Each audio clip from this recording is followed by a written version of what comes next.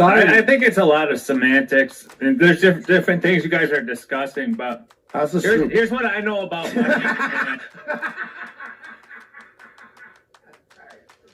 I'm sorry, I crack myself up sometimes. I forgot I said that.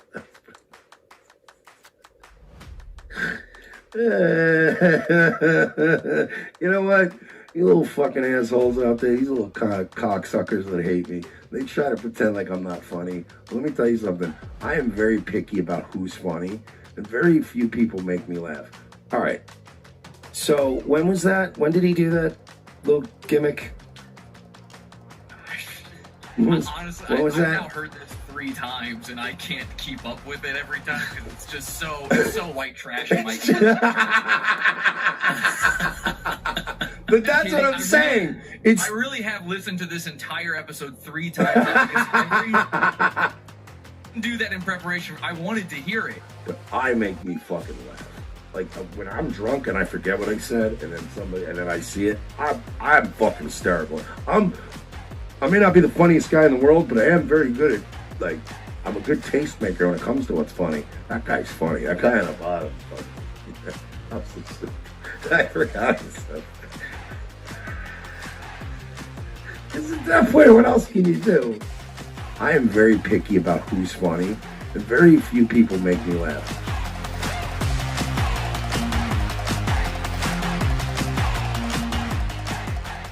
I mean, look, Mersh thinks I'm funny. What can I say? I'm a funny guy. Welcome to the moon base, everybody.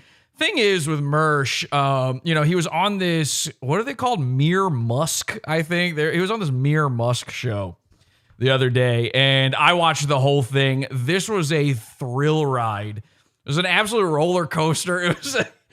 I couldn't believe it. I mean, the entire time you wonder, whose side are these guys on? Are they trolls? Are they messing with Mersh? Are they super fans? They kind of seem like they're super fans of Mersh as well. And it's really hard if you've never seen these guys before, you might not know. I had seen these guys before, though. My friend Ryan Katsu Rivera had been on their show before, and I had watched that. In fact, I got a little bit of a shout out on that episode. Let's take a look at that.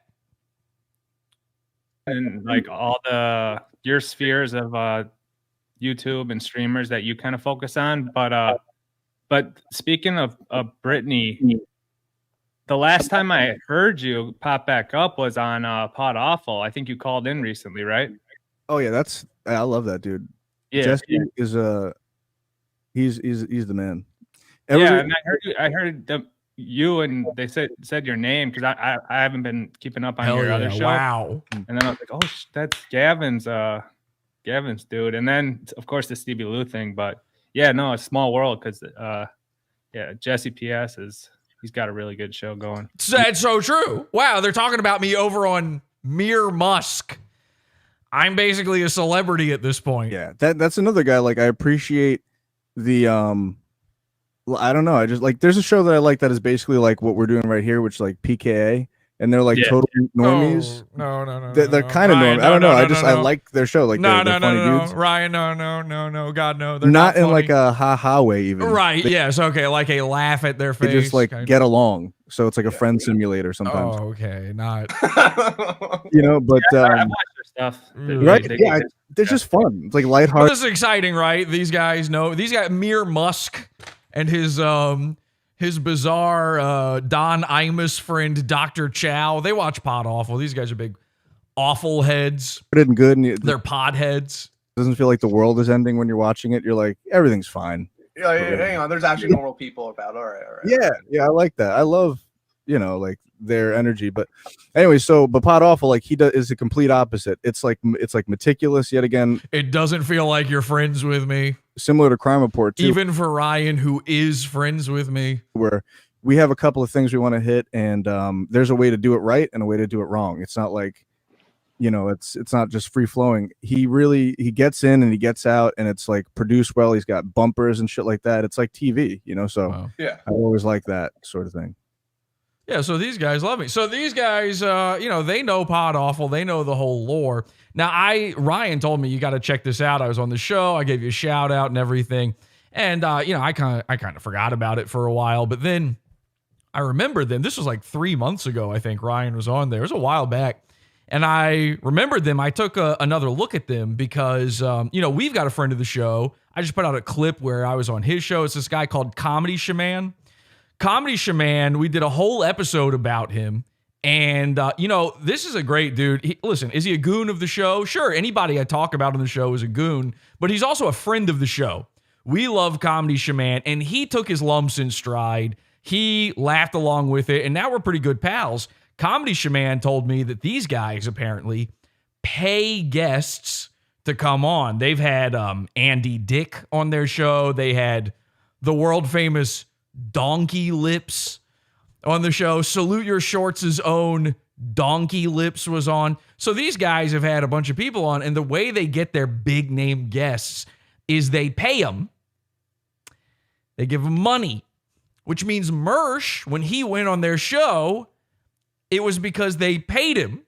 So I said to the Comedy Shaman, now listen, are they paying everybody the same amount? No way. Andy Dick obviously is probably making more than Donkey Lips. Donkey Lips is probably making more than MERSH.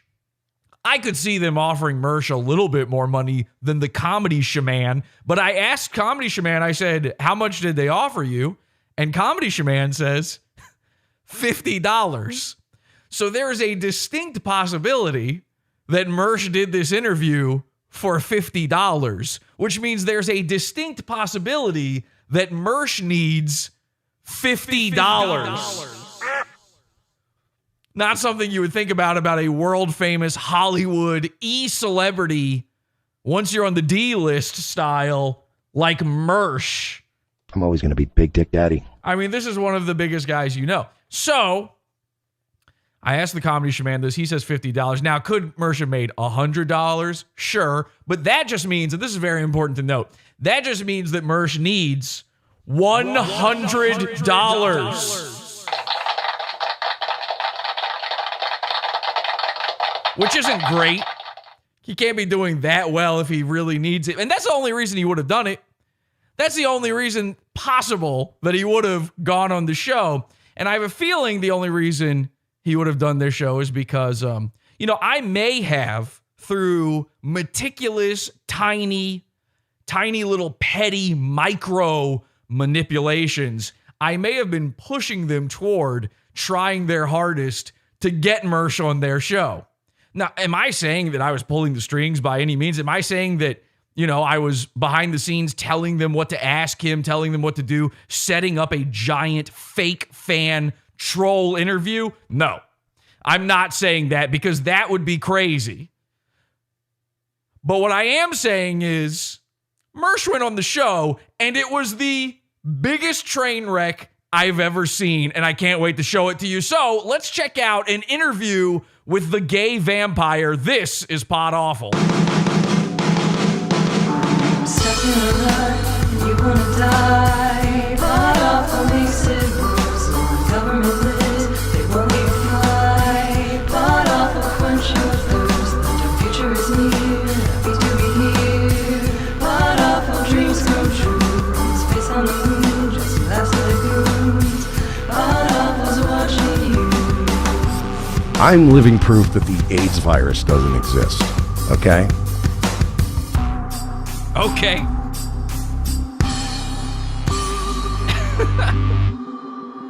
Welcome, everybody! Happy to be here. I'm your host, Jesse P.S. This is Pod Awful, a season lunatic fringe, by the way. We're having a great time. And by the way, this is big. This is important. We are going to solve world comedy. Let's go, Felted, etc. It's happening. Let's solve world comedy together. We're getting closer and closer by the day with your donations. I see people beloved chatter. We've got people becoming members on the YouTube. I don't even ask people to do that, by the way. Join the Pizza Fund. The membership thing on YouTube is a grift. Okay, it's nothing. It just happens to be there. H2BH, H2BT, more likely. Let's go into the Piranha Tank here. Hi, Jesse. Hi, henchmen. How's everybody doing? Hi. Let's get in here. Jesse. Guys, we're Hi. solving Hi, it. Jesse. Can you Whoa. believe it? We're closer and closer by the day. We're closer and closer to solving world comedy. It's amazing. Yay. I'm One step gonna. at a time. What did you say? What? One step at a Typing time. it in. One step at a time. That's right. I've got my camera. You guys can see everything. Everything good? Yeah. All right. Yeah. Yeah. All right, welcome everybody. Thank you. So yeah, we're gonna go over the whole MERSH interview here in a second, but we got some other things we got to cover as well. Feel free to jump in at any time on this. Now, most of you in here with me, I think, watched this live. Like it was unbelievable, right? Fucking roller coaster, like up and down. We actually, this is the craziest part. We thought MERSH was winning at one. We turned to like we were on MERSH's team MERSH. We were all on Team MERSH for like a minute. It was the shortest amount of time, but in the first time in like 4 years, 100% Team MERSH, which is pretty incredible.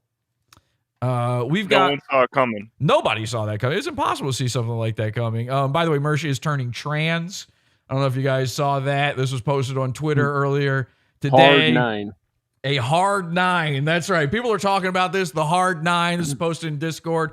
Join the cult, by the way, podawful.com/cult. We've got the Bad Luck Boys on Twitter. He says, bruh, if you could put my brain and soul into the body of a 22-year-old hard 9, I'd rule the world. Now, what is he talking about here?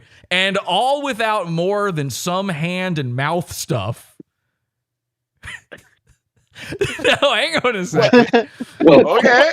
He says these chicks don't know what they have or what they lack. And listen, MERSH is never caught lacking when it comes to hand and mouth stuff. Now, I think it was like 6 years ago or so, a long time ago, I put out on the show, I said, goons, like one thing about goons is if you bully them hard enough, they turn trans. Okay? This is a known phenomenon with internet goons, Chris Chan being the obvious progenitor of all of this. But there's so many examples over and over again. Goons, they get pranked, they get trolled, they get hassled, they get wrastled. They experience pot awful watching them. And the end result is always transitioning. And we've been watching MERSH slowly become a cat lady. Obviously, we knew he was on the precipice, but this is him testing the waters. This is him taking his little sock foot and dipping a toe. Okay. So now this is in reply to a guy. He says, have you tried being a 20-year-old thought? Now, obviously that guy is kidding, but it turns out MERSH was considering it. Like, which shouldn't be possible. You would think, and this is like a hard living, hard drinking, hard Scrabble, smoking kind of guy, deep voice, kind of, one of these guys. And then it turns out he wants to be a dainty princess. We've been calling him the queen all this time. He would love to be out there doing, let me read this again, some hand and mouth stuff. So hard 9, by the way. What is hard 9 like? Meaning That's the best rating you can get. Well, Nobody's a 10, obviously. Yeah, so. I mean, we're living in a dream society where MERSH is putting on a tutu and dancing around. Why not just dream a 10? You can dream big, Dream big or go home is what I always say. I say 3 things. I say, dream big or go home. I say, keep your feet on the ground and keep reaching for the stars. And I also say, you watch the internet, I'll watch the skies. So we're solving world. Guys, we're solving world comedy. It's happening. You can feel it. You can feel that we're on the precipice of something. There's something big around the corner when it comes to all of this. And when we solve world comedy, that's it. Okay? It's done. No, there's nothing to cover anymore. All right, so we will get there eventually. So I just read this one more time. Bruh, if you could put my brain and soul into the body of a 22-year-old hard 9, I'd rule the world. We got to make this happen. How do we get MERSH to become a hard 9. Now, listen, a lady is easy. It turns out. I didn't know this. Like when I was a kid, nobody explained this to me. It turns out you can become a lady. All right, as a guy, you can just decide one day that you are in fact a lady, and the only requirement is a weird tube top.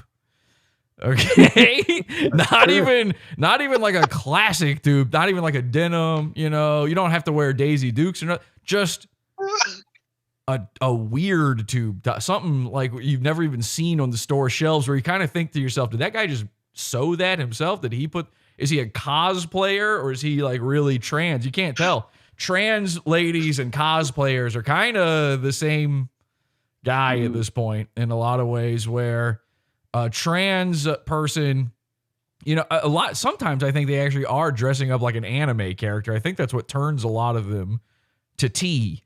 So getting MERSH to the point where he's legally speaking a lady is as easy as stealing his driver's ID out of his wallet, okay, which is very easy to do. He's drunk. You just slip your hand in. He thinks you're going for some hand and mouth stuff. You take the driver's license, you cross out the M, you write F, which is sort of the opposite way of how MERSH used to hide his grades in school. He would cross out the F and draw an M somehow. I don't know why, but he would. Listen, MERSH, there's a reason he was failing. So he crossed out the thing. He crossed his I's. He crossed out F. He's crossing all sorts of stuff. We cross swords sometimes. Do I still have that one? Did I cross swords with this guy? Do I have that one? Cross swords. There we go. Did I cross swords with this guy at some point? Yeah. So he's crossing stuff. So we need to find a way, though. This is the tough part. Making him girl. Making him girl. Wow, Jesse. This is your job? Okay. Easy. Baby girl coded. Making him baby girl coated is easy. Okay. We could put him in a baby girl's coat all day long. Hard 9. Listen, I think we could do 3 for sure. A hard 3 even. I think we could achieve 4 if we really put our minds to it, put some elbow grease in there. What about a soft 5? Soft 5, No. I think soft 5's on the table. I think soft 5's on the table. I mean, listen, all of these, freaks, they wear wigs, right? When you tee out, you wear a wig. I mean, most of them become, I think the theory is, this isn't my theory, but I mean, I think we've all noticed the phenomenon that becoming T is sort of it's a bald phenomenon. I was about to say, I think male pattern baldness is kind of one of the prerequisites for turning trans. Yeah, and you don't turn trans; you're born that way. Actually, James, I want to correct you on that. We support. Oh yeah, we support our hard 9s out there, but we support the hand and mouth community. But the thing is when it comes to being T, a lot of them are bald. You're right about that.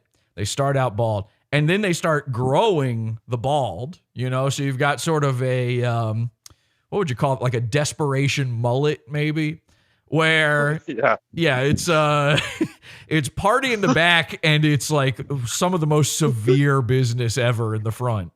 Like a business who's filing for bankruptcy and you're pulling, it's your last straw. You're pulling it all together. The community is rallying around you. It's a black-owned business in a lot of ways. So the last days at Enron, something like that. Yeah, exactly. So I think what MERSH could do, he could grow it out. But once we get over the baldness, we could get him to 5, soft 5, very soft 5. 5 is most women, right? I think we could get MERSH looking like most. Have you seen most women? Yikes. Yeah. So we could do that. I mean, have you just seen the women in the Henchmen, like here in the cult? We could certainly get them looking as good as Candace, right? Definitely. So yeah, that should be easy enough. What's wrong? Well, I didn't say there's something wrong. Why'd you say sorry? 5 is good. 5 is average. Yeah. 5 is the most you should hope to be as a woman. Now, as MERSH, you should be hoping to be a 10. But as a woman, you should hope and pray for a hard 5. That's like the most likely. If you're a 7, you're a celebrity. You know what I mean? Like, it's very rarefied air. So what is it? MERSH, reaching for the stars. Well, MERSH is a celeb. This makes sense. Now, the problem comes when we try to get him past that 5. I don't know if we could. We could take all year, and I don't know if we could do it. If I focused all of my efforts on making MERSH beautiful, I don't know. Even all the foot and hand and mouth stuff in the world, and I don't know where foot came in to the picture, but it did. All of that in the world, and I don't think that we could even get him to an 8. Even with his celebrity, even with his Peacock subscription, he's paying for Peacock still. Did you guys know that? He says that in the interview. I don't know that it'll be. I've got timestamps for the interview here, so I don't know if this will be in what I've got. But at one point, he mentions how he still has the Peacock subscription. Why can't I say these words? You know what it is? I'm thinking about MERSH giving me hand and mouth stuff, and it's getting me hot and bothered. Oh, no. I'm getting a little arky.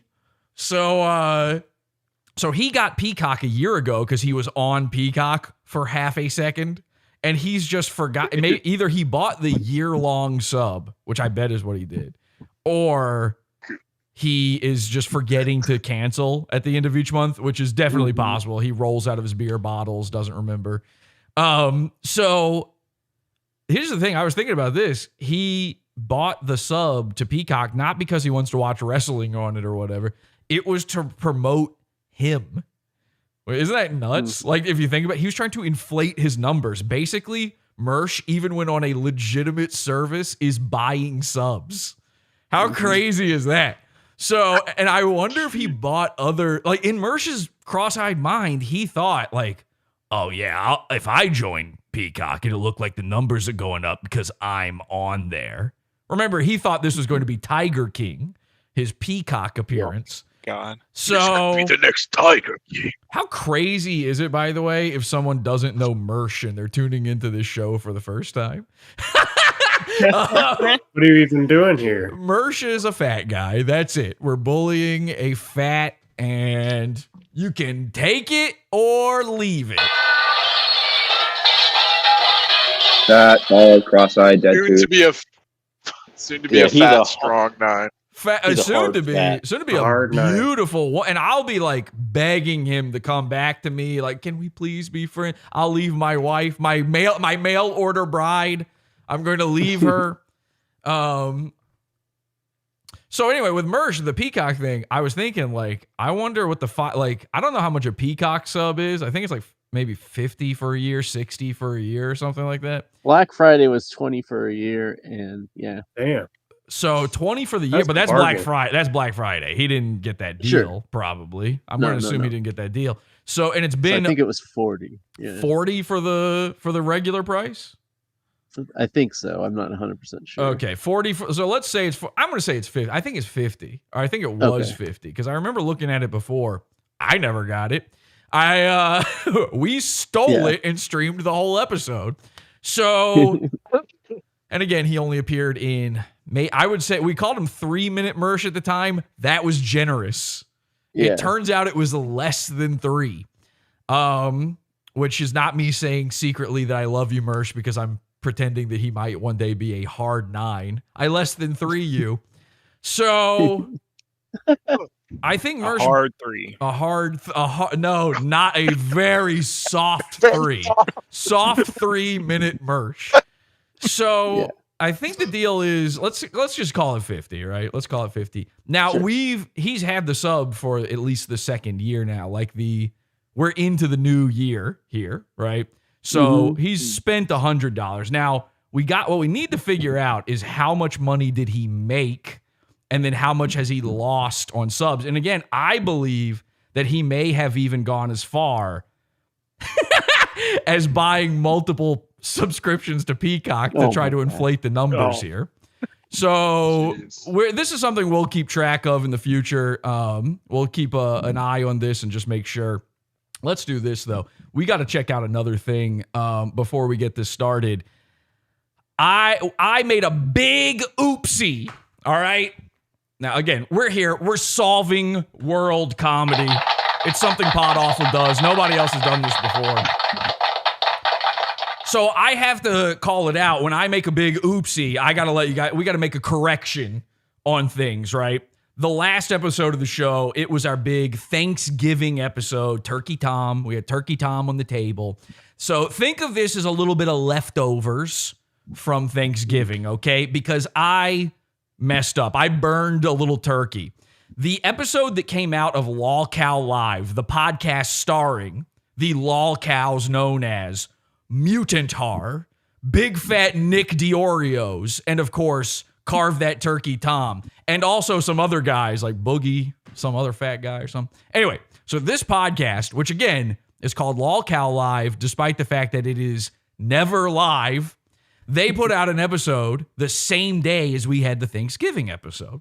And I only got a chance to watch it like very quickly, about halfway through before the show, just to find any little nugget. There was a nugget. There was a big turkey nugget that I missed in this one, and it's unbelievable that I managed to miss this. This has to go into the pantheon of what's going on in the pod awful universe. You're not going to believe this. This is, we did a whole Turkey Tom carving his chest.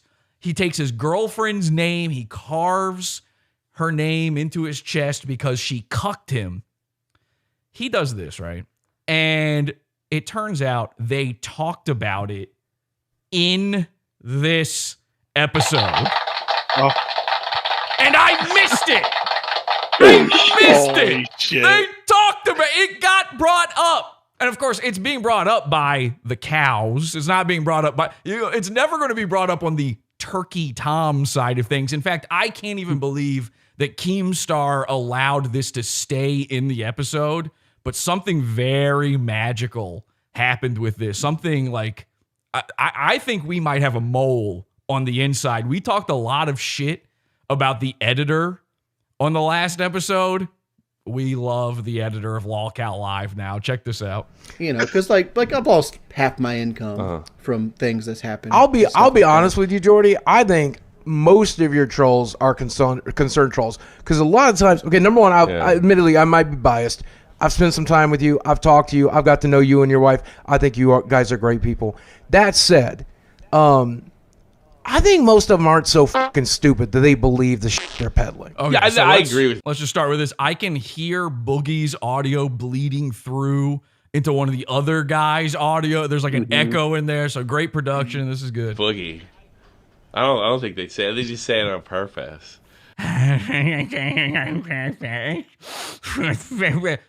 And again, we don't know who this. We'll never figure out anything about the guy in the middle. He doesn't even exist in our playing field. Like there was this rumor about Turkey Tom.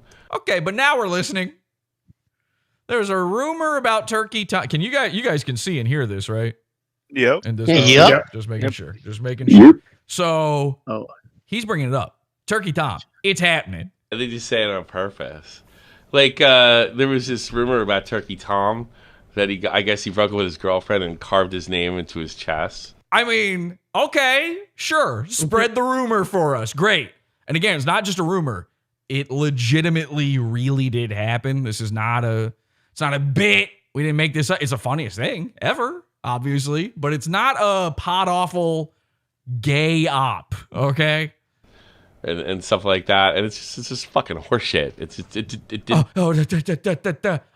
Okay. So this is like one of those times where this is like a Snopes style debunking. Here's how you debunk stuff on the internet. You just say it has been debunked, and then 5 years later you get arrested for child pornography on your computer. Teraflops and teraflops of it. It has been debunked. Turkey Tom. Girlfriend, carving, no, that shit? Nah, that didn't happen. What's my proof? Didn't happen. And the people that were spreading it, they wanted like Turkey. You seeing this? You seeing this shit? You see this shit? You see this shit?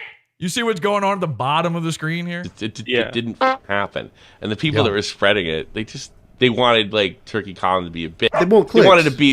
I didn't edit that in. That is in the episode. This is the live YouTube page here. Okay. Again, not live. Lolcow Live. Not live. Is this live? No. The editor put in broom emojis and said sweep He's saying the Jannies are sweeping up for Turkey Tom. Beautiful. And by the way, these are supposedly the lol cows. So you can take anything they say and throw it away. Just put it in the garbage. These are liar. Boogie's a liar, right? These guys just lie. They're stupid. Here's what we're supposed to think about these guys. Stupid, liars. They get everything wrong. You can't trust them. So let's hear what they have to say again. That I guess he broke up with his girlfriend and carved his name into his chest and stuff like that. And it's just fucking horseshit. It didn't happen. And the people that were spreading it, they wanted like Turkey Tom to be a bit. They won't They clicks. wanted to be not even clicks. Like it was on Twitter. Like people legit Clicks. We hadn't even done the episode yet. What clicks? just hated Tom because Tom's like a big shot now, you know. So yeah, Tom the big shot. Oh, we're going for the big guy. That's why. It's not because we think it's silly that he carved a woman's name into his chest. I mean, listen, every single week some video goes viral because a girl, gets her boyfriend's name tattooed on her head or his face tattooed on her neck. A guy carves his girlfriend's name into his chest. It's because he's big that we talk about it. It has nothing to do with the fact that it's psycho. It has nothing to do with the fact that you should be scared. You should be in fear for your life around Turkey Thomas. I've always said this.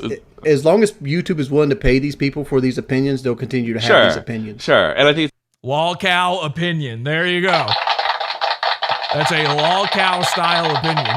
Well, I mean, look, I would even go as far to say that neither of you have probably, this is going to piss everybody off. Okay, and I only played it that much longer because he said probably. So this is another thing that you can just throw anyone's ideas out the window the second they say something like probably.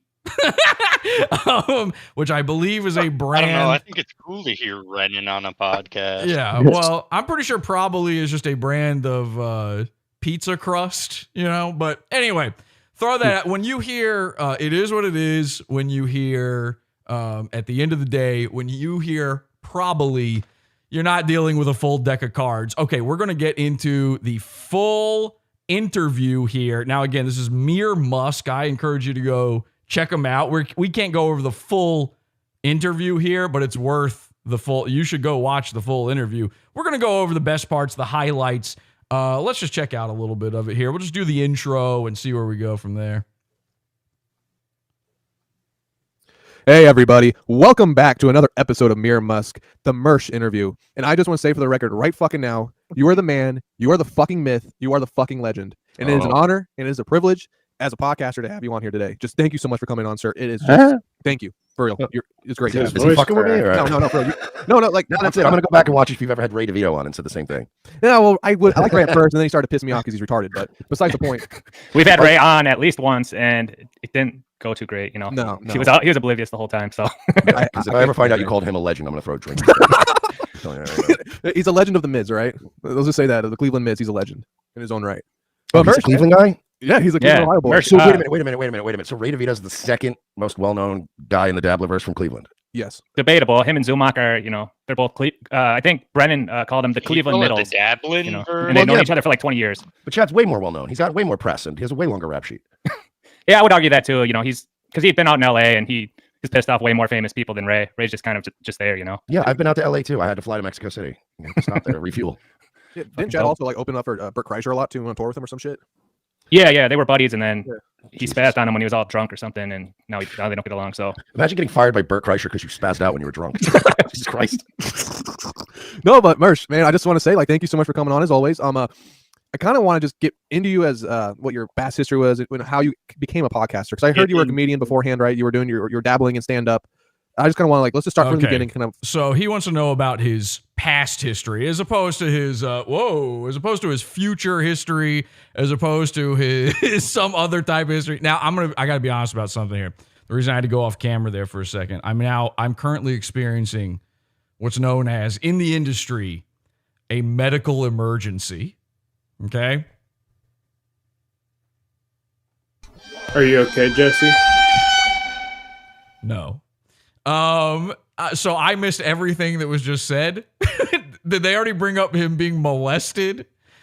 No, not yet. No. Okay. What did they talk about so far?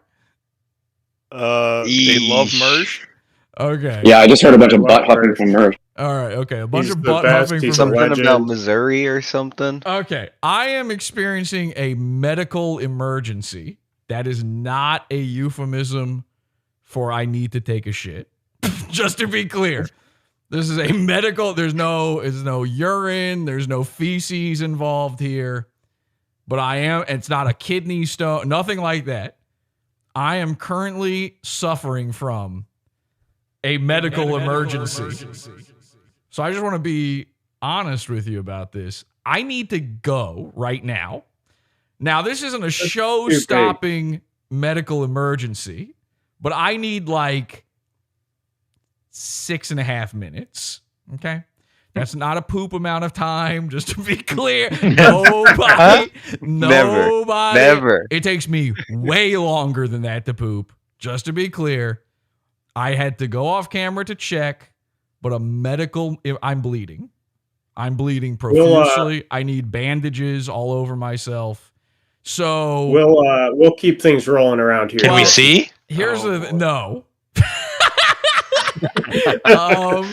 So, boy, I feel like I'm about to pass out. So I've cut myself deeply, and Does it say Kai? I'm getting a little lightheaded. I do feel carved currently. What do I? Quit talking to us about it and go bandage yourself. What do I? Come on. I need to put something on screen. I mean, we need to fill this kind of time with something. You know, there's got to be something happening. Let's talk about the Twitter drama. I tell you what. Hang on a second. I know we want to talk about this, but instead, oh my god, do you guys mind coming on camera for a second? I'm seriously about to. I'm not kidding. I'm about to pass out. This is. I know. Is it the hydrocell again? No, it's not. It has no. It's not a ball. There no genitalias involved. For the love of God. No poo poo. Okay, thank goodness. Yeah, you guys come on cam for a second here, and then what I'm gonna do is go off cam for a second. Oh, all right. Now here's the thing. All right, did that go off? Yeah, it went off. All right, let's get these guys on cam, and all right. I know this seems like a troll. I know this seems like I might be up to no good. I might be up to a bit. We're going to go back into this interview as soon as possible. I'm going to vomit. Instead, can we fill the time with this? Does everybody here know about the JQ? Yes, the Jesuit question. No, actually, no. I'm glad you spoke up, but no, that's wrong. I'm talking about the James question. Oh no! Yeah. I can come back on camera for that. I believe we discussed this. Yeah, last night. guys. Could you just inform the audience of what's going on and just explain this? I'll be right back. James was. You want me to do it? I can do it. Yeah, you got it, Ray. You explain. Right. James was streaming on a Monkey app, which is an app for false. That's a lie.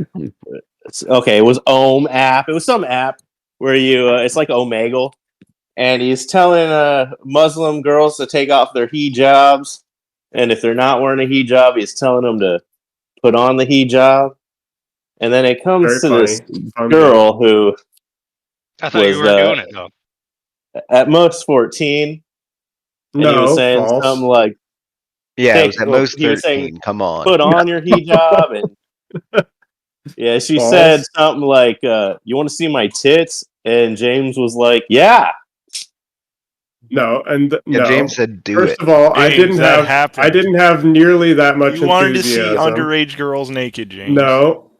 First of all, I didn't have near that much enthusiasm. Yeah, we had no idea whether she was underage. James, everything you say is monotone. Dude, I woke up at least 3 times. We know she was underage. We have eyes. No. And secondly, I hung up on her immediately after that. Before she so I was obviously just calling her bluff. There were a dozen of them, James. No, there was not a dozen of There them. was a dozen of them. James. No. There are dozens of times that you've done that. You had this bit telling girls this to is take a off regular clothing. occurrence. No, This happens that's all. not The people true. at home, this happens all the time. That This is is an not true. intervention. Asking James. underage women to take their He, clothes I off. don't he need an woke up. intervention. He woke up his wife because he was yelling at little girls to take off an article of clothing, and she had to send That's not true. a Google message to him, and it came through in a Google voice, and it said, "James, please be quiet. You're waking up our smooth-brained daughter." That's not true either. James has a smooth buried nut. You guys are embellishing this story. This is in a why way you commit that's these crimes, a James. very bad amount. You know, James, every one of Chris Hansen's victims have said the exact same things. Yeah, No. James, why don't you have a seat over here? I'm already Yeah. seated. Well, have another seat. How about that? Well, that's not a good sign. I want you to stand up and then sit back down. Closer to the camera, James. Yeah, we need to see that whole Time to be pedophilic scooped. face. It's disgusting. Look at it. Oh my gosh. This was a pre-planned bit, just so everybody knows. Jesse is not having an emergency. This was an intervention. We set up ahead of time. Yep. James, you got to lay off the little girls. You have a family to think. Lenny is Yeah, telling the come on. truth. I was too embarrassed to be a part of this. I am not having any type of medical emergency. How would I just suddenly start bleeding? That would be insane. I can't be on camera for this. This is too much. James, I'm not joking about this, man. I just need to hear everybody else talk about it first. James, I'm not kidding. I had a conversation with everyone in Discord without you earlier today. Mm-hmm. You were not present for this, and I literally had to ask, should we be banning James from the cult? Now listen, I mean, this is messed up shit. I told you this. I told you this when it happened. I cannot be a hypocrite when it comes to this. We're doing a whole MERSH episode, and we really are going back to the MERSH stuff here in a second. Everybody, don't worry. I can't be a fucking hypocrite because I did 2 whole episodes on how MERSH wouldn't kick a pedophile out of his Discord, and by proxy, that kind of makes him sus. You see what I'm saying?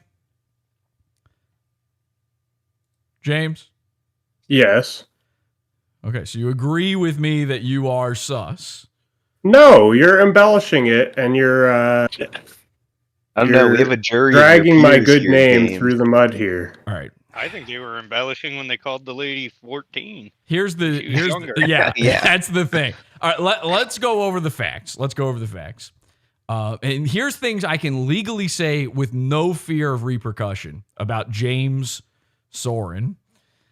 James regularly talks to minors on the internet. Oh, no, if they show up. James purposefully uses Omi and Monkey to speak to minors. And No, that's not true. that is we've watched you do it multiple times. And every time I go, James, I'm highly uncomfortable with this. Like, listen, trolling, if it's a kid, whatever, like, okay, who cares? That's not like, we don't need to be this overreactive, you know. We talked about this in the veto episode. Like, everybody is so, oh my God, everyone's a pedophile. That's not what's happening here. I need you to understand that's not what's happening. That is kind of what's happening. You have completely crossed a line into this is too embarrassing for me. I really don't want to even be on camera for this, but I feel bad about everybody else having to do this. You've crossed a line for me. Okay? The guy who the Santa Cruz Joker says this is what I do all the time. So here's another truth fact that you can say about James Soren. Soren, as he's known to his wife. His wife, by the way, and he also has 3 daughters. James, This is 100% true. You spoke to a girl who appeared to be no older than 14. And again, we're being generous with 14. That's true. I don't think so. Is that true or is that not true? Not true. All right, you're straight up fucking lying right now. That's just a No. lie. What do you mean no? How is What that do you not mean? true? What do you mean? Did you or did you not speak to a girl who was visibly a minor? She might have been. I don't know. Oh, James, how do we all She did know? not look 13 or 14. How old did she look? How old then? I have no idea. 15 at the James, oldest. Can you just take a guess? This Yeah, is getting 16, I'll say. This is getting bad. This is getting real bad. The fact that you won't say it's getting real bad. No, this is you're embarrassing me, man. You're making up stuff. I'm not kidding. You embarrassed me. I here's what happened. Oh. Here's what happened. When we were talking about this earlier, I literally said to everybody, what's the JQ? What's the James question? What should we do here? Because I'm legitimately concerned about the look of things. I want people to join this Discord. I want people to be involved. I want people on the show. Did he leave? Or he just went off camera. I want people to be involved. he left. Oh my. Oh God, no. Oh no. I'm gonna give him a second. I'll give him a second. Hang on. I want to be clear. We are in Schrodinger's pedophile territory. Okay. I'm not saying he is a pedo. Again, I would never just say that. That's not what we do here. We're not like crazy Pizzagator kind of. I mean, I did discover Pizzagate, and Pizzagate is real, but Israel, of course. James, it's time to stop. This is an intervention. They're saying, listen, I'm not fucking around here. I swear to God, I'm not fucking around, and I'm sorry to hijack the MERSH episode for this. It has to be done. I asked everybody when James wasn't around, what do we do? And they said, everybody seemed to agree we need to stage an intervention. And we happen to be talking about tonight's episode, and someone said we should bring this up in the episode. And originally I was going to do it in the after show, but I'm like, he just keeps lying. Like, we watched this shit happen, and he's saying it didn't happen. You just saw him say it. I need him to be accountable, and at the very least say this did happen. So again, to be it's one thing to go, it's fucked up, and it shouldn't have happened, but to be it's another clear, thing to deny it. To be clear, what happened was, and again, not just James does this. We have other people who do this. We go on these apps. It's like Omegle, if you don't know. We go on these apps, and we do a bit, and we just keep running the bit on everybody who shows up. Or we just talk to them and we're just making fun of them. And all of us are watching on Discord and the people don't know. Classic shit. Everybody does this on Twitch and Kick and everything. Blah, blah, blah. A few people do it. I actually do not do this. But James has been doing this a lot on monkey.app. And he's been doing the 9-volt battery smoke detector bit with everybody because it's a lot of black people on Monkey. I'm not making that up. That's like just 90%. That's just true. They often ask what us white people are doing on that app. Like, we're not supposed to be there. Tom Gully says before not true is very suspect, James. That's Tom Gully saying that. So to be fair, James like does say before every 3 times in a sentence. That's true. Basically. James does say a lot. Now, to be clear, what happened was, so this was a normal, nobody expected anything out of the ordinary. Now, also to be fair, we constantly tell James when it's visibly a child, skip them. And I want James. Skip. Did James leave the server, by the way, or did he just leave the call? Can somebody figure that out for me? Because he's welcome to come back in here. He's welcome to stay a part of all of this if there's no problems. But we need to determine. This is the JQ. We need to determine. So I want to hear the audience's opinion. I want to hear everybody's opinion on this. We always tell him hit skip. Always. And he essentially never does.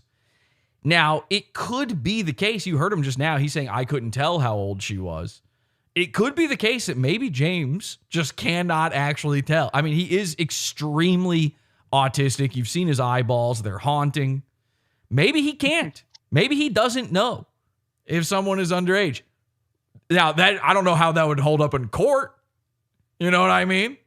But maybe that is a real deal thing with James. I got to tell you, we've known James for a long time. Again, he's got 3 daughters. I've never actually suspected anything of James, but this behavior is a pattern. And what happened yesterday was too far for me. He was telling girls to put on a burqa. That's a fine bit. But everyone showing up on this app was underage. And you could tell. There's no you couldn't tell. You could tell. And we kept telling him, I don't know, skip. And then it started becoming take off a burqa. And we're like, So this is another true thing you can say about James is he has told visibly minor girls to take off articles of clothing. That is just a legally true statement. Several times. Am I wrong? Have I even exaggerated about anything? I'm going to come out and say I wasn't here for it, so I can't attest to any of this. Like It was true. in and out of sleep, and I was there. Me personally, I'm here for this. Okay. It was bad. I wasn't there when this happened. I was there. I was there. For I was here for Burqa every one. moment up to that moment in question. Yeah, me too. Same. Yep. Good. Same. Me too. Definitely. Yeah. I heard about all this third hand. So here's the deal. I'm not fucking around on this. This is not a bit. All right. I'm so embarrassed by all of this. He did leave the Discord, by the way. Okay. Now this is not the first time James has left. Big baby freak out. Oh no. This is not the first time James has left. I'm sure he's watching. James, you're welcome to come back. But this is behavior that is actually concerning to everybody in the Discord. And I have thrown this out to people. Okay, well, let me say this. I'm getting ahead of myself. To be clear, the moment in question, what happened was I literally took my headphones off. I didn't hear you guys talk about this. I don't know if this is already covered well enough. I just want to make sure that we have this right. I saw this happen.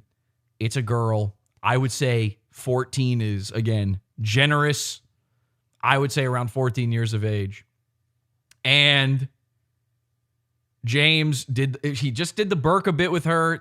No different than anybody else that showed up. And some of these girls, some of them are, mud monkeys from a jungle sometimes. It's not like, I don't know if that's not a racist thing, by the way. I'm just saying, like, some of them are primitive where I don't even know how they had access to the internet. Like, I don't know if that's a P words type. I don't know if that's what the paranormal are after. Maybe they are. Maybe they're into grass skirts. I'm just saying, it's not like there was anything particular about this girl. He's doing the same bit to all these girls. But this girl pops up. This girl, for whatever reason, is a little bit more with it than everyone. And by the way, he did this to guys too. Let's not muddy the waters here. Guys, adults, like everybody, anyone that showed up, he blankly does the exact same bit with. His giant eyeballs just staring a hole into their soul.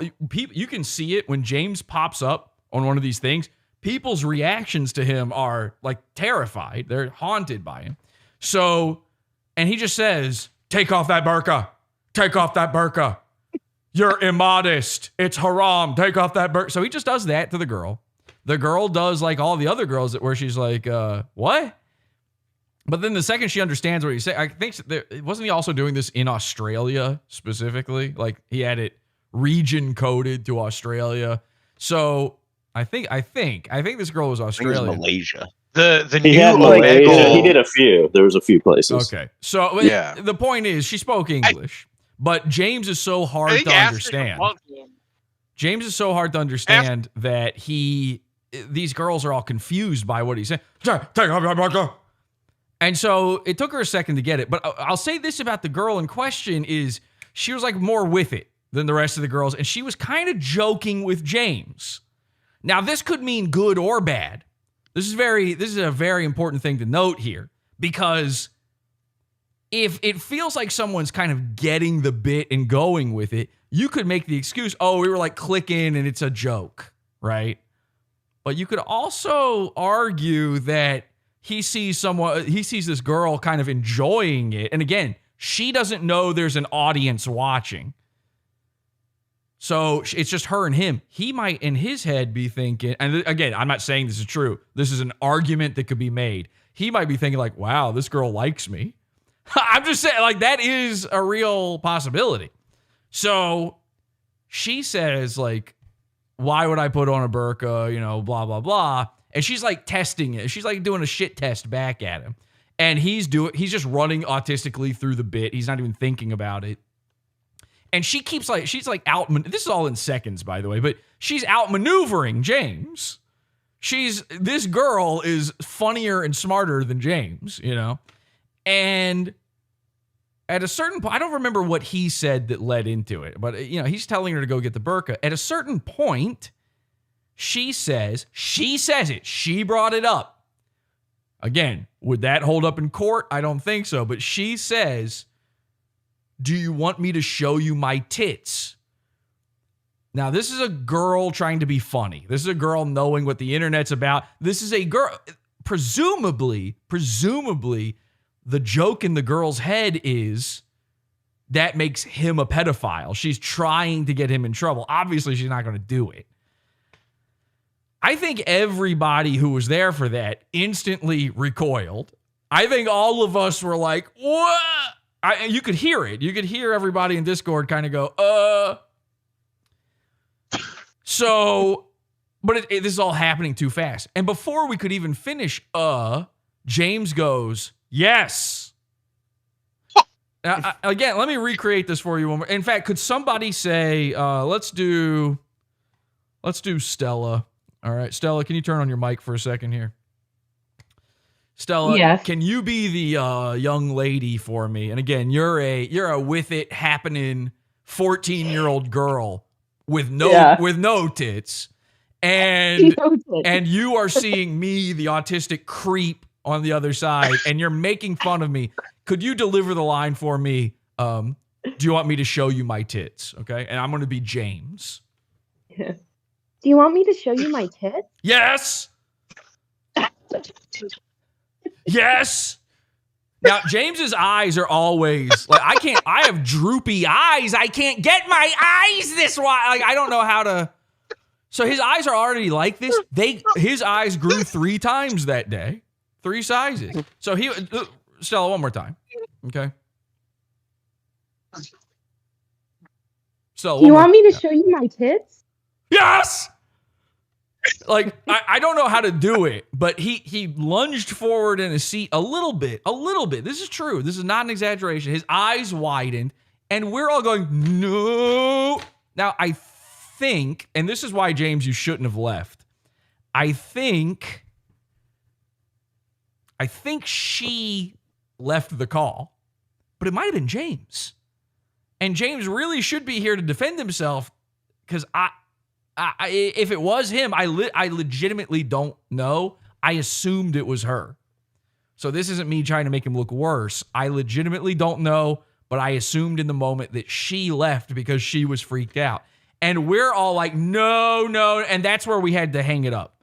That's what we had to tell him, like, end it right there. Stop this. This is too much. And this is what we've always been warning about with him, where he won't skip the kids. He never does. It's crazy. That's number 5 of things I can say is he refuses to skip the kids.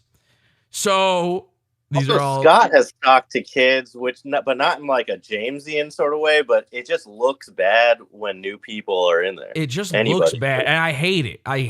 It looks bad. And here's the thing, though. Scott's done this troll. Other people have done it too. Chewy's done. I mean, people I would trust 100%. Not Scott. And just to be, I mean, we joke all the time about Scott, but Scott has 2 daughters. There's no chance. Can somebody's making my audio playback if you can mute. I would never believe it about a lot of people have done this bit in the Discord. Nobody does it the way James does. Like, even Scott, who has talked to people who may listen, a lot of the people using this app are lying about their age. Even adults, by the way, sometimes the adults are lying saying they're younger. Sometimes, they're lying and saying they're everybody's lying on these apps. But he's just having a conversation. It's not creepy, there's nothing weird going on there. James, it's creepy every time. And some of that is just the way James is. And I think we can all admit that, right? 100%. Some of it is, some of it's something else. Now, just to be clear, I hope James hears this. I hope someone will reach out to him with this. There's been another guy who was accused online of being a P. A guy where the circumstances and the proof of him being P-worded are very thin. Slightly convincing, but very thin. Not true evidence. And I've offered him the ability to prove on this program that he is not a P. And that man's name is Flamenco. I was about to hit the clap box for that, but I think we'll go with... Yeah. So I've devised a test. It's called the PP test. And in it, Flamenco could prove himself to not be P-worded by coming on a separate screen that you guys can't see. Myself and my Mexican doctor, Dr. Tirado, would be observing Flamenco's human natural illustration, his tube, and we would show him a series of images that would include just random, clothed obviously, but just random images of children in there. And if there was any movement on his tubulations, we would note that down and the doctor would score it and let us know if it seems likely that he is a P.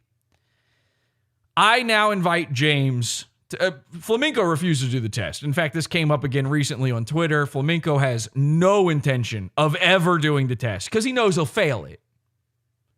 So Flamenco has gone from Schrodinger's pedophile to, Pythagoras's pedophile, in that we've triangulated him into being one. We've got enough points of interest where we can go, all right, he's in this box. So, James, you are currently Schrodinger's P.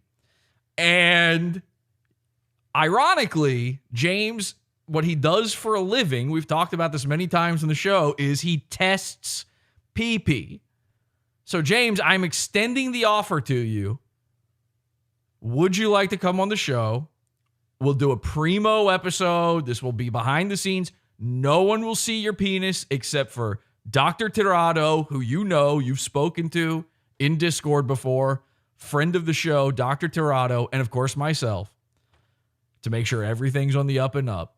Would you be willing to come on the show and do a PP test of the PP tester? I think this is 100% fair. I think it's the right thing to do, just to make sure. And everybody in Discord, this was an intervention. We thought of this ahead of time. Everyone agreed this would be the way to determine whether or not you should still be a part of our activities, and to determine what your proclivities are as well. So that's the offer on the table. James, you're welcome back.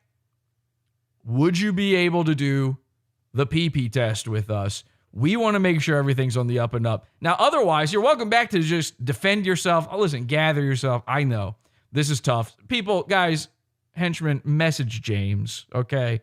Let him know. Let him know that this wasn't a got ya, or this is a legitimate thing. We're not fucking with him here. If we wanted to fuck with them, or our minds were already made, he would just be gone. Yeah, right? We would just kick them out. That's it. Like when it came to, all right, so if you guys don't know the story, the MERSH P inside the MERSH Discord, who he kept around and defended for months, this was a guy who was legitimately grooming other users' children on Discord. This is a guy who's a legit P.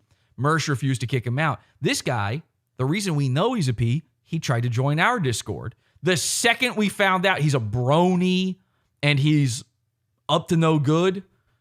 When he, like, the second we knew, he's gone. That's it. We made him destroy. First, we did make him destroy one of his ponies. Felt like he needed a little bit of vengeance for being AP, you know. But then he got kicked out, and then he was shunned. And then we did an episode about him to ruin him in the eyes of the world. So if James was really, really in trouble here, and again, I don't want anyone walking away from this call. This is not determined. This, in fact, I would say it's unlikely, just to be clear. I think it's unlikely, but we need him to understand how serious we are, that this can't keep happening.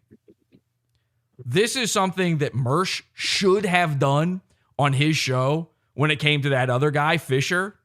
This is what MERSH should have done, and instead he defended Fisher. Instead, he kept him. Instead, he allowed children to be groomed. I'm not going to allow the same kind of thing going on in my Discord. And ladies and gentlemen, that's why the Pod Awful Cult is the greatest Discord on earth. And we will solve world comedy. Okay, well, awkward. Okay, yikes. Anybody heard from James or... MERSH. Yeah. Oh, you did? You heard from James? Yeah, he said, I said, no one thinks you're a pedo, just looks bad for the show, just come defend yourself. And he said, I'm not a fan of having my name dragged through the mud. I'm pretty upset. Well, listen, James, there's a reason I didn't use your full name while doing this. I'm not dragging your name. Again, tell him I'm saying this too, because he might be too scared to be watching. And I understand that.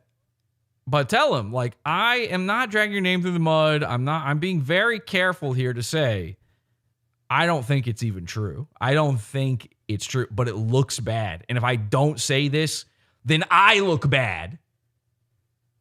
We told James like almost a year ago when he got on Monkey App, and he was telling that 14-year-old girl, "Ooh, girl, you look like Aunt Jemima." That's not a good thing, and you shouldn't do it. And now he's like, it's a different bit, but he's still effectively flirting with what looks like underage girls. And just to be clear, like, this is the guy who came on stream not that long ago and said that a girl who was of age, she was 19, so she's 2 years of age, 19, who had joined our Discord, he kept claiming she was underage. Remember that?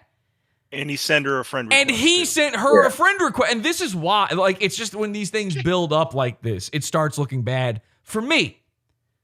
This all comes back on me. Look, I'll put it to you like this.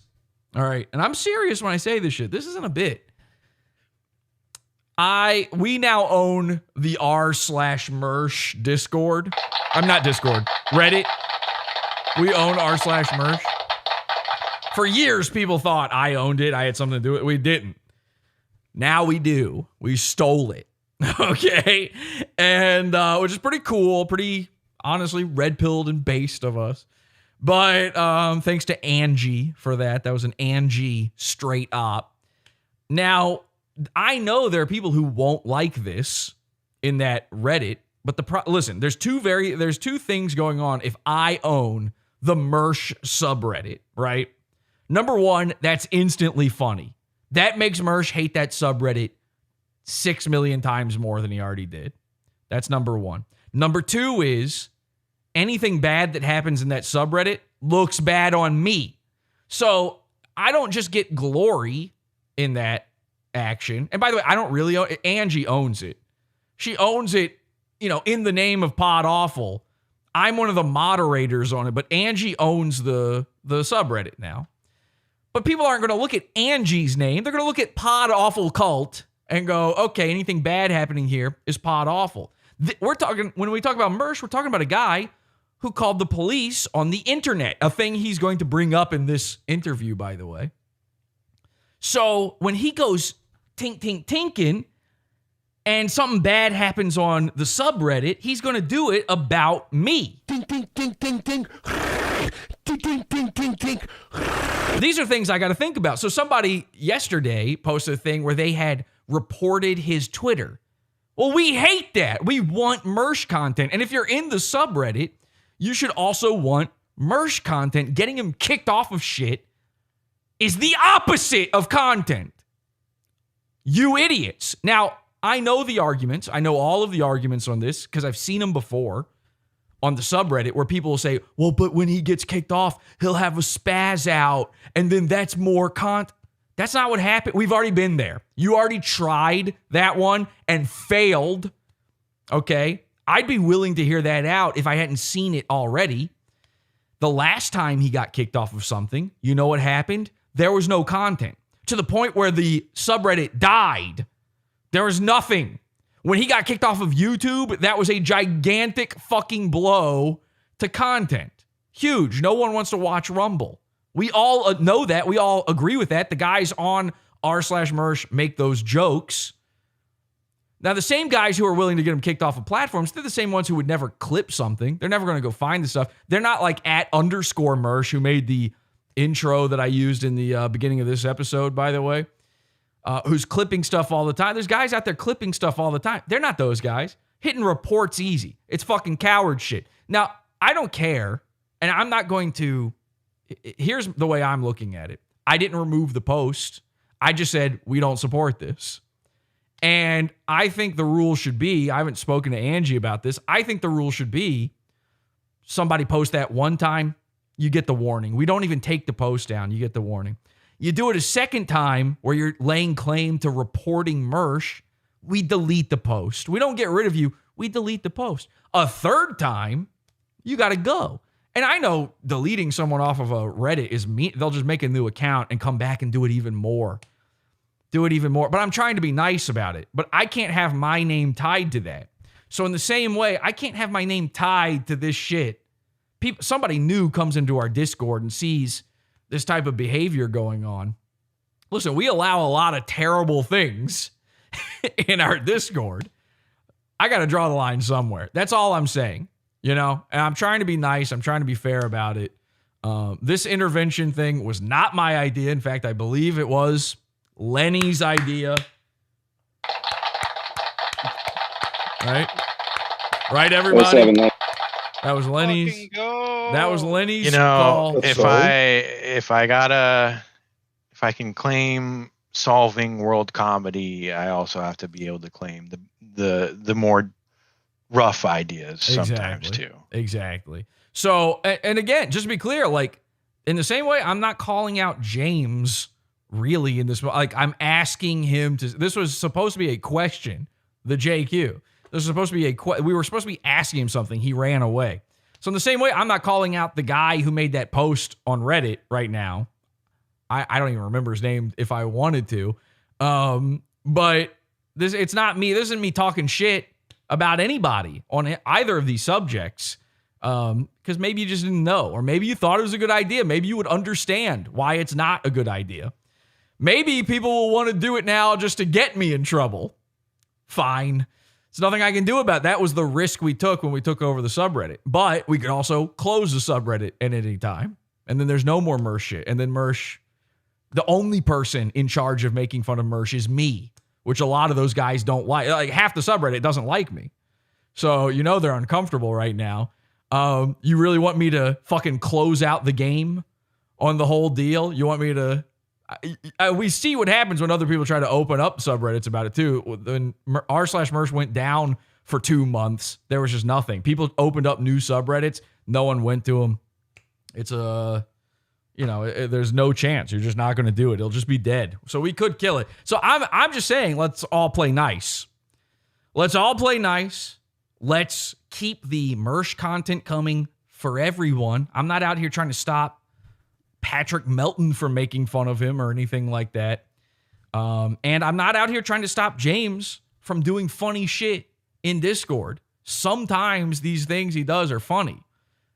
This shit with the fucking telling a girl yes when she's saying she wanted to take out her tits is not funny. That's it. Everybody makes mistakes. Okay, well, is it now? Is the purpose of an intervention to help somebody? to help them stop the problem? Well, my purpose you say? here was to get to understand what was happening and to come to an understanding. That was my purpose. All right, is this way too awkward now to keep going with the MERSH thing, or because do we even remember what happened? All right, let's watch it, ladies and gentlemen. Mir Musk, the MERSH, and by the way, Mir Musk, Lil Mir, Dr. Chow, they might even be watching this episode right now, and they're probably sitting there like, "This was our big break. How come now it's about a guy being a pedophile?" what the fuck? Imagine that. Imagine you're one of these guys. You're like, "Oh fuck, Pot Awful's talking about me. Let me check this out." And then instead, it's an hour of some just Discord user. We're doing Discord discourse. All right, here we go. Lil Mir. Into you as what your past history was, how you became. We're talking past histories. Podcaster, because I heard you were a comedian beforehand, right? So MERSH is so jonesing. He's bones jonesing that in the middle of the interview, he's still doing his horse tranquilizers. We're doing your dabbling in stand up. He's dabbling right now. So he's doing a dabble. When people talk about the dabble verse, they're talking about this, I'm pretty sure. I don't know what that means, but I just assume it's MERSH doing his saw strucking. Saw strucking. Maybe I did have a medical emergency. I meant straw sucking. We're going to pretend like I said it the right way, and then I would like everyone to laugh. That's right. Let's just start from the beginning and kind of move our way forward with that. I should just like sandbag him. How'd you get into podcasting? I failed at comedy. Like most of us go like, all right, how do I pivot? Because okay, so MERSH has finally figured out the truth. Don't want to make money, but I don't want to have to go back to working in strip clubs. So what do I do? And I was like, you know what? I hate leftists and trannies and shit. Why don't we do a show about that? Okay, well, you didn't have to say it. We're supporting. He says he hates teas, but MERSH, we're supporting you as a hard nine. Come on, I'm gonna be working my fingers to the bone on making you a hard nine. Oh God, wait.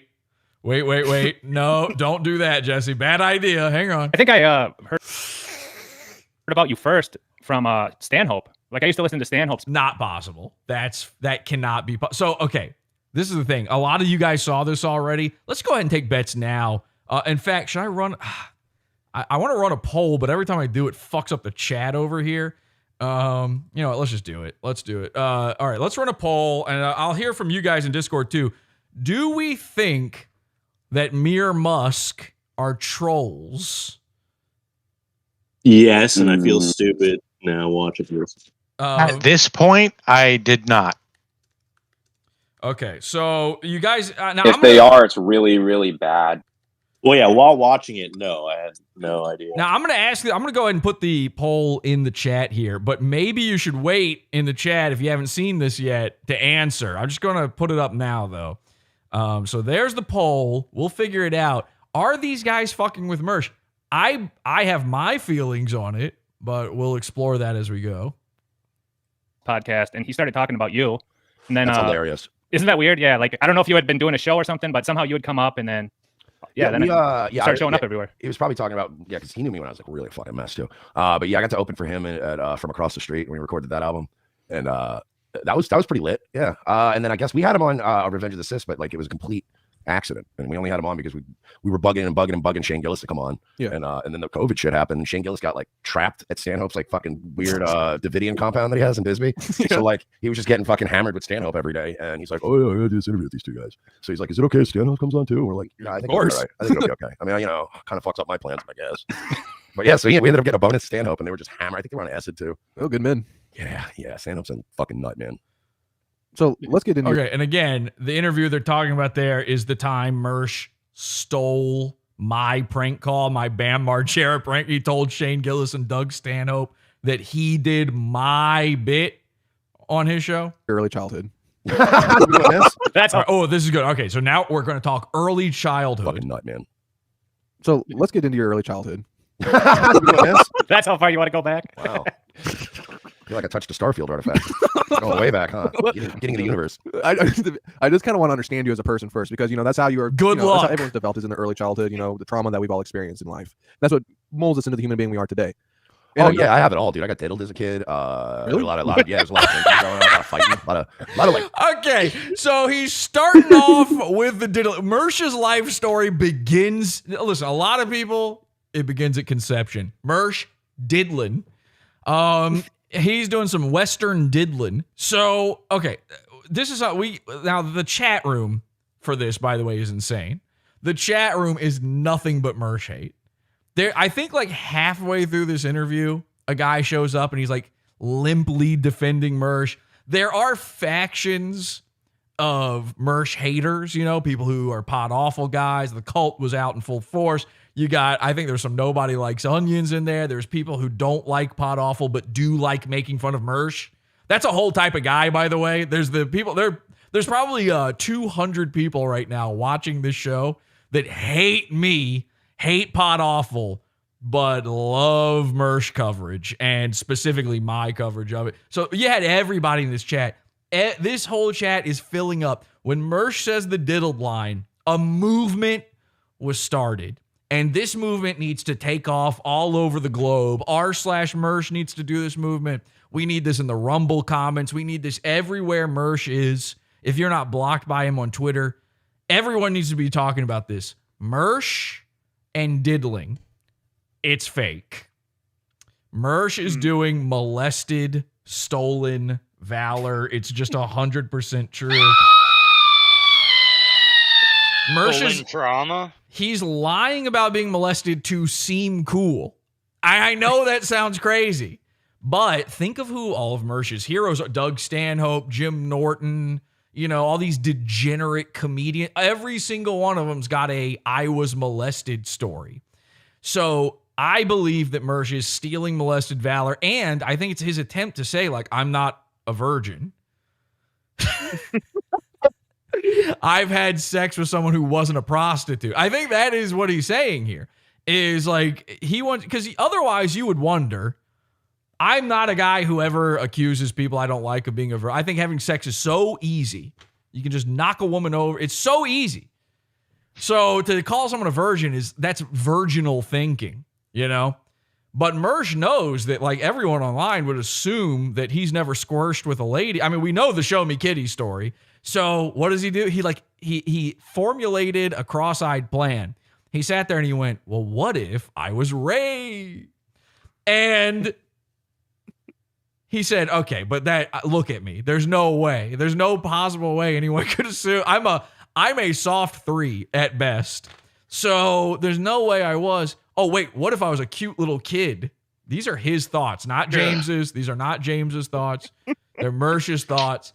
And so if it was against his will and as a child and by a family member and up his butt, then maybe, just maybe the internet would believe he's had sex. But it takes all of those ingredients, though, to bake that cake, just to be clear. And by the way, we still don't believe it. Stolen, molested valor!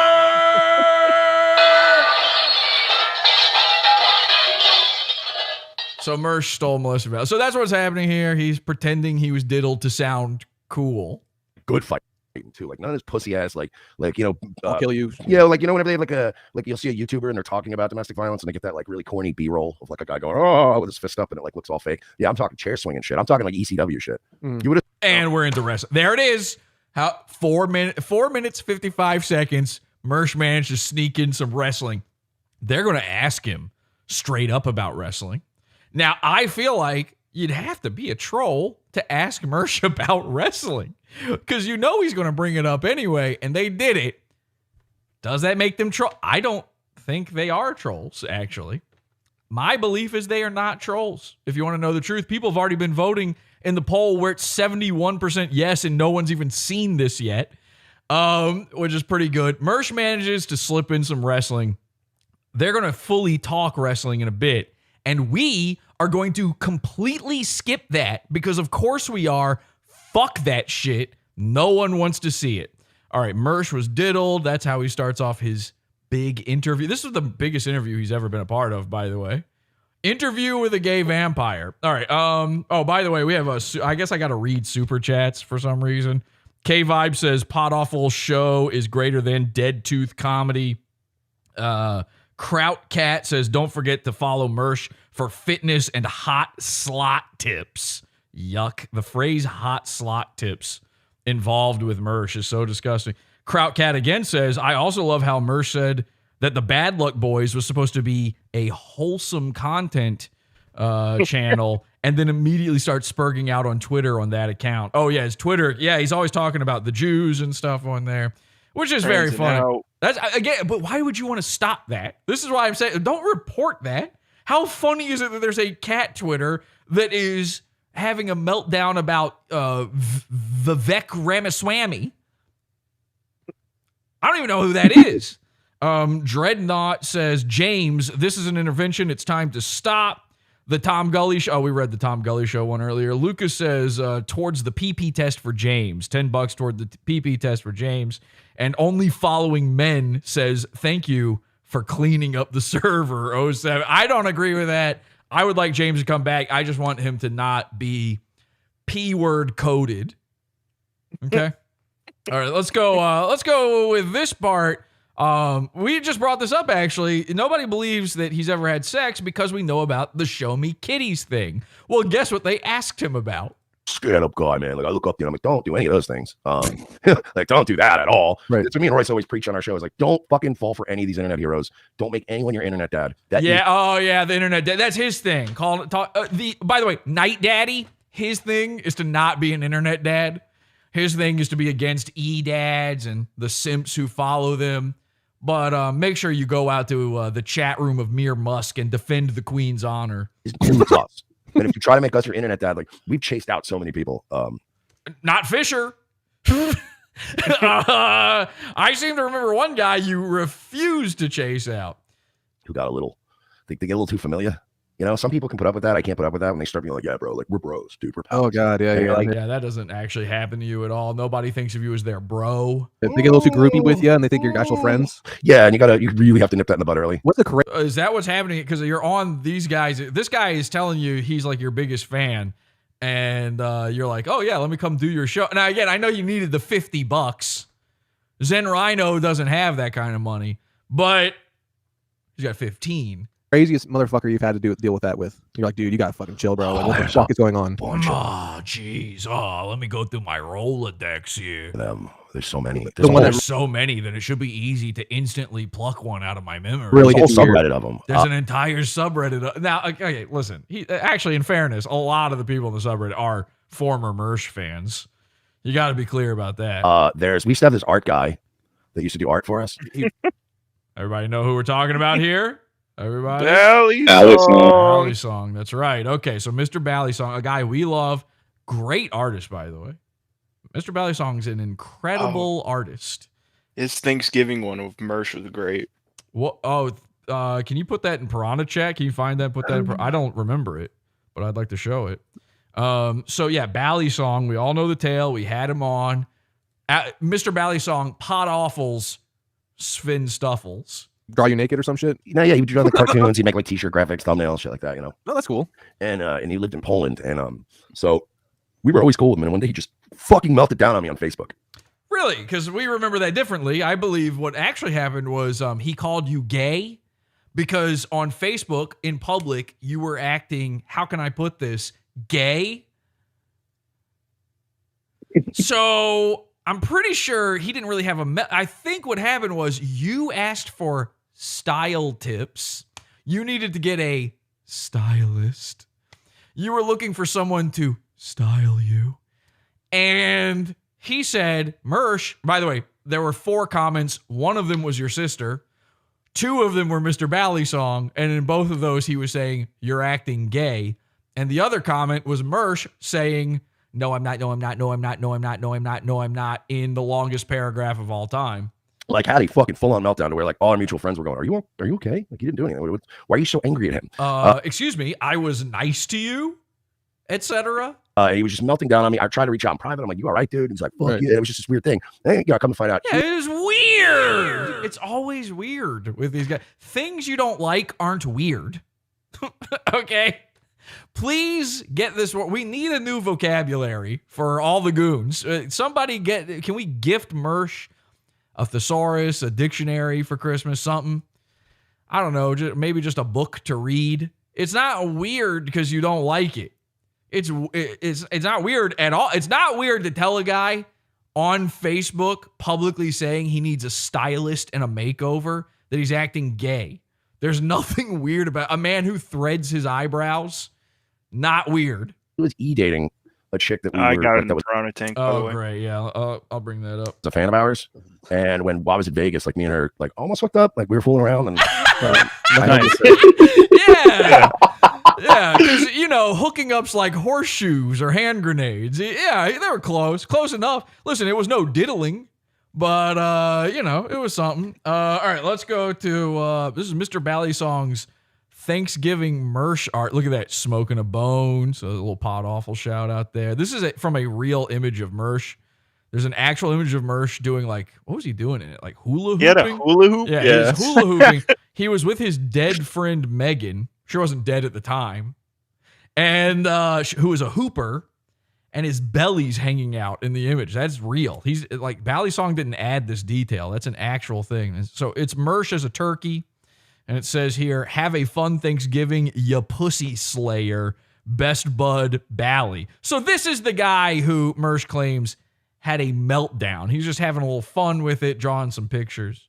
And I Is that that Show Me Kitties chick? Yes, that's the one. Yeah, she's bad, bro. She's pretty hot. So, okay, kind of a troll move to like, he's saying, yeah, there was this girl and whatever happened. Oh, you mean Show Me Kitties? You mean the girl who you don't want us to name because the next thing out of her mouth could be that you tried to show revenge porn of her? That one? Or somebody, was it someone else?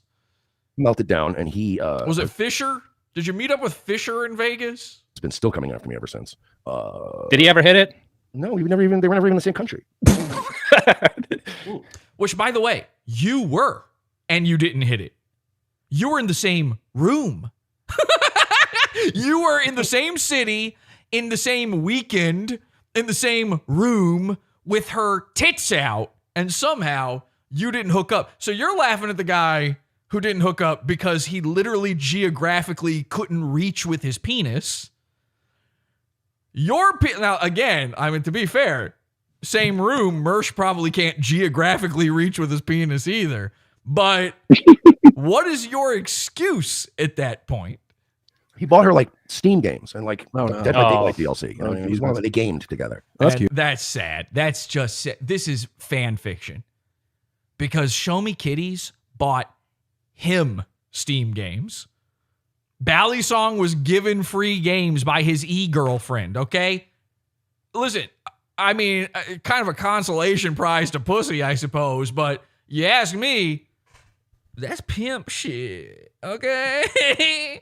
We talking pimp shit. Oh, he pimping right now. We make these girls work for him. Oh, yeah, that's right, girl. Go ahead, give me a game. Oh, they got Battlefront? You might get me the DLC? Okay. So Bitch, I know you didn't buy me Battlefront 1 when I sent you out to get 2. How many video games did she buy? You, MERSH. You, which is true love. No, you got the game with her. See, now this is the thing though. You see him. I don't think that's a fake laugh. This dude, all throughout this interview, is legitimately like he's having a great time. He's really laughing. She lost her bra on the couch in my Airbnb. He's effusively praising MERSH throughout the whole thing. Like he has real compliments for him. He seems to actually like MERSH. But, Of course, if he really liked him, he'd probably pay him more than $50 fucking bucks. But it's just, we're not the same guy. that same guy. You ever keep in touch? Oh my True. god. It's so gross him trying to act cool about that. She lost I my know. bra on the couch. Still didn't get laid though. Trying to one up the fucking Polish guy. Like he lived in another country. Oh wow, you did better than him. Shocking. I get like you actually did worse. Like even if it's long distance, technically speaking, only one of you dated her. Technically speaking, like I guess she did buy MERSH French fries. That's pretty good for MERSH. Oh, fuck. Listen, video games or French fries? Which one do you think MERSH is going after first? I think, you know what? MERSH might be right about That's this. what that chick- Again, sometimes we're team MERSH. Oh God, no. Not after she got out. Tried to get a lawyer involved. Oh shit, I didn't know that. I haven't seen her. I thought she was pretty. Yeah, why was that again, MERSH? How come she tried to do that? Was it because you were making a gambling game out of showing her tits and pussy on stream? Pretty hot, you know. No, yeah, because they all started going around and falsifying the story. So I had to clarify. When I clarified, this lawyer contacted me. And please go watch that. If you've never seen the MERSH Show Me Kitties episode, I think it's MERSH Has a Brand New Style is the name of it. It's one for the ages. I think that's top 10. Might be top 10. And then my lawyer was like, I'll deal with it. I'll write him an email. This probably is no big deal. And I was like, he's like, but don't contact him. And I was like, no, fuck this guy. I'll handle this. And he's like, I really wouldn't do that if I were you. I'm like, no, fuck this guy. He's fucking retarded. And yeah, so there was that. We've had there was one guy that replied to you tonight. He used to be he used to be one of those the big which one? So MERSH has one eye on the stream and one eye on the chat room. Like always, we didn't think MERSH was actually reading the chat, but he is. It was on Twitter. I don't know when you posted the link and he was like, I'm sorry. Even worse. Even worse, he was checking the tweet reactions. MERSH is going to talk about his cat. Here, I'll look it up real quick. That's another guy that when we went So to he wants to look at it. Oh yeah, let's find out who he is. Yeah, let's talk about him on air. like Ethan Ralph's bowling thing in Dallas. Oh, LL Elysium Luis. Yeah. He yeah. Like he showed up to this event and he like followed us around the whole night and he like brought us a bottle of bourbon as a gift. Okay, we've got guys here who showed up to the event that MERSH is talking about and followed MERSH around all night. Do you have any idea what he's talking about? Did you see this guy? Like Lenny. We also brought him gifts. Lenny, you were there. You brought MERSH the gift of coleslaw. Like, was there a guy following him around, bringing him bourbon and stuff? Royce? Yeah. Oh, okay. And all this shit. And like, anybody uses the So he's just talking community to a you lot. boys. And then all of a sudden he like hates us and he's just yelling all the time. I'm like, You didn't give him the I've seen satisfaction he needed. Well, I've seen him also, like he's tried this in other places. Like he tried to be like who are these podcast guy and then he got fucking like you'll see these people that move around and they'll be like, yeah, you know what? I really love Kevin Brennan now. That's my guy, Mr. Kevin Brennan. And then like if Kevin doesn't give him enough love, they'll be like, fuck you fucking Neil Brennan's better, you fucking old red piece. Yeah, but that's not what's happening with you. People just discover after time that you stink. Listen, I get it. Like you could tune into MERSH the first couple of times and think like, oh, this cat shit's weird. I'm not a fan of this wrestling garbage, but it's a guy with a show. Maybe he's got a couple funny things to say. And then, after a month of watching you beg for money, they probably get fed up and start looking for alternatives. I think that is more likely the story, but I could be wrong. Who knows? Let's go to, I don't know, anything to skip whatever's happening right now. Let's go to 22:45, and there's a little special thing that happens here, okay? Now, they're a StreamYard stream. All right. We love StreamYard streams. Some of the most fun you can have on the internet is messing with a StreamYard stream. And a feature of StreamYard is you can bring up a single comment from chat up on the screen. The whole night, the chat is flooded with MERSH's stolen, molested valor. He's lying about this story. The Bally song thing is fake. All this shit. Talking all this shit. And we assume that they're not even reading the chat room at this point. In fact, it becomes so suspicious. They've never put up one chat on the screen. It becomes so suspicious that some people start accusing these guys of faking being live, that this might actually be pre-recorded because MERSH warned them that this would happen, and he wanted to avoid this at all costs. Explode or... You want to reassure everyone this is live. Okay, well, it turns out it is live, I guess. Fake live, pre-recorded from Pot Awful Lunatic Fringe on screen there. Let's watch that one more time. Get that big on the screen there for you so you can really see MERSH's reaction. Oh no. I'm not very superstitious at all. I mean, I got like lucky numbers and shit if I'm gonna play a fucking Powerball. But I'm not. I'm not. Oh, he's talking about playing the lottery, a thing that rich people do, by the way. One of the most famous things about rich guys, they play the Powerball. They have their lucky numbers. I'm not gonna like walk around my car 3 times so it doesn't explode or. You want to reassure everyone this is live. This is live. Fake live. No, this is live. Yeah, well, we'll get to the chat in time, but we're trying to run an interview here. Look at MERSH's fucking face. He's like, okay. So of all of the comments to put up on screen for the first time in 22 minutes of this interview, the one you put up is Pot Awful. I gotta be honest, that's starting to seem suspicious. That's starting to seem like these guys may in fact be trolls.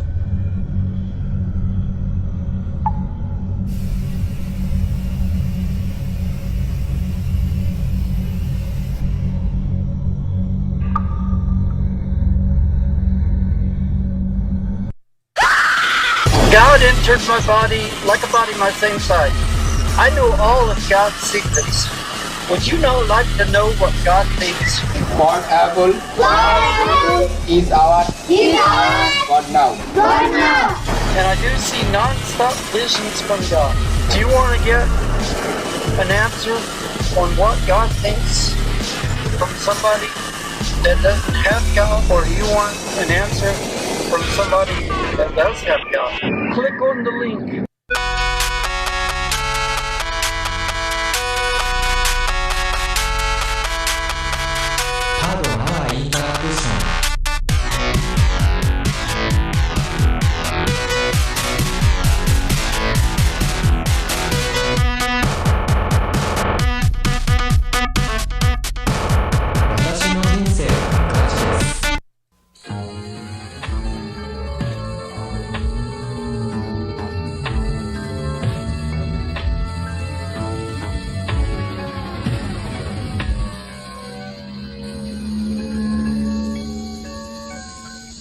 Okay, I just realized I made a mistake in the welcome whoever just joined. I just realized I made a mistake in the what is it called? The poll.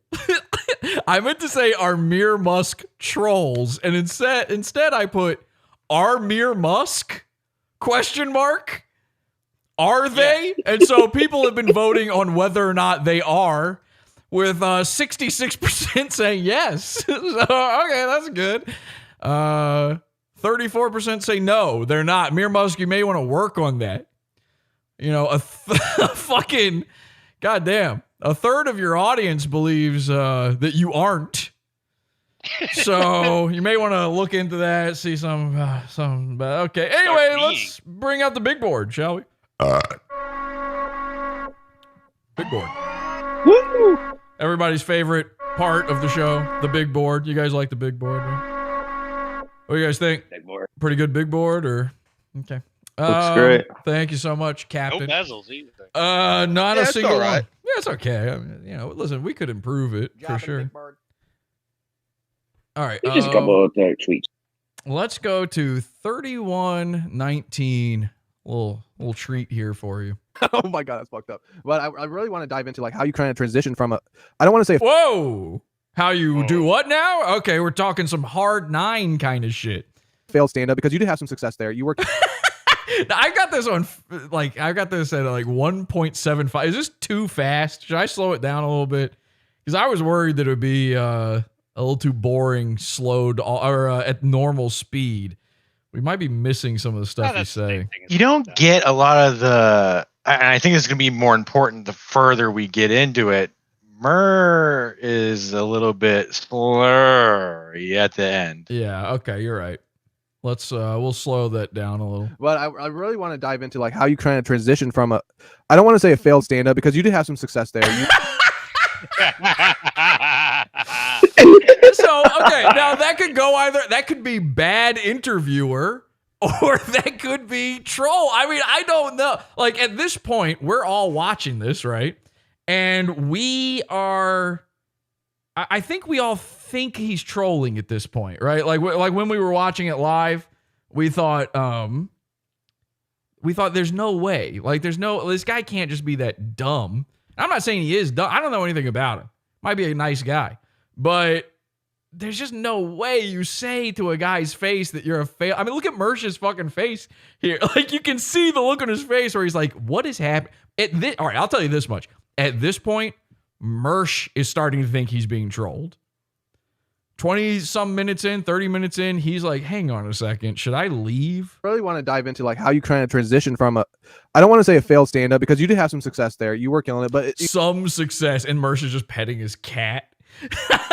Yeah, it was something. You know, you got to make money though. At the end of the day, it doesn't matter how much of a fucking look at see MERSH's face here. Watch success this. there. You were killing it, but you know, you got to make money though. At the end of the day, when you got to make money and the eyebrows, the manicured eyebrows go up, that's him being like, okay, you're gonna get to a point here, or doesn't matter how much of a fucking. Oh my god, look at him. He's moving his gobbler out of the. Watch this. Have some success there. Watch it. Can you guys see that? Okay, watch him push the gobbler. You were killing it, but you know, you got to make money though. At the end of the day, it doesn't matter. Look at that.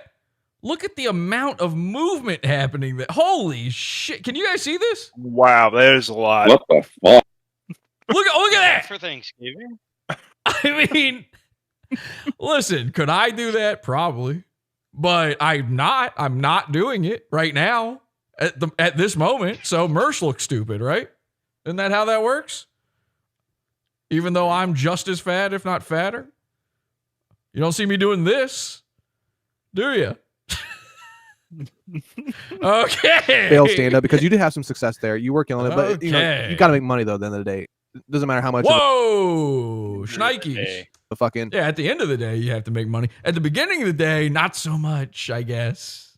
joy it is or how much you're doing, you have to make money. So you kind of go ahead. Sorry. No, I was agreeing. Okay, perfect. So see that attitude, MERSH. He's like, okay, I see what I've stepped into here. When does Pod Awful show up? when does the curtain get pulled? When does the Union Jack get pulled back and Jesse's in the background masturbating? You kind of transition yourself from like in the chat, we're all saying stand-up Killjoy at the same time. Yeah, Killjoy, Killjoy, Killjoy. To podcaster. How was that transition for you, and what kind of brought that imagery upon? Well, I'd say there was a lot less hand and mouth stuff needed for that transition than I thought. And how did you make it into an actual reality for yourself? Wow. How did you make the reality of having a podcast? It seems impossible, but somehow you managed. To be honest, it wasn't really a transition because I always was more comfortable doing that. I hated stand up. I still hate stand up. Like I really won't even take a gig. Yeah, a lot of these guys are born that way. Somebody even just wants me. I'll do a hosting thing if somebody asks, but like I would never. Like get on a stage and the amount of money you make, and you got to burn gas, and you got to like put on like actual jeans and like a clean shirt. And you got to drive all the way to the thing. That's not for me. That's a whole lot. And you got to put on and it's gloves. like it's just all Earlier, you got to put on your fedora and your scarf.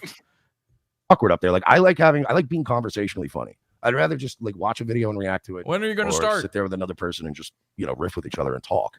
It's easier, and I tend to be conversationally more funny. I never wrote comedy. It's not like I would sit there like I You never wrote your own jokes or shit? No, I mean no, he used other people's jokes. Okay, let's go to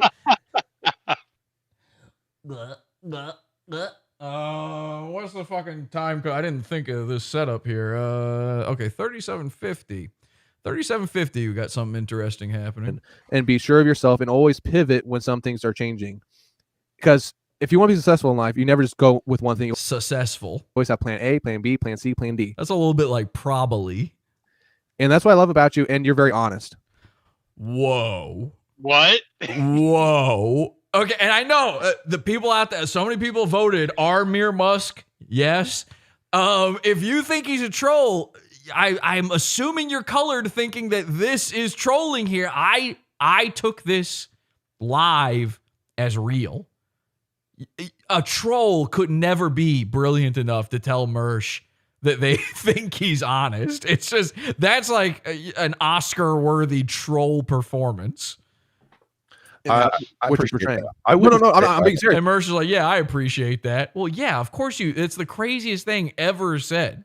So I like listening to you talk. He's You're like panicking, they say in the chat room. You're a very honest man, and I enjoy that because I mean you have a lot of Now, beloved chatter says, I feel like sometimes they interview people they don't actually know that well. These guys, you might be right. Actually, I was gonna say these guys know. I mean, the way he talks about MERSH throughout this interview, it's like he's been dreaming of this moment for years, right? And again, it seems legit when he says that. But now that I think about some of the clips we're going to see here in a second, you might be right. They might have never actually seen a single MERSH anything before. The only MERSH they might be aware of is actually from Pod Awful. decency and a lot of snakes around. He has some shitty weed to sell. Yeah, something like that. I'm sure you have a lot of snakes in your life. I have a or online, hypothesis. Okay, go ahead. What I see it as is MERSH is like unintentionally branded himself as a lovable idiot.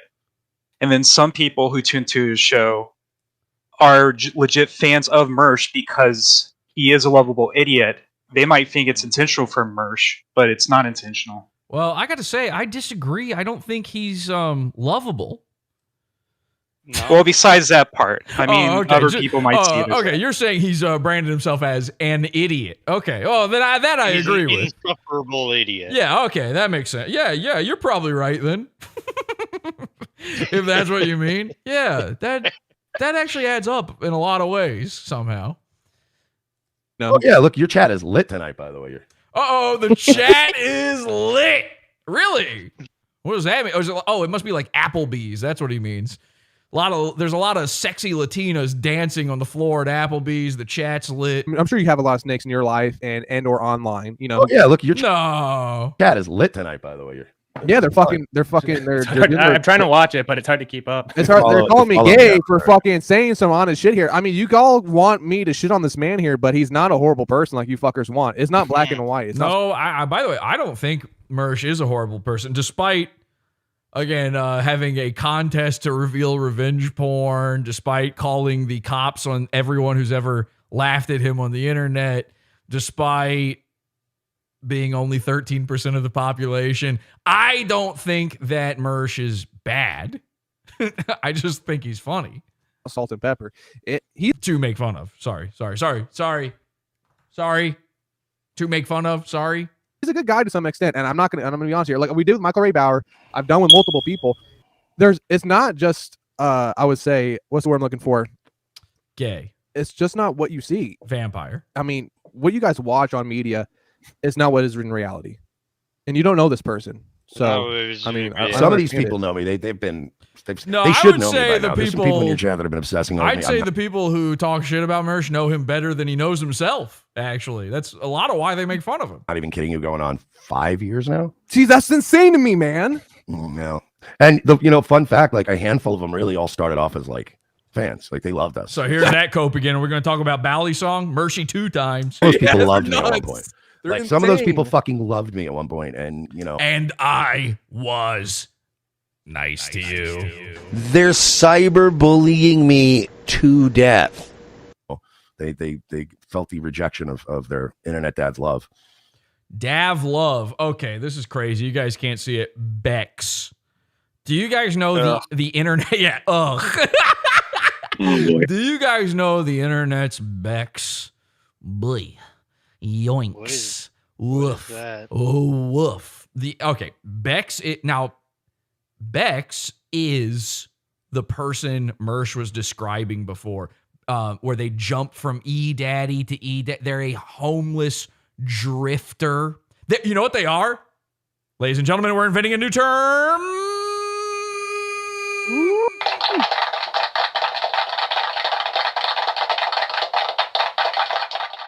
Honestly, I feel like this deserves me being front and center here because this is new. This has never been done before. We're inventing terms. This is something everybody's going to be saying this, like grinting. Grinting now, everybody says. Okay, ladies and gentlemen, people that jump around from E-Daddy to E-Daddy, and then they get shit on by one community, so they end up to another community, then they get shit on. They're homeless, searching for the next E-Daddy. It's like quantum leaping. These people are called grifter drifters. Nice. I like it. Right? Tell me I'm Orson wrong. better give you credit. Yeah, Porcelain, I am going to need credit on that because you brought up grinting in the doc and then it wasn't credited to me, Jesse, your best friend. So on I shouldn't say that.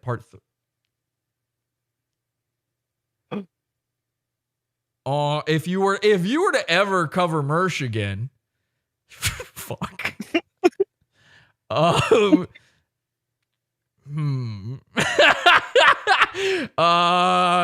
Anyway, if somehow there was ever another interview that you did with me about MERSH or something, I will need credit. I will need retro credit for grinting because you didn't credit me for that one. And I know that we will be using grifter drifter. So, and it's, by the way, it's blowing up in the chat room right now. People are loving it. Everybody's wow, happy to be here. Thank you so much, everybody. Wow, that really makes me feel grifter drifter. They love it, guys. They're loving it. Okay. How are you guys feeling about it? I don't hear anything from them. You guys I are love liking it. I love it. Yeah, these guys are great. I'm get that tattooed. Okay. I'm still back in the previous JQ section of the show. Fidel Castro, does that guy count? Wait, I see that guy. Wait, Lenny, are you watching in the past? What's happening? I'm just stuck there, man. This is Okay. rough. There's been some developments. Oh. Whoa, boy. Oh, really, dude? Okay. Well, what are they? I all of a sudden noticed I'm not in James's server anymore, and that's news to me. Oh. And I wouldn't be surprised if that's the same for a lot of you. Has he left running with Red Yep. Bulls? Also, he has left a pizzazz hole. This is the biggest baby freak out I've ever seen. Now listen. I'm going to say this. I think it's understandable. We mobbed Totally him. understandable. We shocked him. We surprised him. This is. I don't feel bad. I don't even think it is a big baby freak out. I think it's 100% understandable. We got the drop on him. He wasn't ready for it. And listen, I mean, that's a big accusation. But again, I wasn't making the accusation. That's a thing he's not picking It's an up. implication. I feel like it is an implication that exists whether or not it's true. And that's what we want to address and clear up. Yes. But I don't think he gets that. Now, should I check to see if he's left the pizza fund? I mean, come on, folks. There's somebody who wants to come on and advocate in James's behalf. Well, who is that? Little man known as TJ. Oh God! Oh, Come no! on. Hell yes! All You know him. You love him. All right, bring him in.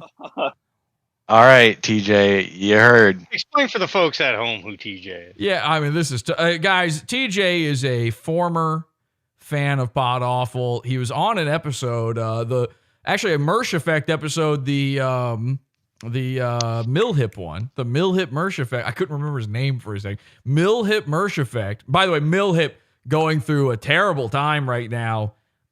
He lost his job.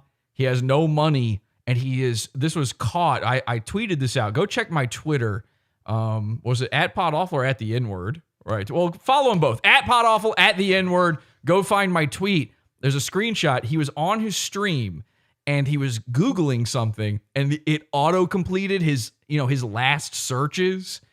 And he had searched for, can you be pardoned for a DWI in Canada? So he got arrested for a DWI. He's trying to figure that one out. He probably can't, with the DWI, he probably can't get a job. So he is struggling really, really bad right now. But anyway, TJ, he was famously in the episode with Millhip, and he told us a very, very funny story about being stabbed by a black man. Some sort of gay sex scenario or something. Anyway, we kept saying it was a gay sex scenario, which he didn't like.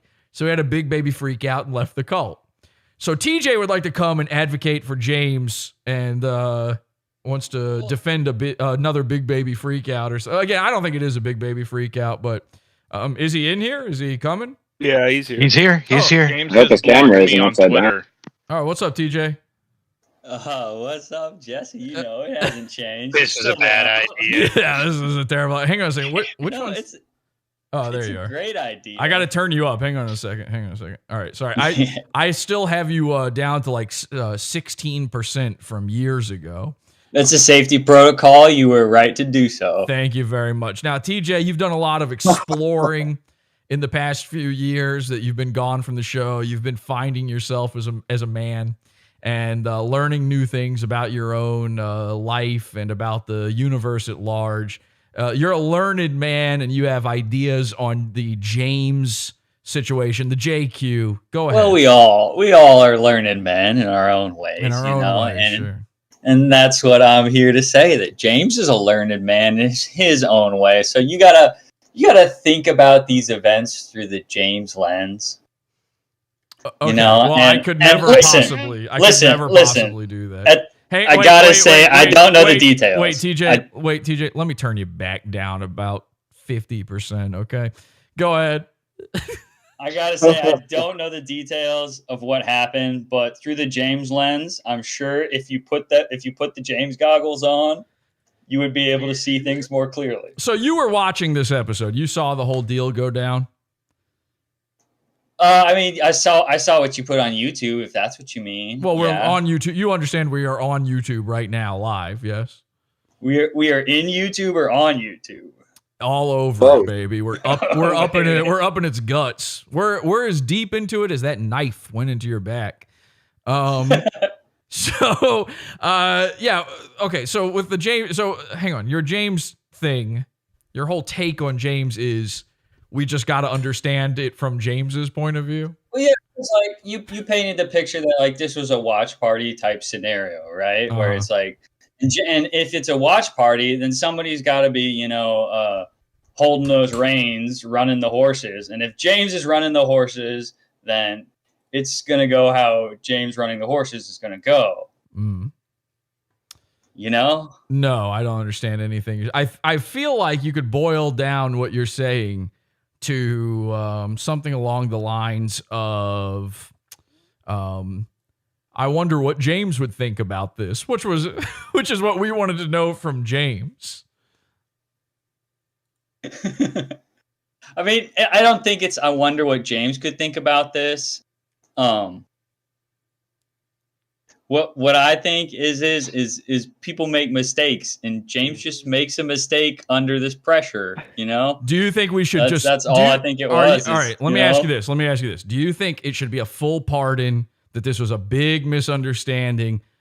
I apologize for bringing this up on the show. We just let James back in, and we hope this never happens again. We just both sides just wash our hands of it. Well, I wish it would be that easy, but you gotta keep your eyes on people on the internet. They can get up into trouble. So you're saying there could be probationary period. Okay, you're saying there could be an issue then. Not an issue like insofar as he has any intentions or any thoughts that are impure. Just an issue is he's going to stumble into some thick grass and he's going to run up to a snake and try to pet it or something. You know what James always says? When there's thick grass on the field, play ball. Does he always say that? I don't know. Is that he's not here to defend himself. I don't know. I will say this. I don't remember if James used his actual name in the Pizza Fund, but I can't find an account anywhere. I don't know how he managed to fully destroy an account. That shouldn't even be possible. I still have your info, when you stop having an account, like it would just be a deactivated account. And I don't see him in there. He somehow wiped the map clean of everything, or I'm just not understanding. I think that only furthers my argument that it's a pressure thing, because when you bring something up like this, it scares him so much that he could potentially, totally excommunicate himself from any internet connections. Here's what I don't want James to become a grifter drifter. So I don't want him going from community to community here. We've done so much good work for James, building him up as a smarter, stronger man over the years. And that's what part of this was about as well. He just makes these stupid mistakes. You're right about that, TJ. Here's what I'm willing to do. All right. Tell me if this is a stupid idea or not, Tej. This is a stupid idea or not. As a guy who himself left the cult, here's what are you talking about? I'm here. Here's what I'm willing to do. If James were to come back right now and he were to speak his piece on this, just whatever his thoughts on this are, and I would just 100% let him speak his mind on it, I would be willing to issue in this exact same episode a full-on public apology, as long as what he says is, good and not just more lie. I mean, let's be fair. What happened earlier was he lied about this happening. Him saying this didn't happen is a lie. It happened. I don't know if it's recorded or not, but it happened. So as long as he's willing to say it happened, but I feel uncomfortable with what happened, I don't like the way, I would fully issue a pardon, a public apology. He would be allowed back in. I would even go so far as to say, because I do feel bad about I feel like this was maybe a step too far. And I'd be willing to offer him a free month of Pizza Fund if he were to come back and we just let bygones be bygones. Again, he's got to have a good excuse, and we got to have a good track record, or we're going to be right back here again. But I think that's a fair offer. 1 free month, Pizza Fund, full pardon, an apology. I just wanted to hear his side, and that's all I wanted from the beginning of all of this. In a comical fashion. In a comical fashion. I would append to that there's no time limit on this offer. No, there's 100% a time limit. It's got to be during this episode. But, that's a high. It's ass. not. It's not. He's probably watching, and even if he's not, it's like you just got to step on your computer for 2 seconds. But the reason I would say it has to be during this episode is I would hate for there to be all these people who are watching now that heard all that stuff before, and then they don't hear the follow-up in another episode.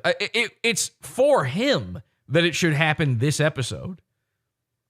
That's as far, when you think about what my offer is, that's what the offer is he needs to come on so that I can issue this apology same episode, so that I can clear his name same episode. Because that's what this is all about. He doesn't like his name being tarnished. I'm saying let's untarnish it together. This isn't about the PP test anymore. This isn't about the PP. No. This isn't a PP test thing. I'm saying exactly. I'm saying we can clear all this up.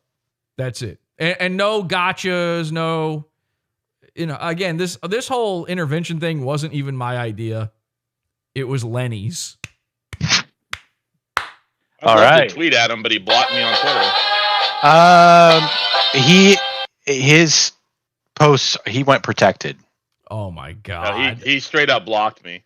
Yes, but he also went protected. Oh my God. James, come on. James, this is not a DFE This is not situation. All right, this is reaching levels of big baby freak out. I'm blocked. He is protected. He has blocked me as well. So, listen, the offer's out there. He's probably watching. That's all we can do. TJ, any final thoughts?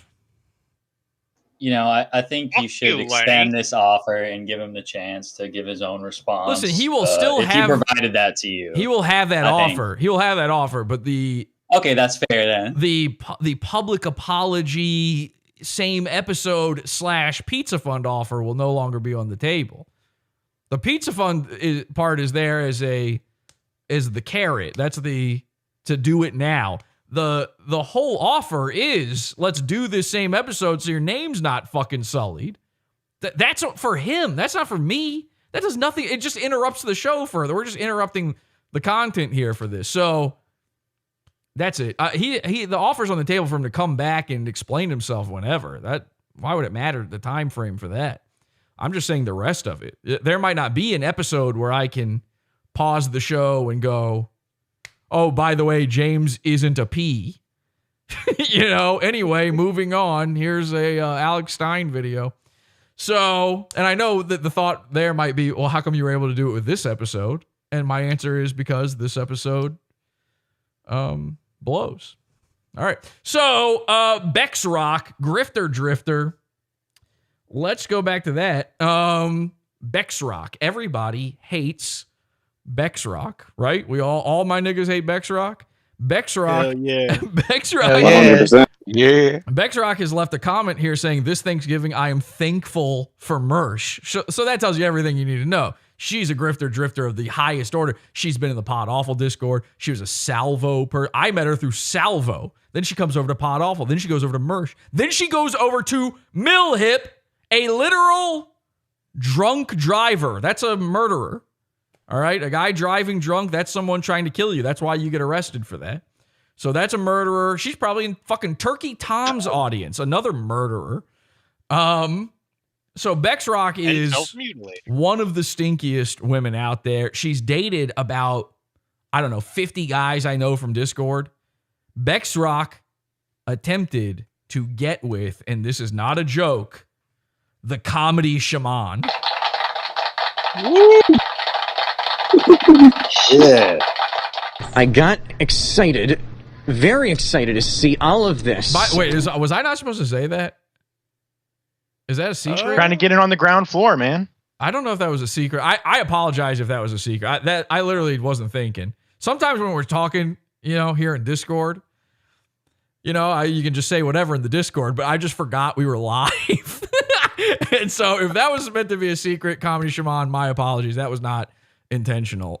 But I think that's okay to say. I mean, this girl is, okay, how about this? The guy at the Ethan Ralph wrestling event with the Pod Awful shirt, the famous, my top henchman, as people called him, my strongest soldier. She dated him. What? Yep. Bex was she was there. She was at the Ethan Ralph event. I mean, you want to talk about grifter drifting? She's everywhere. Bex Rock is podcast, YouTube stream herpes. All right. She shows up. You just get her one day. Half of the population's got her already. And once you get her, you can't get rid of her. She just keeps popping up everywhere. And, you can rub a little salve on her all you want. But one day, boop, there she is again. So here she is showing up in this interview. And then they felt the rejection of their internet dad's love. And then he just go all travels. And we hate Bex, by the way. Just to be clear, we think she stinks. Anybody got the Bex drops? Jesse. Because Bex isn't just a grifter drifter. She's trying to fuck these people. You want to talk about E-daddies and that shit? She's a million times worse. She's horny for these people. Oh, she was an Alex Stein girl. Actually, that's the first place I know her from. She was a moderator in Alex Stein's chat room when I went on Alex's show.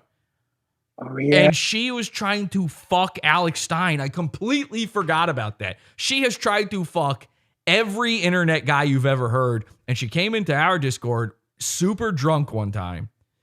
And we've got all these recordings of her being like, Jesse, can I ask you a question? Jesse. I mean, this girl's a fucking mess. And you should see her. She looks like a tube. Her body is...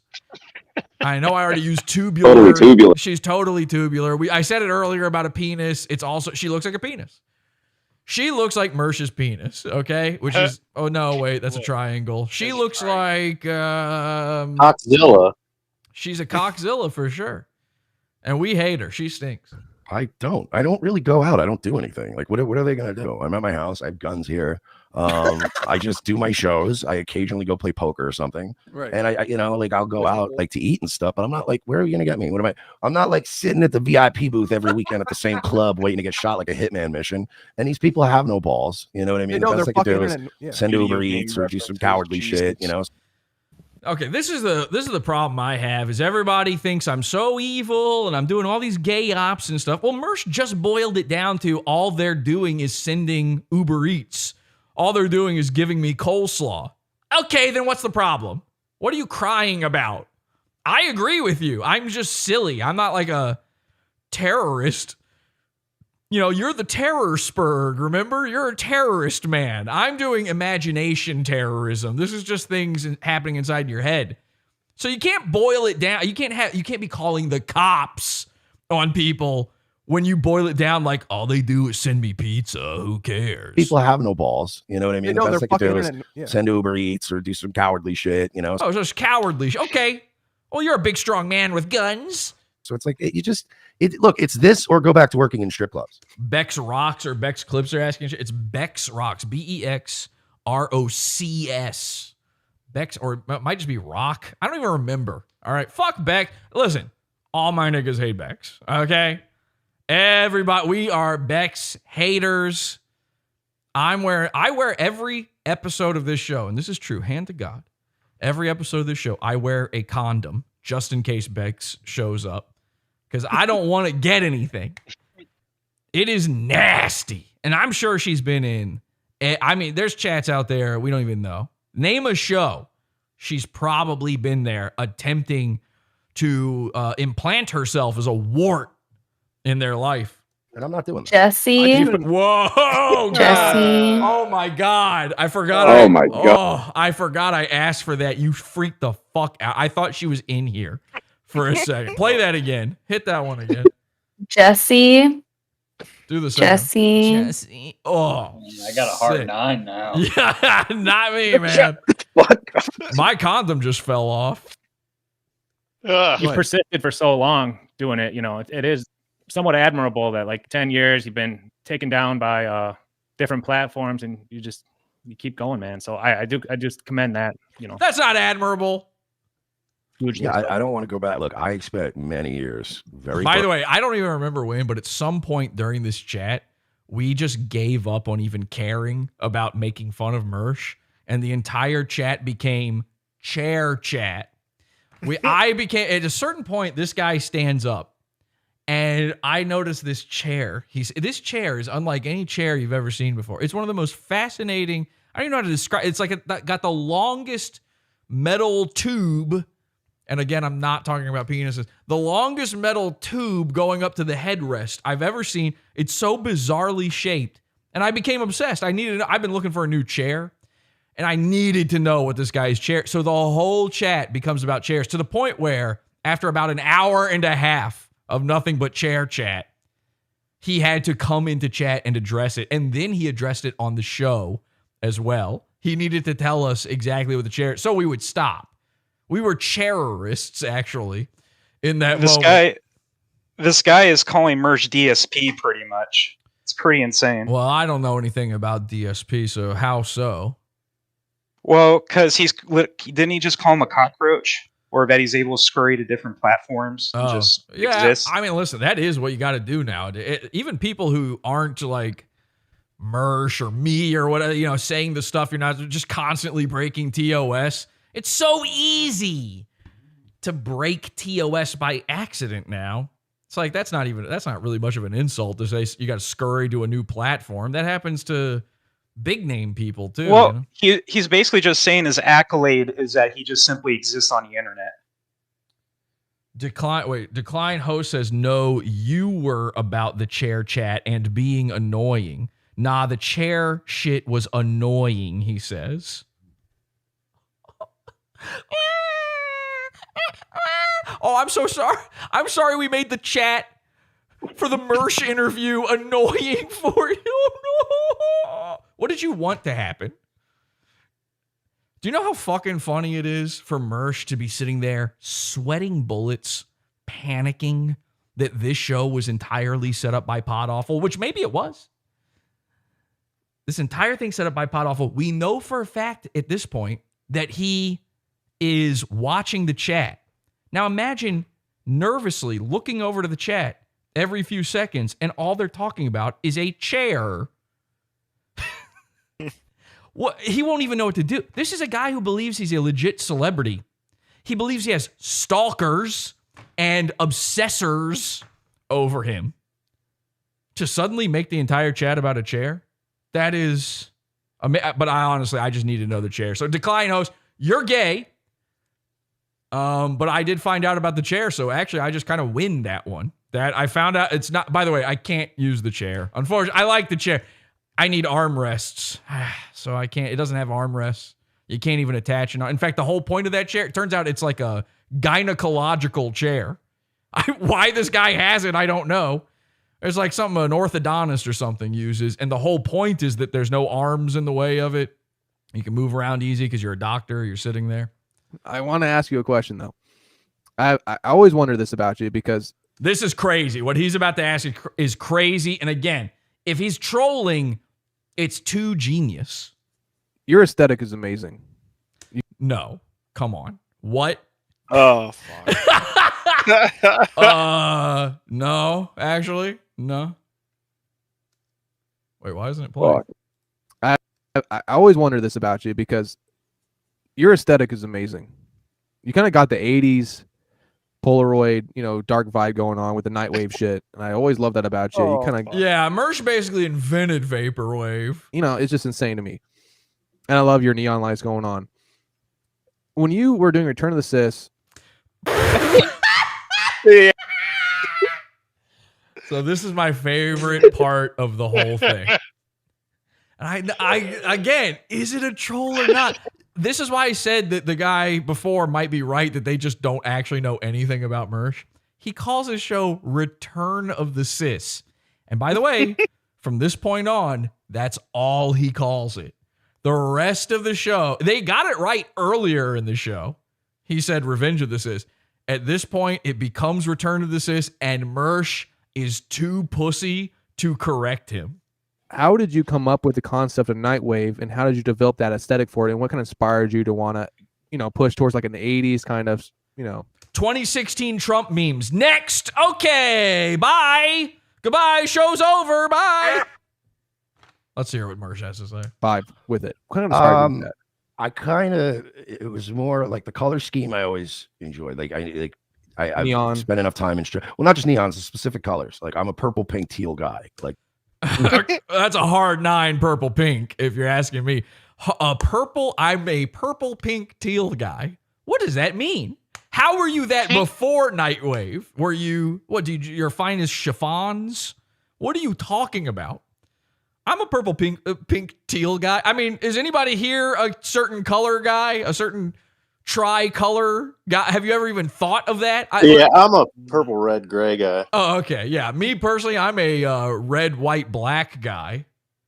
I'm kind of a green teal hues.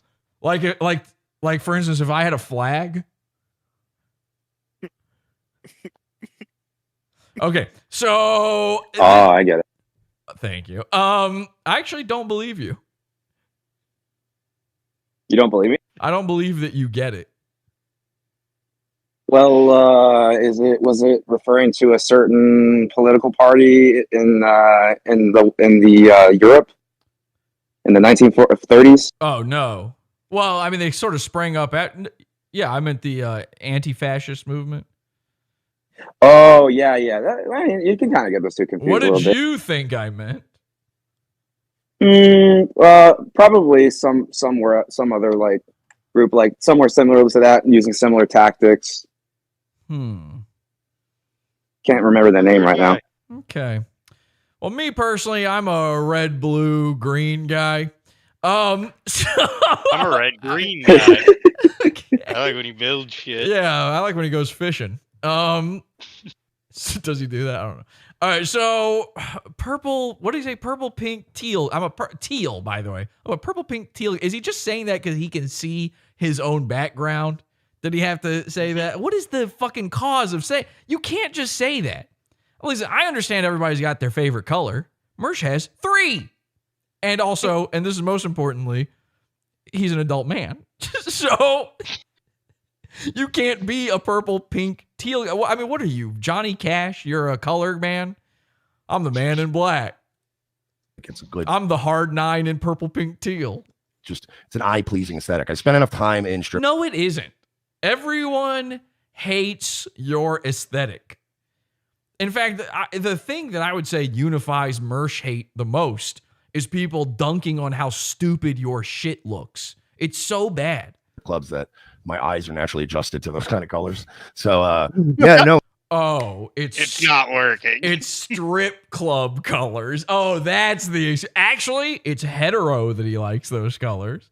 Oh, okay. I didn't know that. When I started doing Nightwave, I did it on a laptop, and it looked like shit. And the concept of Nightwave started because there wasn't going to be a Revenge of the Sis for fucking 2 weeks because Royce don't you mean a Return of the Sis? was on a cruise, and Right. Daddy needed booze money. So I was like, well, I'll start my own show, and I'll do it. Yikes! Yikes! I'm always going to be Big Dick Daddy. But at night. And then I just called it Nightwave. And then I guess That's hard. when we got the new, all this new shit, like when we upgraded the aesthetic, the guy that did it for me was like, well, what do you You want? did not with this concept? upgrade the aesthetic. You have the worst fucking aesthetic on both shows. The aesthetics are terrible. Terrible. I would actually venture as far to say that to call them aesthetics is too kind. I would say that you have a template, maybe, that you accidentally found some sort of template and maybe a couple of them share features, but to even think that you had thoughts behind them is so bizarre that I cannot possibly believe that this man is trolling. Like, that is a thought that only a Mersh head could possibly have. Wow, Mersh put a lot of thought into this pre-made shit that he paid a guy $15 to steal from a torrent for him. What's the pitch? You guys see this badass preset that I loaded? By the way, you know what? I'm going to make this argument here now. Officially, if you have a green screen set, you don't have aesthetics. Your aesthetic is green screen because it looks the same as everyone else's green screen. I don't know if I've seen anything online with a good-looking green screen set. Okay? I don't know. I look at everything. I watch everything. I look at to see, what are people doing with this? Oh, could I'm talking about shit like fucking Linus Tech Tips. They've got a green screen set. They now do a thing where they do these tech news updates. It's like they're doing talk soup, but it's tech soup. That's what they're doing now, right? And they got this thing now, this green screen background. Shit, it looks like shit. These are guys who should know what they're doing. They've got $1 billion for this shit, and it looks like garbage. I've never seen anyone successfully pull off the look of a green screen. So your aesthetic, Mersh, is homeless man wandered in front of a key. Okay. Your aesthetic is chroma key bum. Cyberpunk titty bar. Yes. And he was like, done. And I was like, all right. Okay. And he pulled it off. Jeez. And time to suck. Jesus Christ. Very Miami or Southern Florida vibe with those colors, you know. Yes. Miami Vice type shit. Yeah. Yeah, Miami Vice. Yeah. See, that sounds like a troll, though. I go back and forth so much. And then I just added the Arn Anderson glasses because... The Who? Is that a wrestler? The Who glasses? The Arn Anderson? Yes. Miami Vice type shit. Yeah. And then I just added the Arn Anderson glasses because... Fuck me!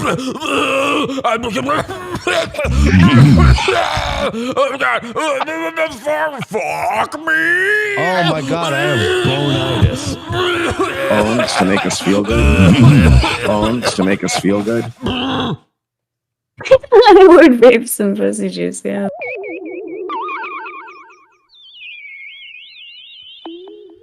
I think he started coughing there just because he was afraid of having to come up with an answer for these glasses. Miami Vice type shit. Yeah. And then I just added the Arn Anderson glasses because... because of this frequent right here, I'm coming up with a reason. I don't like my eyes anyway. And then... No, you don't say. Also... Is that part of your character, the glasses? Because I know... Yeah, it's part of his character to be a cross-eyed retard. Yeah. Yeah, that's part of the character. I would say that's like 50% of the character. I watch it for your older streams. You never had the glasses on, the sunglasses. That Arn Anderson, I do know that 80s reference, Four Horsemen. Oh, so is that a wrestling thing? Mike West, you're docked points for knowing wrestling stuff in chat. Mike West, everybody please point and laugh at Mike West right now. Decline Host and Mike West have both had their points docked. Like part of your newer concept? No, that's that's one for the permanent record. Okay, everybody keep track of that. Because I didn't have money. Shocking. So it's a lot like now. Well, I guess you got money. You got $50. Hey, this is a $50-millionaire. So I had those I just got plastic, frames to just get glasses. Right. So I could see because I remember I had DUI. And he's going. You guys can't see. He's going so cross-eyed through the glasses right now. Shit, I had to get my license back. I had to get a car for years. I was working on all that shit. So I needed glasses because my license already says I need glasses. And I was like, they're gonna make me do an eye test to get my license. I didn't know how easy. Oh, he legally has to have glasses. Is what he said. He was forced to buy these by the state. He needs to get your license back after a DUI. Legally cross-eyed. Legally cross-eyed. He was found in a court of law to be cross-eyed. Florida upgraded the system and forgot me about there were some requirements that I guess they just forgot about. And then I thought I had to retake the driving test and do the eye test, but I went in there and I was like, hey, I'm trying to get my license back on a DUI, and I had all these things, and I brought all the paperwork that you guys the driving school thing and all that, and they're like, yeah, we don't care about that. We need $100. I was like, oh, okay. Yeah, so that has something to do with him having crossed eyes or something. I'm sure that's a real story, and we should think about the things he has to say. Okay, moving on. Now, again, I don't think anybody at this point wants to believe that these guys aren't trolls, but tell me that after you see this next part here, because these guys seem to think MERSH is truly a good guy. Over time, and now it's now I've just pulled the Band-Aid off. I don't need YouTube. Right. But those motherfuckers who watch this shit is on YouTube. Mm-hmm. You have no presence there anymore, correct? Yeah, no. So it like affects the everyday fan who doesn't understand who you truly are as a person and they just paint this narrative of you, which is disgusting because that's fake. That's fake news. That's fucking fake shit. And that seems like I don't know. It seems I don't know how to describe it. I hear what you're saying, but I will only counter that with and again, but who cares? That you know what I mean? Like it's all just drama. Do I like? I can say this right now. If I tried to give back 10% of the energy that these people put my way, like negative energy, that would eat up 50% of my day. I wouldn't be able to get anything done. Right. You know, so I'm like, that's fine. Like I can't tell you for years how many fans will come to me in the DMs and go, Joe, man, they just said that you did this and you're that. And I'm like, okay, well, who gives a fuck? Just mute them. Like, why are you more upset than I am about it? Who cares? I've been called everything but a child of God. But you know what? Going back okay. Who did he steal that line from? to my original point. I'm not fucking, yeah. and you know what I'm saying? I'm not broke anymore. I'm not wanting for food. I'm not wanting for fucking, you know what I mean? You're not wanting for food? Yeah, he's not wanting for food because we are constantly supplying him with it. I got gas in my car. You're a fucking man. Which car? Not one of them. MERSH, how quickly you forget you own 2 vehicles, remember? I have the basic things I need, and it's like what do you I've got a green screen, I've got gas station cats. Care what these people are saying? They're fucking losers. Yeah, don't worry about that stuff. I mean, he doesn't care. So I want to transition a little. Like, whoa, okay, now it's spreading. Over the last year, you know, I noticed you know, sometimes you kind of go heavy into culture or politics, but over the last year, you made a change into caring for animals, right? Yeah, I mean, I've always liked animals, but yeah. What was it like getting your first creature, and when did that take?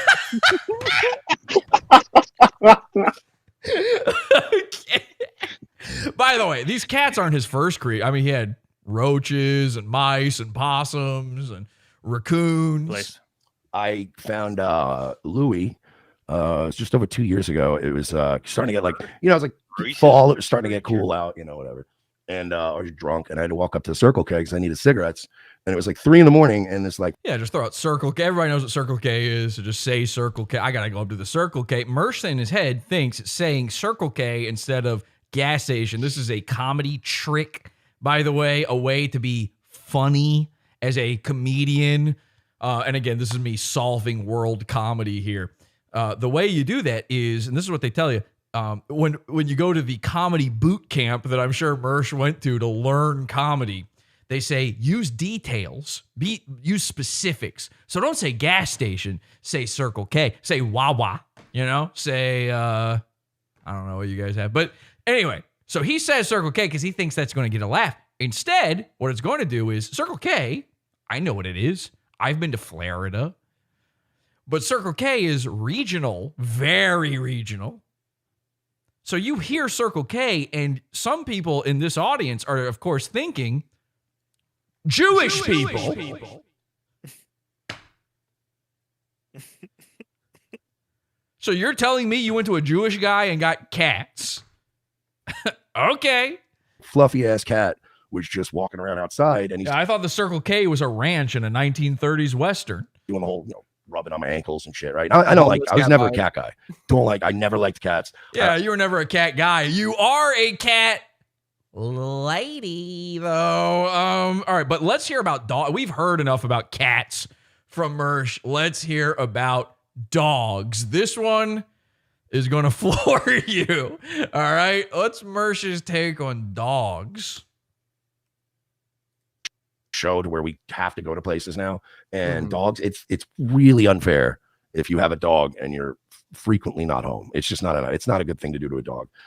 See, because he's traveling. He's a traveling guy. He's jet set MERSH, we're now calling him. Add it to the list. Jet set MERSH. He's a Las Vegas guy. Las Vegas MERSH. He is. You can just put anything. The cheap thing is we've come up with all these nicknames for MERSH. You can put anything in front of MERSH, and it's funny. Just anything from his life. Circle K MERSH. He's Circle K MERSH. And when I say that, I am talking Jewish, by the way.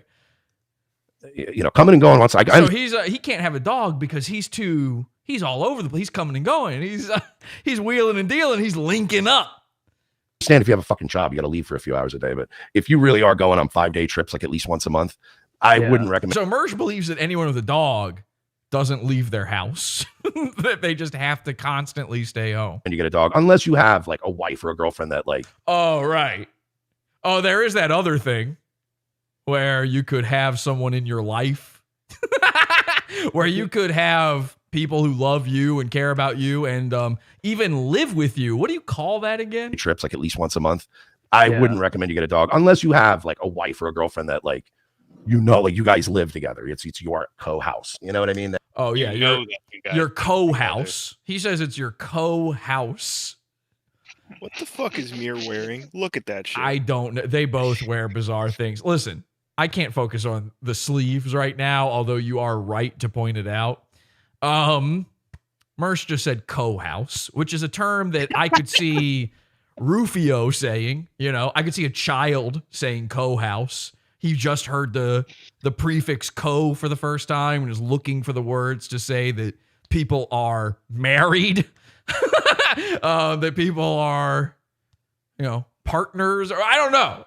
You can't. There's a lot of roommates. There's a lot of ways to say it. I've never heard co-house. Never been done. Wife or a girlfriend that like, like you guys live together. It's your co-house. It's your co-house. Now maybe I love how foreign of a concept that is too. Like you guys like live together. Like what the fuck? Well, Mersh has never lived. Mersh has been married before, and he's still never lived with anybody except for Roy. That's what it is. Is he lived with Royce, and he referred to it then as like this is sort of our co-house. It was a way to make it seem like he also owned the house.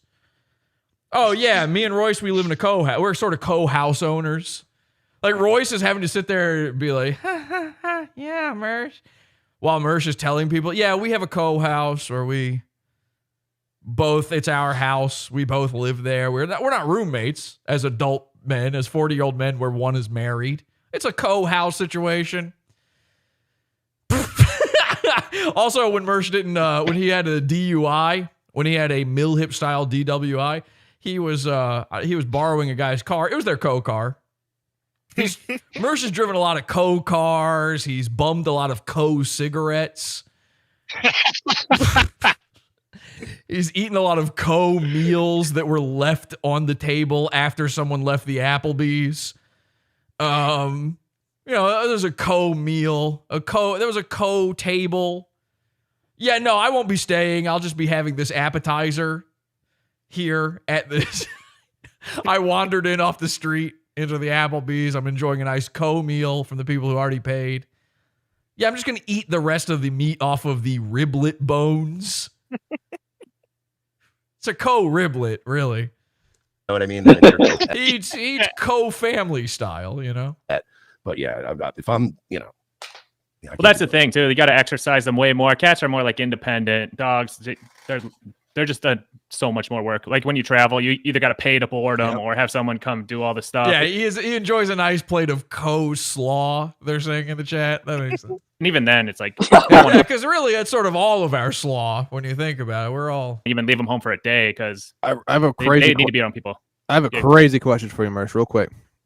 So during the show, we like to kind of get lit with the boys. Oh, yeah. Change my vote. Oh yeah. Wait, what are you changing your vote from and to? I'm not sure if they are anymore. If you thought they were trolling, now you don't think they are? Maybe the opposite. I thought they weren't trolling, and now I'm not. Oh, so now sure. you think? Well, okay. You're getting lit with the boys. Well, listen, I know a lot of people out there. I noticed this in the poll. A lot of people are doing co-votes where they sort of voted together because it is a night show. I saw you have your dabs with you, bud. Oh, are you running my dabs? Are you running Crystal? Yeah, in a way, if you think about it, in a way, Royce's wife is sort of a co-wife.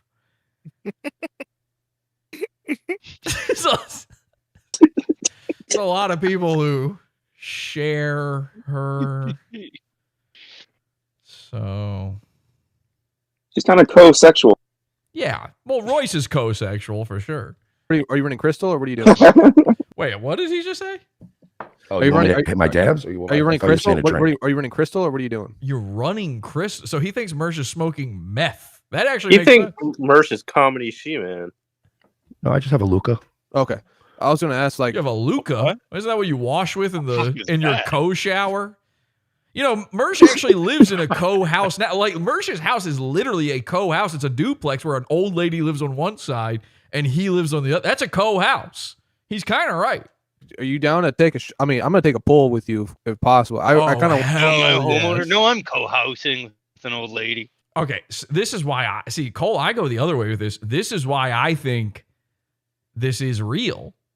It seems like he has desperately wanted to drink and smoke weed with Mersh and be boys with him, boys, for a long time. Like, this seems like a dream come true. This is almost a Make-A-Wish scenario. What is on his wall behind him? Like a Red Bar fan. Is it possible that this is just a way to get Mersh to do a huge hit off that Dabaroo? And hey, anything, is it possible that I was telling him behind the scenes to get Mersh to do that? Anything's possible, Lenny. Anything's possible. I want to just do this because I done it with starting Oh, John nice. Eddie Dick. I kind of. Oh shit! Yeah, let's do it, man. Let's go. What? Wait, did somebody just say Jesse, or was that in the stream? What the fuck was that? I thought that was in the stream. I kind of want to just do this because I done it with starting Oh, John nice. Eddie Dick. I kind of. Oh shit! Yeah, let's do it, man. Let's go. Oh, it's him saying class. I thought somebody said Jesse. Oh. Said classy. No, come on. And in a lot of ways, they think of me as classy Jesse. That's actually one of my Mersh style nicknames. A lot of people call me classy Jesse. They call me classy. Yeah, you know, they call me Bullets. Justified style. Let's fucking go. Hey, all right, That's all right, what's all up. right. Holy funds. Let's go. All right, here we go, everybody. Let's say I done the starting John Eddie Dick. A lot of famous go. motherfuckers, and I would love to add you to the list of taking a shot with the boys if possible, sir. Absolutely. The boys. And Mersh is like, he's like, yes. Yes to do the toast. I'm sorry. I'm a little fucked up. Give me a second. So he's already drunk. I'm gonna do the toast real quick. He's already I drunk, just wanna but say he this really right has now. to do this. Mersh, you're an amazing man. You inspired a lot of people. You inspired me. You're a great man. No, he didn't. And Dr. Chow. Even Mersh fuck the doesn't buy Vikings this. and go Eagles. Go Birds. See, all right, this is the thing. He ended it with a sports thing. That feels like that's meant to be the joke. A guy doing a bit, doing a troll, doesn't end the joke with a joke. You see what I'm saying there? Like, the first half of that would be the joke. The second half, that doesn't make sense. That felt real to me. And then, of course, Mersh tries to seem cool and like he understands things. He's watched It's Always Sunny, so he says, go Birds. You're a great man. And Dr. Chow, fuck the Vikings and go Eagles. Go Birds.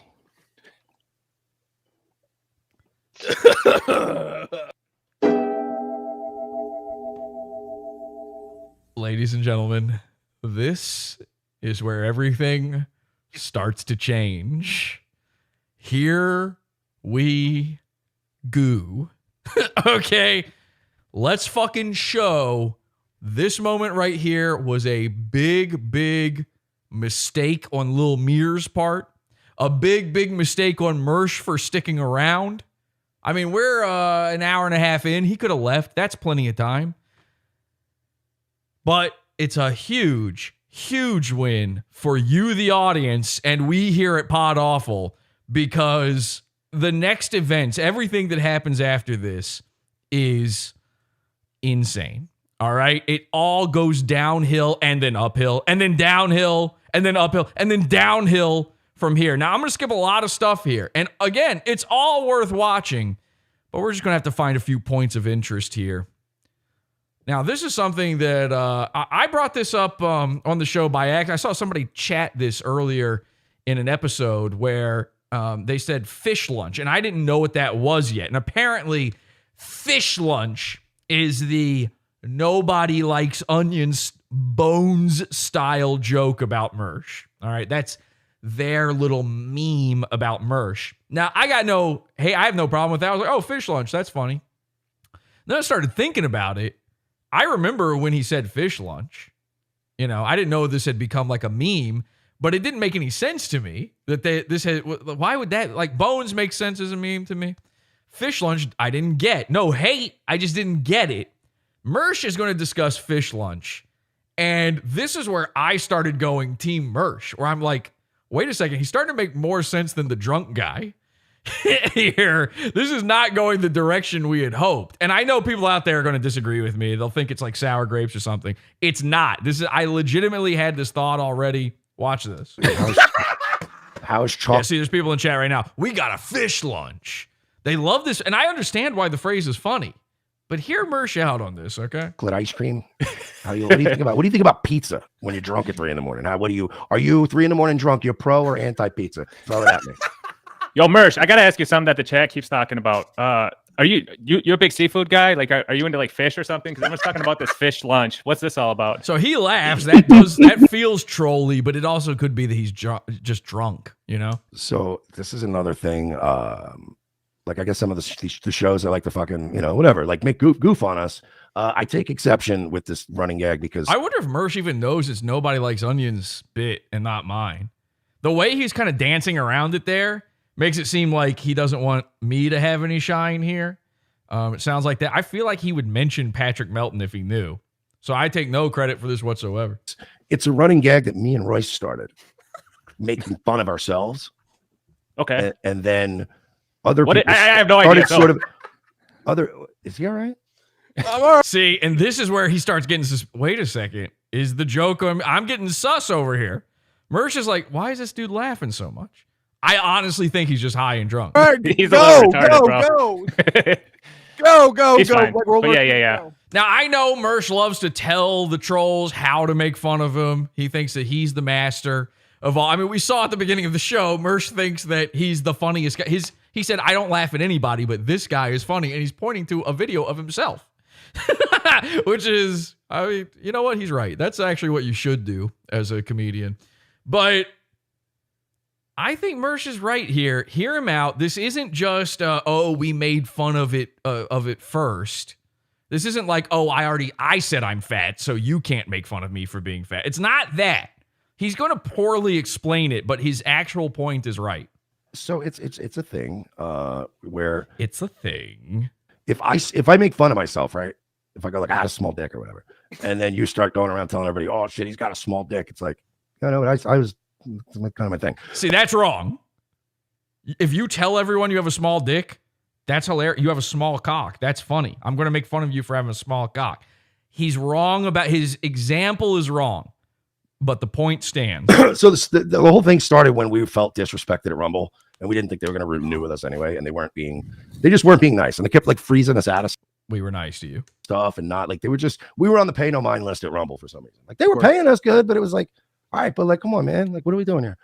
So they would do all these events. So we started like passively aggressively, like on the show talking shit. So like, all right, it started one night. I melted down on Twitter and by the way, he's not even lying about it. These are all true things about this whole setup. May or may not have called the CEO of Rumble a faggot on Twitter. And told him. He even called it a meltdown. Like, this is the most honest Mersh has ever been. That his website was dog shit. Come on. Yeah, go ahead. Royce was very mad at me. So the next day I get a call from Royce. He's not happy. And he's like, Chris from Rumble contacted me. He better not fucking, I swear to God, he better not fucking end our contract or some shit. I'm like, he can't. There's no way he can. Just pay us and we'll sit it out.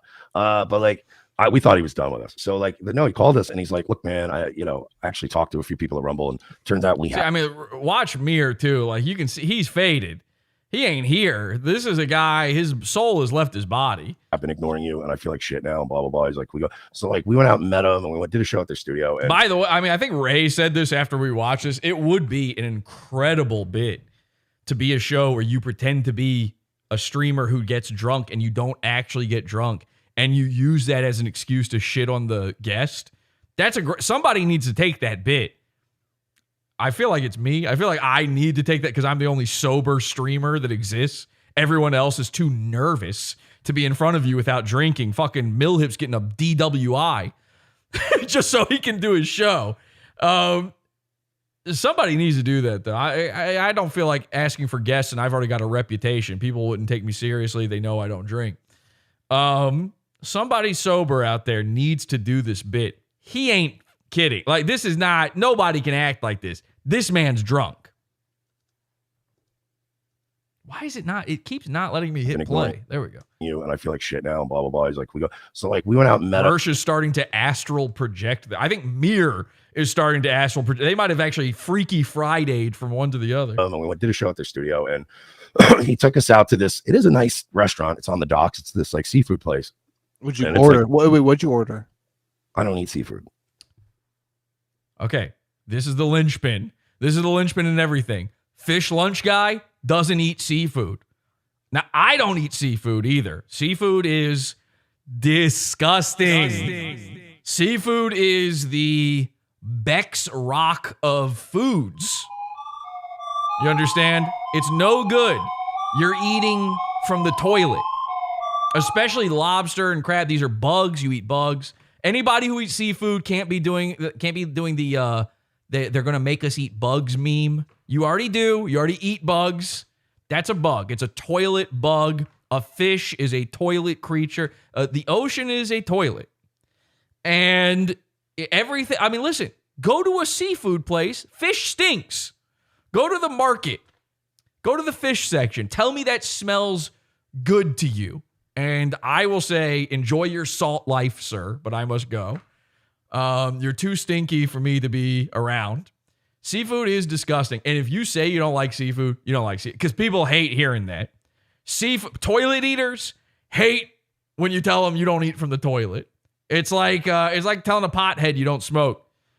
Actually, no, it's not. You tell a pothead you don't smoke, they go, oh man, that's good for you. Oh, I know I'm a piece of shit, so that's actually good. I wish I was you. That's what they say. A toilet eater is like offended by this. He's like, I can't believe you don't also eat from the toilet. What do you mean? You don't eat the stinky food? You don't like food that would make you barf by sniffing it when it's raw? That's crazy to me. So I believe him. I don't think he eats fish, which means he didn't eat a fish lunch. That's not why the joke makes no sense, though. You don't? Never? It's just an important fact. I'm not a big seafood guy. Why? I grew up fucking poor white Irish trash. We didn't. Yeah, you should enjoy lobster. And it is crazy that a guy who grew up in it's an island. He grew up in Long Island, not eating fish. That is odd. Sure, at least, motherfucker. That's Irish garbage. We left an entire island surrounded by fish because we couldn't figure potatoes out. I know you. I know culturally, you did, we're not big fish people. I know you did. But fair point. But fair point for MERSH. Points MERSH. Team MERSH. Lobster was a huge thing within the Irish culture. Of points MERSH. No points. Decline host. And who was the other guy? I told you guys to keep track of this for me. I hope you wrote it down. Who was the other guy we docked points? It's on his permanent record. Poor people for a long time. No, it's some Tuscan chicken breast. Not the point. Anyway, the point is okay, ignore history, but continue. Get back to the wait, what you're saying. You went to this nice restaurant on the docks. We got a tour. Yeah. We hung out with the CEO. We went to lunch with him and blah, blah, blah. And they let us do a show at the studio. And then there was all these like handshakes. And we're going to start doing so much more fun shit together. And I'm like, oh, that's awesome. And then like a few weeks go by and there was like 3 different events that like we could have been at least emailed about. And one of them was like right in Florida. Like one of them was like right in our backyard, and it was when like Russell Brand was there and all these. Yeah, when we were all laughing at you for not getting invited and for thinking you should be invited to the Russell Brand event. By the way, Russell Brand still higher on the list than you, even though he's now a Schrodinger's rapist. People were like, "Nigga, we live an hour and a half from this bitch." Like, where was they didn't even email us, you know. And so we started kind of passive aggressively doing this fish lunch thing. We're like, oh yeah, they probably flew Viva Frey out to meet Russell Brand, but you know, hey, we got a fish lunch. They let us put our names on the wall. That's cool, huh? Now this is the point. Fish lunch is a joke. They didn't actually get a fish lunch. This is MERSH inventing bones about himself. Okay, you see what I'm saying here?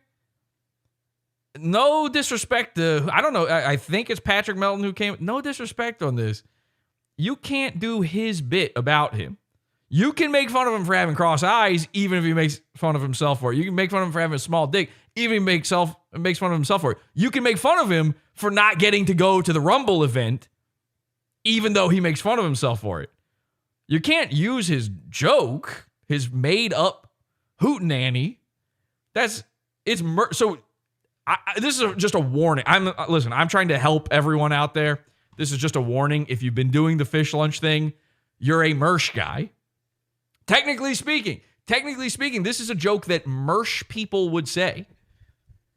I mean, that's just true.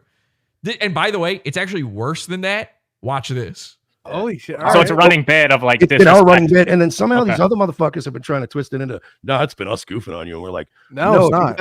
MERSH has been thrown into a classic seafood spiral. Wow. It's an old RTC episodes. Royce actually was the one that birthed that one. You're doing a Royce joke.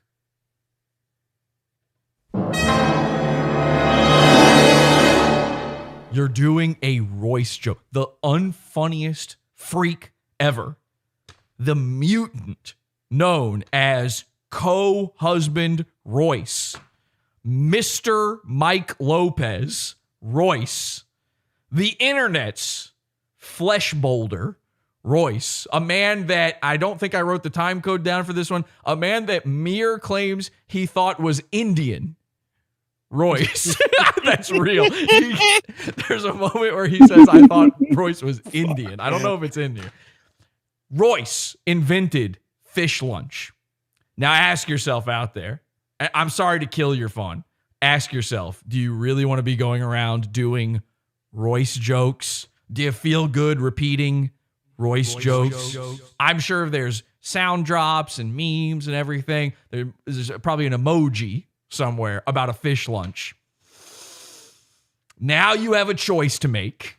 You're doing a Royce joke. It's not that they got to it first. He literally invented it out of thin air. They didn't have fish. Mersh ate a Tuscan chicken. Okay. All right. I get why fish lunch is funny. That might be the funniest thing Royce has ever said. But it's a Royce joke. When I was the one going, yeah, GOP debates in Milwaukee, like, we don't have to get invited to Milwaukee. Yeah, hippo juice humor. Thank you. Okay, right? Who gives a shit, right? It's not like we have any influence in it. It's just like, it's cool. Jesse pissing on the fish parade. I truly am. And this isn't because of my hatred of seafood either, by the way. I want there to be fish. I love the idea that so many people thought that eating fish is disgusting. Because that's what I hear when I hear fish lunch. Oh, yeah, they gave you fish? Yuck. Wow, what a poor people food. They made you eat from the toilet? I'm glad everybody was on my side on that one. I just can't stand idly by and allow people to make Royce humor. Because we got a fish lunch. Royce was the first one to ever utter the phrase, no, it's fine because we got a fish. Well, this is great. Jake says in chat, purple, pink, and teal are the colors of the bi flag. That's... I think that's a little off, right. But actually it is right. So lunch. And it became our running like these. Go ahead. You just start to say something. Thought somebody started to say something. Am I just old and hearing nothing now? Motherfuckers. And that's how we eventually started getting invited to stuff, was because it became a running gag. Do you ever go fishing? So there you go. Fishing down in the Gulf or anything like that? I'm gonna take a piss. Do you ever go fishing? Mir's got to piss. This show might as well be called Bathroom Break the Show, by the way. These guys, both of them, get up. Mersh never gets up. He's sitting there bones in for a cigarette. Obviously, he's smoking anyway, but I guess he's just smoking right there. He's got to get up and go tinkle, though. He takes a break, right, during his show. These guys get up 100 times, so they're really drunk. All of this shit is real. I'm not a fish guy. No, you'd never even for sport fishing or anything? I like drinking. Not a fish guy. Guess what? You don't eat fish. You're probably not into putting worms in their mouths. All right. I speak from experience. All right. Let's go to, now this is crazy. I don't remember Mersh ever talking about this in a public setting before. Check this out. So there's been some confusion on where Mersh is from. Is he from New York? Is he from Florida? Where does he live? No one knows. Where he was going, but what did inspire you to move from New York down to Florida? Economics. Yeah. And how long have you been down there? No, seriously. That's the answer. So he's already answered that he moved to Florida one time. That's already happened. They've talked about this earlier in the stream. It's economics. So the first time I came down here was, it was, I married this chick for a month. Excuse me? Okay. Now you feel it heating up again. We were just on Team Mersh a second ago. Now you're like, wait a second. All right. It's not the biggest hill on the roller coaster, but it's that first little thrill they give you. We're not doing a loop-de-loop yet, but a little something. You're like, oh, okay. Oh, okay. Oh, it's a wooden coaster, by the way. All right. So Mersh was married for 1 month.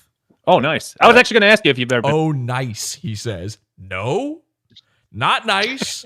Failure, failed comedian, failed marriage. Married. So failed podcaster. Yeah, for 28 days. It was basically this. 28 days, not a month. Was it February? Was it Black History Month? Then I'll give it to you. Otherwise, not a month. Didn't even make it the full 30. Oh, nice. I was actually going to ask you if you've ever been married. And by the way, even if it was February, I'm going to put it out there now. It was leap year.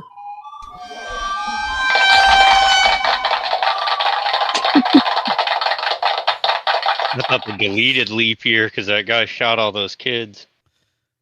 So okay, nobody knows what you're talking. Cole, that's from Discord. That's too esoteric. That makes no sense. That barely makes sense to me. And I'm the one who made the joke. Do you know how many hoops we would have to jump through to explain that joke to people? In fact, explain it. Go for it. I dare you. What if they deleted days in the calendar for tragedies? But why did we say that? What brought that up? Oh, somebody said they didn't believe in 9/11. Right. So all those steps, and then to get to that. Now people are wondering. That now people are curious. So somebody who said they don't believe in 9/11? That was me. No, it was Boat. You Okay. fucking idiot. Boat says he doesn't believe in 9/11, and of course he means, it didn't go down that way, Chief. We take it to mean that he doesn't believe in the date 9/11. Didn't happen. Didn't Doesn't happen. happen. There's nothing on the calendar. There are no 9/11s. Then it became, what if they actually got rid of dates from the calendar that were too tragic? So Jan 6 wiped off the calendar. I mean, we don't think that, obviously, but they would do that. 420 and gone. I made the joke 420 would be gone, and then there would be confusion though. Is it for Columbine or for Hitler's birthday? There'd be a lot of anger. There'd be a civil war over that. Then the potheads find out it was actually because of potheads that they got rid of it. And so on 421, they would cause a new tragedy, and now 421 wouldn't exist on the calendar. Now Cole, take over. And then Jesse said somebody would wait around for 4 years and just be brooding in their basement saying, I'm finally going to get rid of this leap year shit. Yeah, we all hate leap year. I'm going to finally do something about it. All right. That was a Discord conversation. The stuff you miss out on by not being in Discord, by not being in the cult. Wow. Truly great stuff. Cole? Aren't you going to miss it, James? Come back, James. Cole, I still feel bad about that. Yeah, I guess today would be that day for James, really. This day's gone forever. It's deleted now. For like 28 days. It was basically like, that's a stint in rehab, basically. Can I go smoke a cigarette while you guys were on the show? Yeah. Holy shit. Yeah, come here. But I got married to this girl I went to high school with that I dated in high school. And then that flamed out very quickly and very, very, very dramatically. He wasn't in high school, by the way. She was.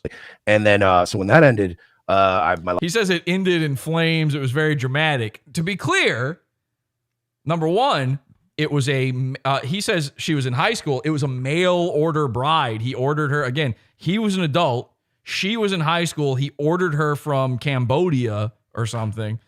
And she flew in. She left him after 28 days because she already had the visa at this point. And this is true. This is real. MERSH's wife left him for a black comedian.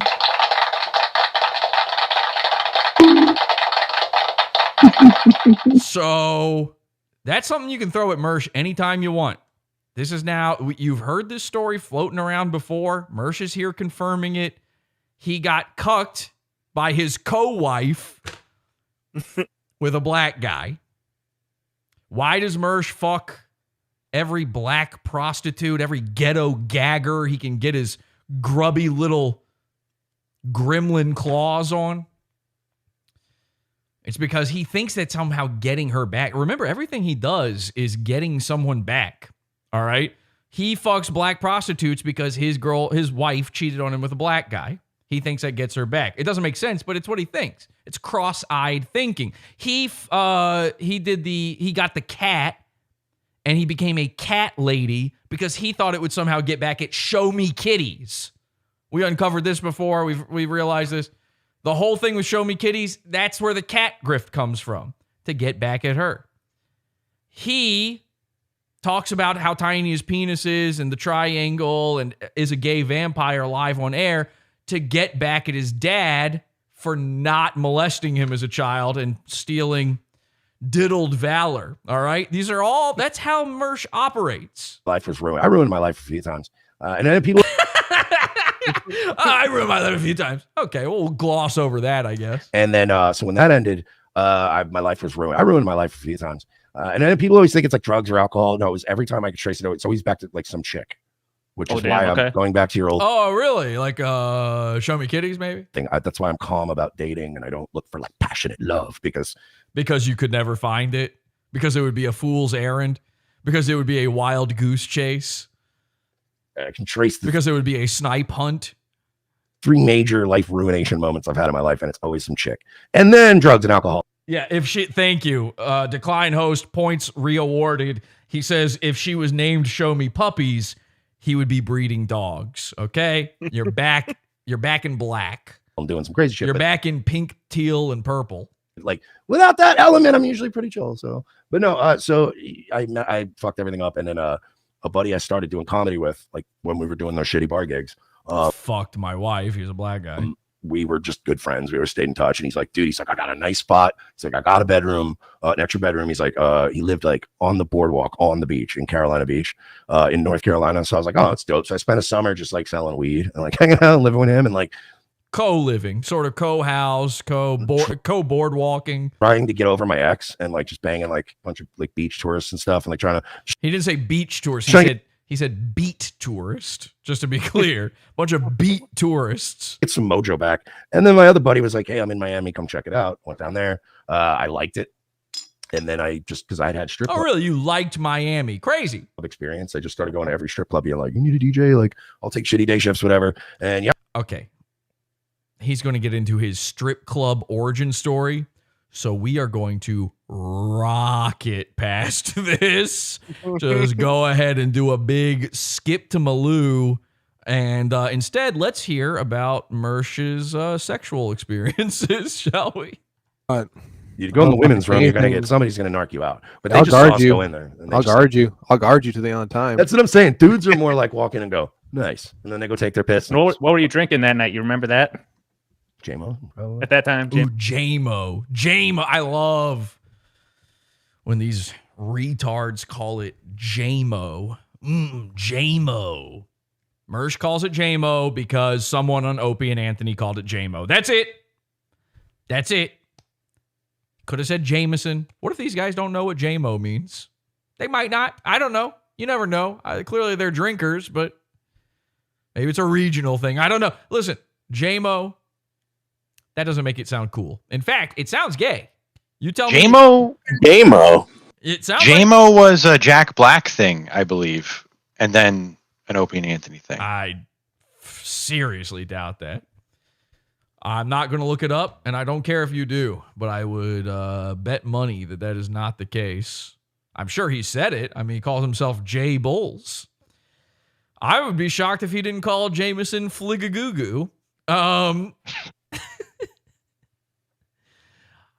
The JMO thing, and Ray, you were right. Gamo is what it actually sounds like every time. I hear Gamo when you say it. When you say JMO, I hear Gamo. When you tell me you're sipping on JMO, I assume he's got a last name too. You know what I mean? Jameson. Okay. I'll guard everything. Then you thought after you hit it that first time, you were like, dude, I got a wifer. Or within or how long? So they put up on screen. Somebody said she was blacked about his wife. They put that up on screen. Did you wait until you actually got married? Again, going back to like the 3 women that I can trace that have ruined my life, like spread out over the course of years, it's always like a really funny, like kind of sexy, just fucking complete sociopath. Right. Like if it's just, I'm just hanging into it a west. little bit, yeah. Yeah. So she was just one of those. It was more that and not as much like, oh, she was hot, but she wasn't like, it wasn't like life ruination hot. I don't. Okay. Mr. Mediker stinks. He ruined streamers' vocabularies with this life ruination shit. MERSH is now referring to having a bad breakup as life ruination, which is You shouldn't be allowed to dox me. You shouldn't be allowed to call my sister. You shouldn't be allowed to break up with me if you're my girlfriend. These are all life ruination tactics. I remember the time Kiwi Farms broke up with MERSH, did all that life ruination to him. Fucking Medicare, man. Fucking ruined. Mr. Medicare is to loser children of divorce on the internet as what's their name from what is that fucking song called? The Scott Pilgrim girl, Ramona Flowers. Mr. Medicare is to Ramona Flowers what or is to these. How do analogies work? Hello, help. I don't know what you're going for right now. You're losing me. I didn't go to college. Ouch. Blank is to blank as blank is to blank is what you're trying to say. Mr. Medicare to the divorced kids as Ramona Flowers to an entire generation of women. You see what I'm saying here? They're ruined. They both were ruined by Ramona this. Flowers to the grifter drifters. Yes, exactly. Fall for like hot. Like if you're like, as long as you're pretty, but you're like fucking, if you're funny, and that's the problem. If you meet a woman who's really funny, You've never met a woman who's really funny. girl? What are you talking about? What, she talks about her dick? they're almost always a sociopath. High IQ Jesse, they say in chat. I've never claimed that. Who am I, James? Come on. I'm dumb.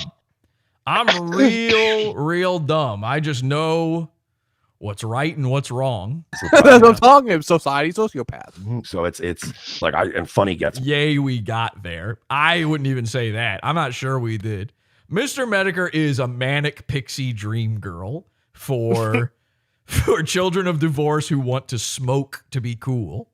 All right. So there you go. So if you're like funny and we're having fun, all that, oh fuck. I got a question for you, Mersh. When was the first time you lost your virginity? When was the first time you lost your virginity? Not the second or third time, just the first one specifically. And actually, when were the negative times you lost your virginity too? Which I When guess were the couple times you got it back? I guess negative losing your virginity is being molested in a way. 16. Tell me. Okay, there you go. MERSH claims he lost his virginity at 16, which, by the way, he had to go 16. You know. Sorry, that's a number everyone instantaneously knows. Nobody's sitting around thinking about it. Because here's the thing. You could make the argument like, oh, I don't remember the last time I had sex with this such and such girl because I have sex so often. Nobody's having sex so often that they forget when they lose their virginity because there was no sex before that moment. That's a turning point, right? So you don't get lost in the cloud of sex. Yeah, when did I lose my 16 maybe 16? Furthermore, you lost it 16. So that's when you were diddled. Are you telling me that's the moment you were physically diddled?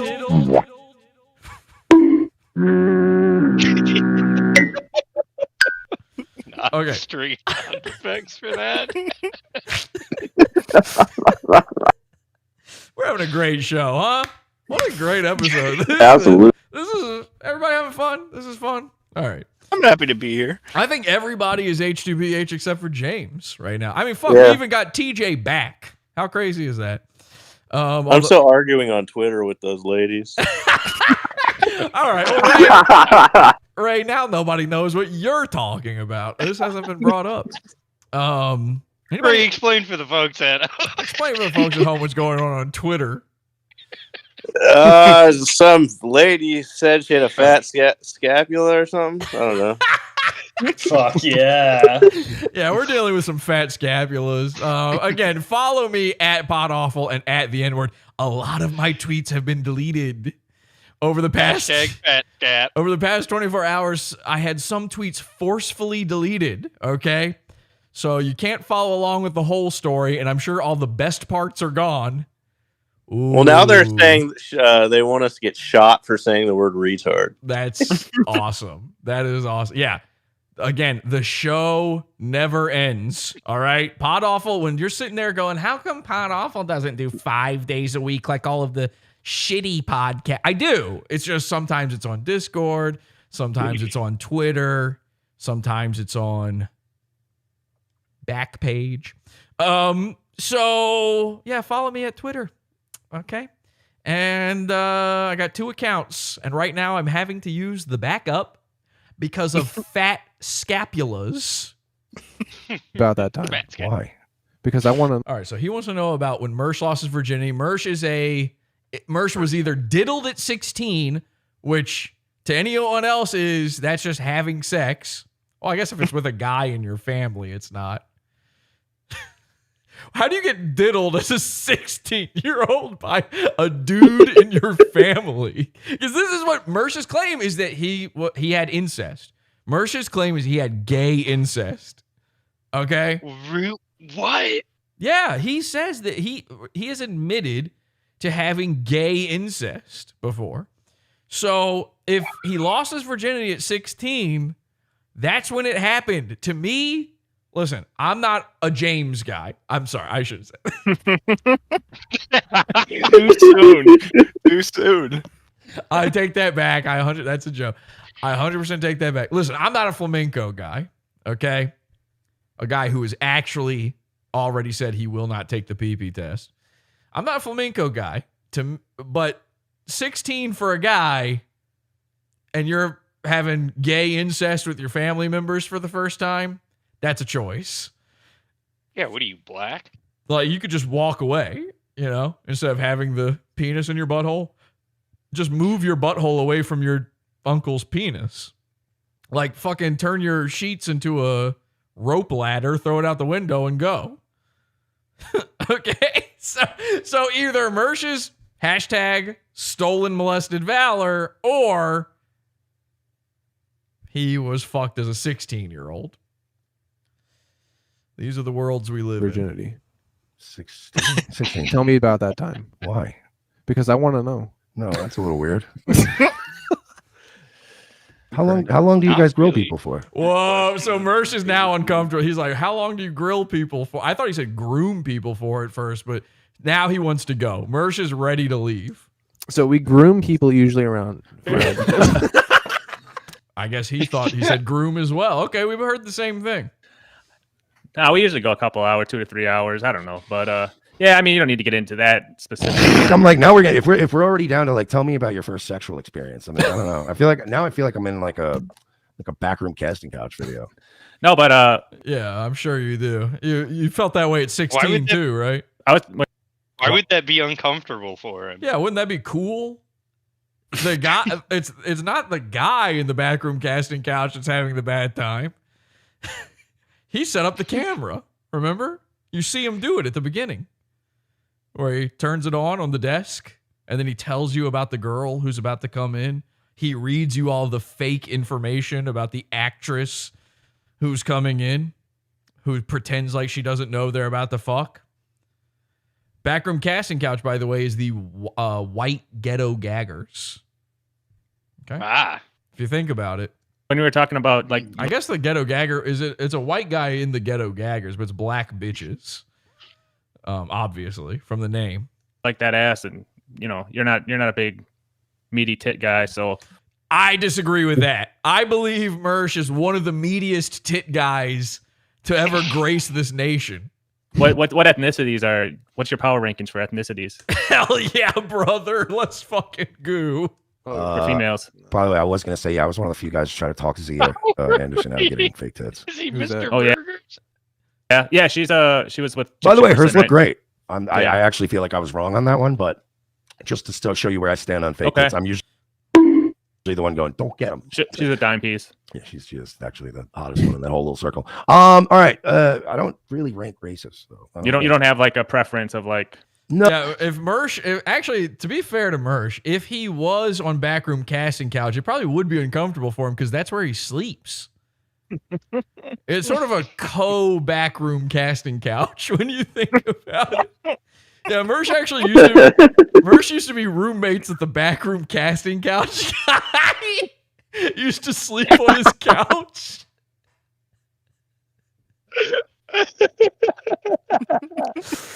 Are you guys done working? Can I?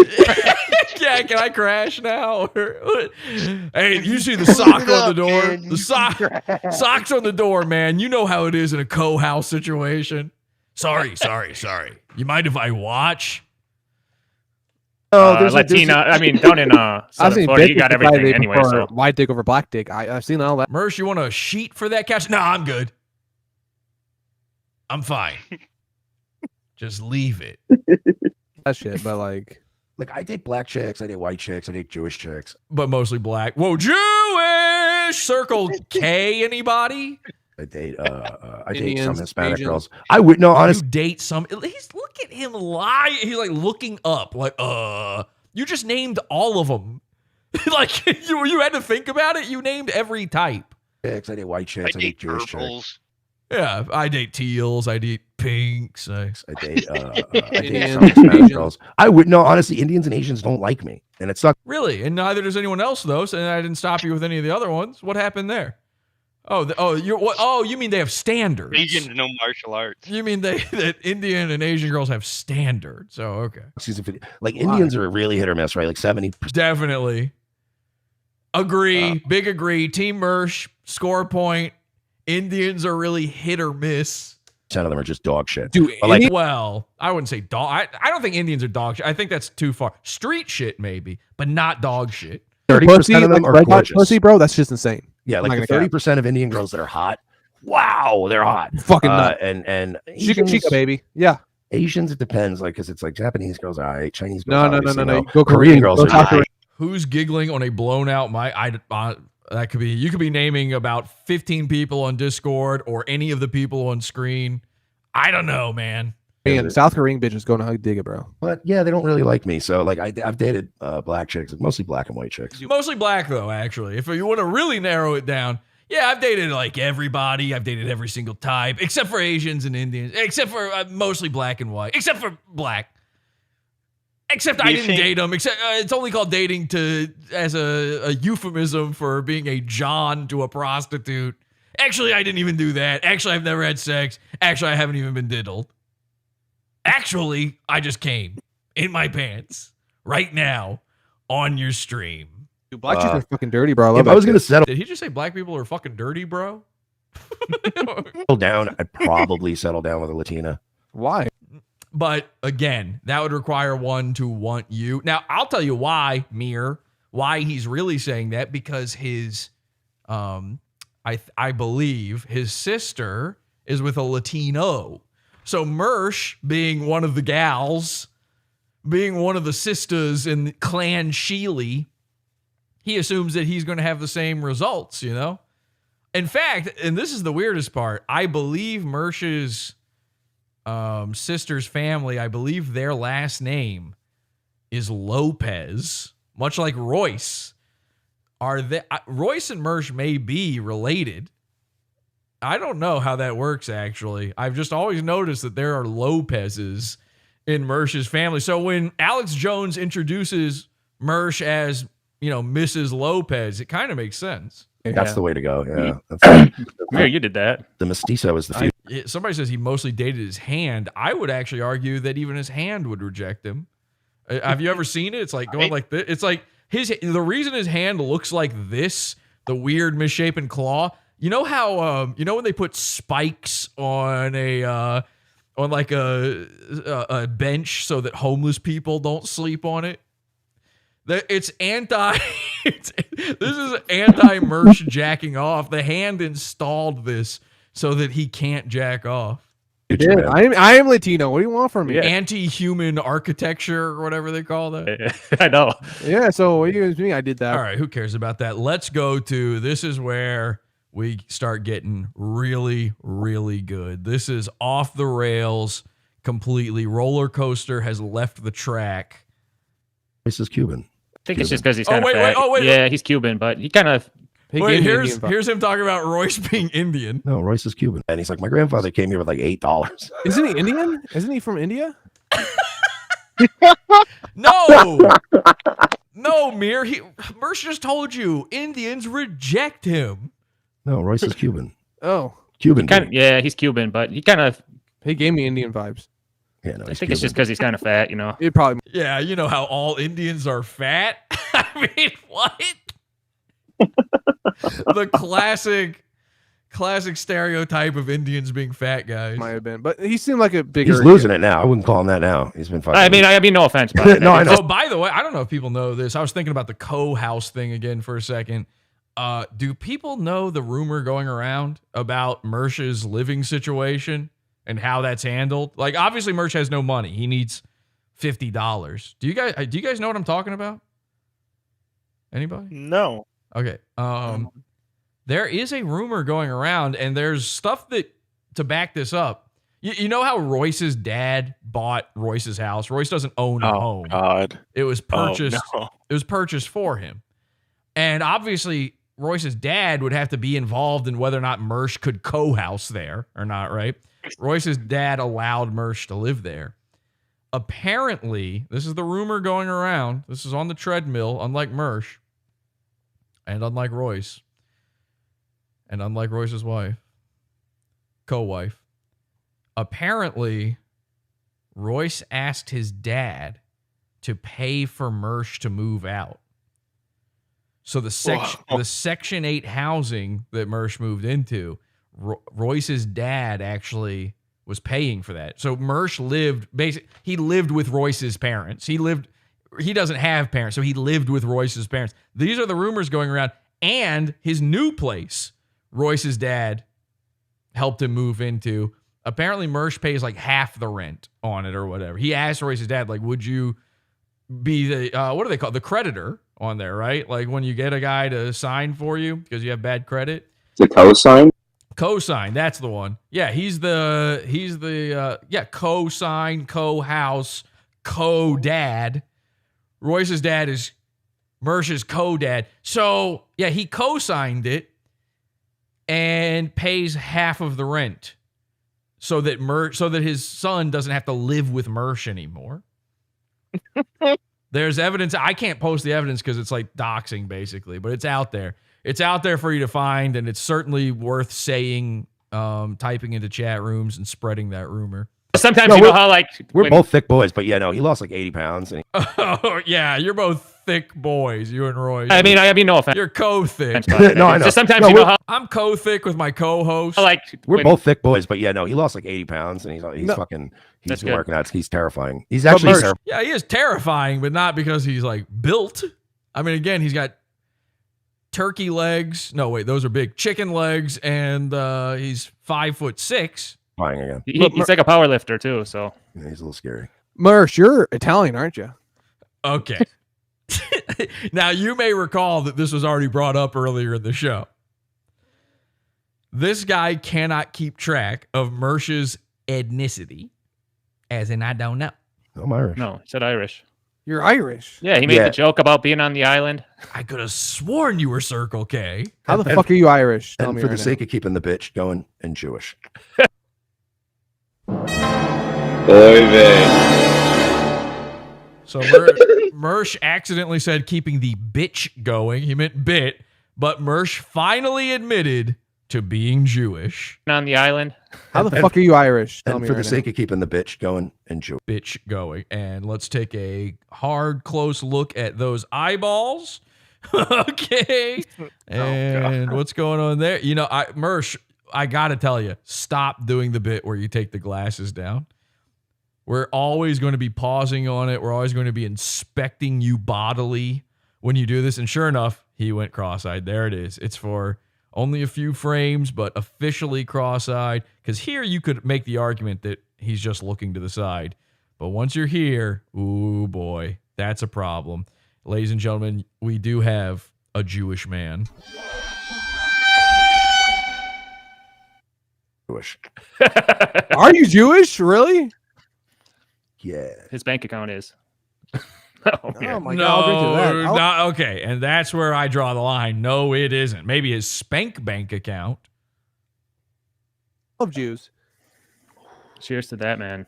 No, I do that. I throw that out every once in a while. I've had like accounts reinstated for that. I'm gonna throw up. No, for real, though, like people pretend. So he just goes, I'm gonna throw up. Mir's having a tough time right now. This is getting bad. He just threw that in like quiet, like no one noticed. Listen to that again. Like accounts reinstated for that. I'm gonna throw up. No. And they just move on. And they think he's like joking or that's part of whatever they're talking about. No, that's a side thought. That out every once in a while. I've had like accounts reinstated for that. I'm gonna throw up. No, for real though, like people pretend there's no like I'm gonna throw up. I'm gonna cap.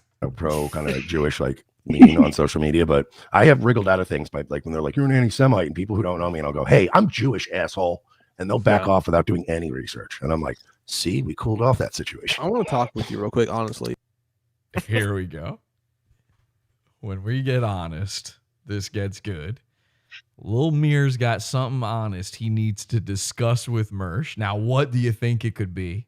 Of all the things, if we're getting real, Linda Ellerby rapping with the kids style, real on a topic, what does he need to address with MERSH? Okay, let's be man to man. Let's be man to man. Let's go, dog. Let's be man to man real quick because I'm tired of this bullshit. Like, media and like just pretending like, whatever and shit. I want your honest opinion. What? Huh? Anyone following? So okay. But let's get real. You know the media, the drop-down menus. I'm gonna throw up.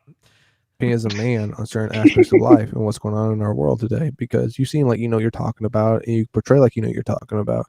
Okay, this is a big build-up. Here we go. So I'm gonna push you on something really hard right here. Okay. What's your take on what's going on with like Israel and Hamas right now, man? Like, what's your take on that? All right. MERSH is about to take control. MERSH is about to make the chat go team MERSH. This moment is when everyone simultaneously went in Discord, in chat, everywhere. They went, oh, fuck. This dude ain't trolling. This dude is fucked up. Even MERSH is like, oh, I see what I'm dealing with now. I've made a huge error by appearing here. This is bad. This looks bad for me. Now I look dumb. This is like when Pod Awful goes on Mill Hip. That's an error on his part. It just drags him down. MERSH is now in a sense of, he's in a vulnerable state here. Not the vulnerable states that we normally see him in and like to prod him and poke him on. A vulnerable state where you empathize with him. Can you remember the last time you empathized with MERSH? I don't know if it was ever. I've seen MERSH literally fall down on his face and I didn't empathize with him, I've seen his whole butt crack come out on air. That's something that could happen to me. No empathy. Did an entire show. I was pretty sure he was going to get shot at McDonald's. 100%. In fact, I'm sure every day of that, zero empathy. In this moment, my whole spine compacted. I got to get new discs installed because I feel bad for MERSH right now. Now watch this. You're not going to believe this, okay? And everything, the roller coaster is now taken off into space. We don't know what's happening now. I'm not sure if this is a serious question. It's a serious question. I have a take on this, but let me hear your take on it because he's got a take on this. He's got a very serious take on this. This man apparently, despite everything you've seen here so far, I'm going to throw up. This man apparently works in the, you're not going to believe this, the aerospace industry. This man builds the bombs that we then give to Ukraine. Okay? What? I know. This actually makes a lot of sense when I think about it. Seems par for the course, to be honest. Okay, that's bad. When it makes sense to TJ, that's a bad thing. You know when you see the videos of like the army or military recruits and it's all big fat black women and you're like, oh shit, we're fucked. Oh God, Russia and China are going to murder everybody, Everybody in America is completely 100% fucked. There's a part of you that in your head goes, well, we've got nukes and missiles and stuff, right? I mean, it doesn't really matter if you're fat and a lady if all you got to do is press a button to shoot a drone strike at someone. This guy made the missile. And he's got opinions. Let's hear him. You're someone Jewish like you portrayed, so let's see what's up. Why is Tim Pool interviewing Mersh? Someone said. I am extremely weary, and I'm old, and I'm tired of being involved in foreign wars. I've already done. This is just 9/11 part 2, and it's annoying. Jan 6 part 2. That's sort of almost copying my bit. Just to be clear. It's even more annoying because I'm not trying to We're gonna wipe that off the calendar. annoy you right now. I'm just No, I'm not. Your question's not annoying me. No, you're misinterpreting. This war is annoying. Comedy Shaman doesn't want to. I would love to have Comedy Shaman on. He doesn't want to come on. Comedy Shaman will be on the show in a few weeks. Okay. Of course, the war is annoying me because it's just we already did 9/11, and like the first 9/11 was like Afghanistan, Iraq. We shouldn't have done any of that shit. But at least back then, you could explain it to an 18-year-old red-blooded New Yorker who just watches shit happen on TV. Like I just watched shit happen. Yeah, but they want you to go to war. But we now I'm old enough to know we shouldn't even have done it then. But now they won't even like give us a 9/11 over here to try to convince us to go to war. Now they just come in and go, we're just giving them $300 billion and you don't get any say. And they like we don't even get a 9/11. Okay, I know everybody is glazing over. I get it. Just wait.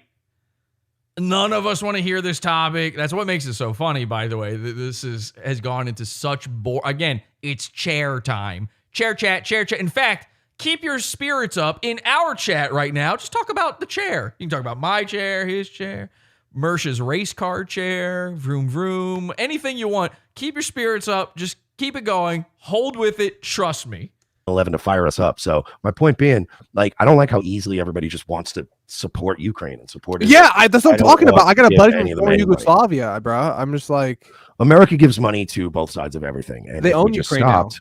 we can afford that wall. Like, keep in mind, we've given more money to Ukraine. We give more money to. What do you mean they own you? They gave me money. Ukraine is us now. We own them. They're us now. We pay them their money. Now they owe us, and they're not. The Ukraine is now USA. They're losing the war. What are they going to give us? Dude, what the fuck are you talking about? They're our territory now. We own them. Dr. Chow was smart to get up. He got out of here. Look at that chair. What the fuck is going on with it? That doesn't even look like a chair. Can you even discern what you're looking at? No. We gave them so much money. But if they lose all that territory to Russia, then how do we own? What do we own? How would they lose Kiev? How would they lose all these other aspects? We still We're have lose them in Kiev, the but fucking fine, we area. have a nice little chunk of that. Fine. Yeah, Look, they stole their republic. Have you not seen what's going on? Oh, Dr. Chow's in chat. He says that's why I dipped. There's the actual Dr. Chow right there. That's crazy. With the political aspect of what's going on with them. There's Dr. Chow, you should join us in Discord here. I'd love to hear your thoughts on all of this. Do you have a Discord? Podawful.com/cult, podawful.com/discord. I think both of those will take you to our Discord. Somebody will usher you in here and get you all set up if you want to jump in. I'd love to hear your take on this. saying they're saying that Zelensky and all of them sold their country to the U.S. He says, I'm tall. I need a chair like that. Well, that's why I want it. Of course they did. That's I just want my brokerage account to go back. All right. I mean, you can. It's down a lot. I want that to come back. But I'm trying to have an honest conversation about that. You know, okay. Yeah, if we stop going to war with all these countries and getting involved, then my why would we? We're account will colonizing. We're an amazing fucking empire right now. Why would we do that? We're not. We're literally crumbling. No, we're not. What the fuck are you talking about? No, we're not. Have you seen what channel do I watch? I'm watching. By the way, Mir's got a bit of a graveyard mouth too. I don't know if anybody's noticed that. There's a tombstone going on in there. Maybe that's why he likes MERSH so much. Look at that. What is that thing right there? What is it? He's got a single twin tower sticking up from the skyline. I'm watching a channel that fucking conquers every fucking area. We just took over Ukraine. Ukraine owes us for the next fucking 30 fucking years. What the fuck are you talking about right now? Ukraine just sold their land to us. What are you talking about? Okay, so Dr. Chow angles. And Dr. Chow comes back with soup. He went to go get soup. What are you talking about? We're a superpower right now. A super power. We own Ukraine. Thank you. Thank you. You could pretend like we're nothing. You could pretend like we don't own them, but we do. They will do whatever you say from now and here on out. They pay so much money. Is he wearing, Dr. Chow, are you wearing a kimono over a button-up shirt in this, by the way? Just notice you have some sort of bizarre outfit on. You know what? Those tax dollars, what should we gave you, isn't free. We own you. No, Thank you're you. Right. We're doing really good. Are we? What do you want to say about us not being a superpower? Go ahead. What's up? How are we not a superpower right now? I mean, have you seen Philly, LA? Philly, LA. Mir's actually angry about this. Dr. Chow says he's good on coming in here, by the way. Well, at least let us know in chat. Were you guys trolling? Because he's a fucking bitch. Right now, well, I mean that might be true that he's a bitch and that's why he doesn't want to come in. But we can't force the guy. 323 votes, 65% say are Mere Musk. They say yes. So, so 65% of the people think you guys are trolling. Are you guys trolling? Who cares Oakland, about that? New York, Chicago. That's that's within your own private like areas. I mean, you have to. Yeah, Mir is unspooling. He does not like Mersh's answers on this. And look at Mersh's cultivated eyebrows. He can't believe what's happening right now. You have the constituents. The chat's going nuts. They're going Team Mersh, Team Mersh. Tweaking out. You'll control them. You'll push them towards some certain things. You know what I've seen also? They've been tweaking out for years, and we've always, whenever we had huge events, we always would be able to clean them out and push them to the side. So that tells me the government doesn't really worry about them because they can always push them to the side when it matters. So they know they mean nothing to me. Then what? Checkmate, I guess. I mean, checkmate. Oh, yeah, man, sure. Okay. Yeah, we got it. We got it all under control. We do. I don't understand why you're. Yeah, you are fucked when Mersh is the voice of reason, says Gato. Hey, yeah, we got it. We got it all under control. We do. I don't understand My man's why just you're eating a sandwich right now. He's getting down on a hot pocket. He's checked out. He's just leaving me hanging around. This motherfucker having soup. This nigga eating gazpacho and shit, leaving me hanging. With this. So, this is something I want to point out. When Mersh showed this clip, here's how he showed it. I don't understand My man's why just you're eating a sandwich right now. He's getting down on a hot pocket. He's checked out. He's just leaving me hanging around. This motherfucker having soup. I don't understand why you're eating a sandwich right now. He's getting down. Whoa! Checked out. He's just leaving me hanging around. This motherfucker having soup. This nigga eating gazpacho and shit, leaving me What hanging. is happening? So It's Tom. This is something I Hey, want what's to up, point Tom? out. When Mersh showed this clip, hey, here's how Tom- he showed it. Tom Gully, stop it. I don't understand My man's why just you're eating a sandwich right now. He's getting down on a hot pocket. my He's checked God. out. We can hear He's the eating around. This stream motherfucker through having your mic, Tom. I don't There you understand go. why you're eating a sandwich right Tom, now. turn your radio off, bud. Holy Turn off your radio. Oh no. Turn down your radio, Tom Gully. That's not really. We just got gully bombed. That's man. that's not really him, right? That is. Yeah, that's actually Tom. He's been chatting the whole time. Are you going to tell me that Tom Gully actually did the "I can hear your radio" in the background"? A radio professional of 80 years, and he just messed that up so bad. And I heard it repeat 4 times. By the way, that's It's the insane. goalie vortex. He was sitting there like pulling levers and pressing buttons. Steam was coming out, trying to get that thing to stop. Tom Gully. That's an embarrassment. I'm sorry, Tom, but we can never see that happen again. Please. I was trying to make a point here, too, and now I don't even know what it This was. is the best episode ever. Oh my gosh. Yeah, we got Tom Gully. This is crazy. Sandwich right now. He's getting down on a hot pocket. He's Okay, this is the point. This is, remember, at the beginning of the show, I showed you this clip. This is how Mersh showed him on this show on his stream. control. We do. I don't My understand man's why just you're. eating a sandwich right now. He's getting down on a hot pocket. He's checked out. He's just leaving me hanging around. This motherfucker having soup. Now, he paused it right there, and he goes, I'm the funniest man ever. Listen, nobody makes me laugh except Mersh.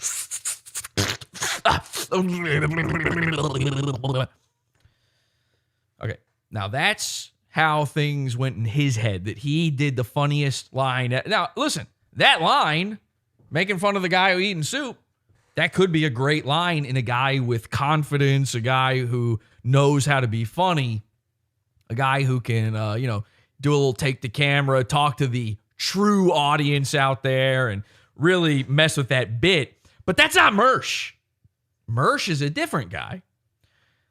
A famous character of mine, a different guy. He's a different type of guy. And here's how it went down in reality. Okay. Yeah, we got it. We got it all under control. We do. I don't My understand man's why just you're. eating a sandwich right now. He's getting down on a hot pocket. He's checked out. He's just leaving me hanging around. This motherfucker having soup. This nigga eating gazpacho and shit, leaving me hanging. With this. I don't. With a tweaker, I don't understand why you're so. No confident. He didn't stop at soup. Soup wasn't the punchline. He got nervous at soup when these guys didn't realize. This guy's too drunk, too faded to understand your jokes, and you're not confident enough to wake him up out of that. It's not that he couldn't.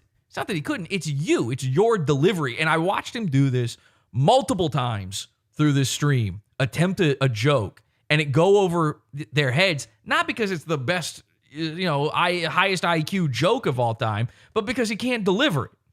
Instead, he got nervous after soup, saw even Dr. Chow, the soup guy, isn't laughing with him on that one. So then he threw in gazpacho because what did we learn from Comedy Boot Camp?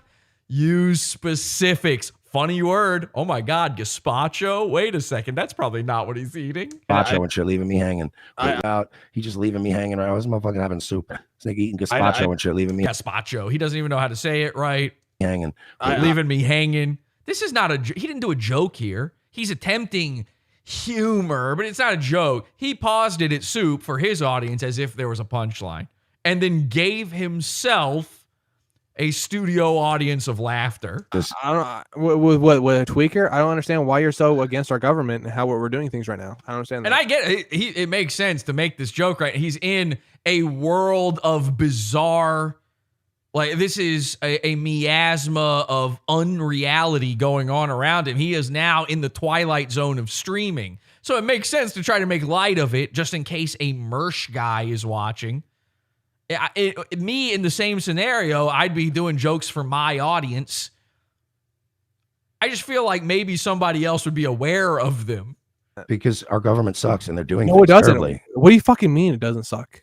It does. It just pretty controlled shit. Ukraine. It just took over Ukraine. You should be left of it. happy.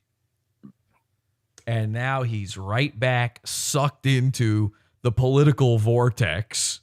Okay, I guess I should be thrilled that we're giving. We them all money. colonize this country. This is We're a colonizing meltdown. countries right now. This is a meltdown.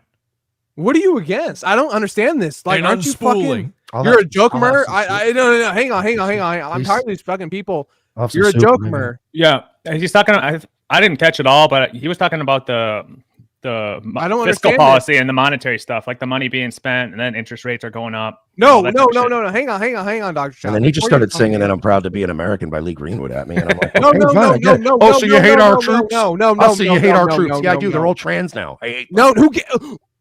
You hate them because they're more beautiful than you. They had the courage to become soft fours. Are you stupid or do you not give a fuck about any of this shit? Like, dude, that's a fucking gimmick. Are you dumb? Imagine unironic again Our paid guest. Are you dumb? about this stuff. Yeah, exactly. So why are you talking about it? Like, that's not even my thing. I'm telling you, this is this. Oh, Chow, how much did you guys pay MERSH to be on? I need to confirm that number. Tom Gully says, didn't know I would be in the live chat. Thought the people on air were in a special place. My mic isn't even. I'm in there, though. My name's at the top of the list. Dude. It's fine. We're taking over shit left and right. We just took over Ukraine. Yeah, they're saying Dr. Chow's pulling a Venti. He's doing a Brittany Venti, which is interesting because didn't they talk about? Oh, no, that was on the. Oh, my God. He is copying Brittany Venti. They talked about Brittany Venti and my coverage of her when Ryan was on the show. So he's literally doing a Venti right now. We're killing it. They owe us billions. They're our country now from here on out. They owe us. They're us now. Chow, I got it. You have to tell me the truth. You have to say it in chat. I'm sorry. You do have to do this or else you guys become goons. Right now, you're just a vector for me to make fun of MERSH. This isn't even a MERSH effect episode, I don't think, right now. But unfortunately, I will be forced to lash out at you and harm you in physical and mental ways using properties of the internet that you didn't even know existed unless you tell us the truth about how much MERSH was paid for this interview. I do need to know. I need to know about the negotiations of that as well. And I know you're the money guy. You can't put it off on Murr.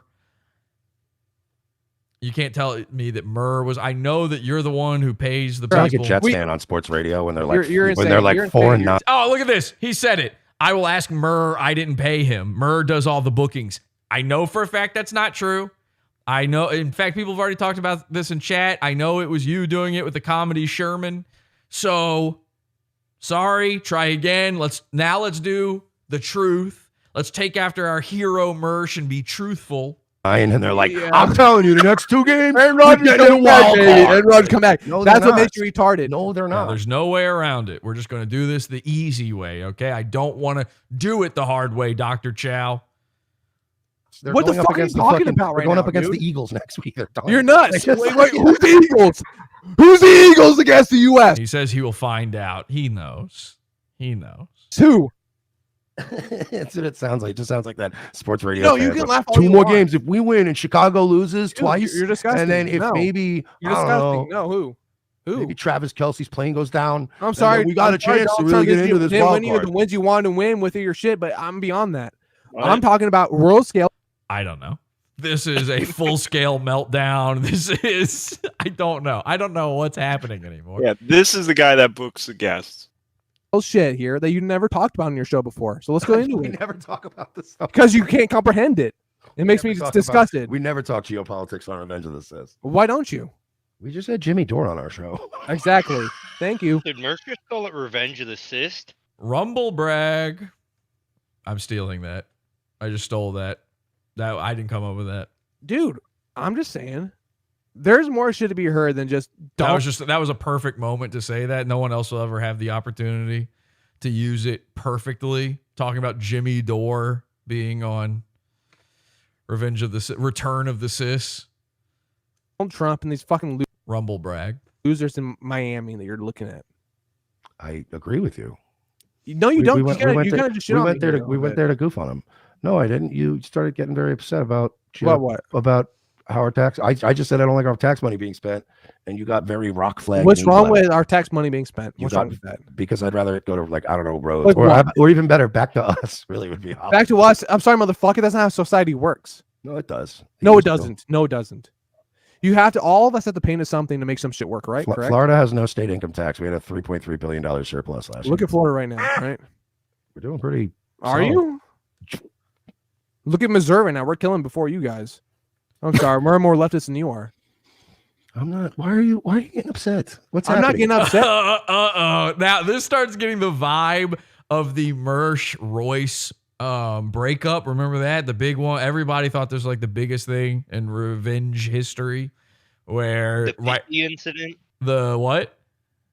The pissy incident? Yeah, the pissy. You're getting pissy with me incident. The I was nice to you incident right after the election. This has strong vibes of that. Man, I'm just trying to talk to you. Like, you seem like you're kind of like. I thought we were goofing around having fun. Like I thought this is how we do it. I you know, my thing is this, man. Yeah, Mersh can't handle any pushback. Wow, this is more telling than Jesse is letting on. It's really like Mersh cannot. Mersh is constantly being backed into a corner. Okay, but the corner is infinite.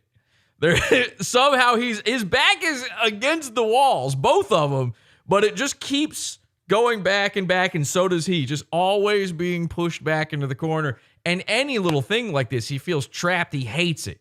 He cannot stand even guys who might have been trolling him or have been talking shit to his face, even accidentally this whole time. He hates having any sort of static with anybody. It's why he never hits back when someone makes fun of him. It's too easy, really. Like at a certain point, I realized like, oh, Mersh is just never going to do anything. He'll have these like occasional limp triangled attempts at hitting me back or just claiming he's going to do a lawsuit against me and all this kind of stuff. But in reality, he's too cornered for that. He's mentally cornered. Schrodinger's corner. I talk with the only buddy because we all kind of get into it one or not. Okay, this Dr. Chow super chatted this, so I especially don't believe it. He says Mersh did it free of charge, confirmed. Now I appreciate the super chat on that, although it is the lowest amount. But I don't buy that. I don't buy that he did it for free. I know you guys are paying guests. I know you offered the comedy Sherman. There's no way you didn't at least offer. Was an offer, you don't have to send a super chat to say this, by the way, but was an offer even on the table? Like, tell me if you offered it and he said, like, you guys don't have to pay me, I'll do it. Because that would be a beautiful moment, but also shocking if that's what happened. I mean, you guys were ready to pay a guy who's done 4 shows ever. I imagine you paid Andy Dick. I imagine you paid Donkey Lips. I don't even know who else you guys have had on. I assume Ryan did it for free, by the way. I don't think you guys paid Ryan. but I gotta know.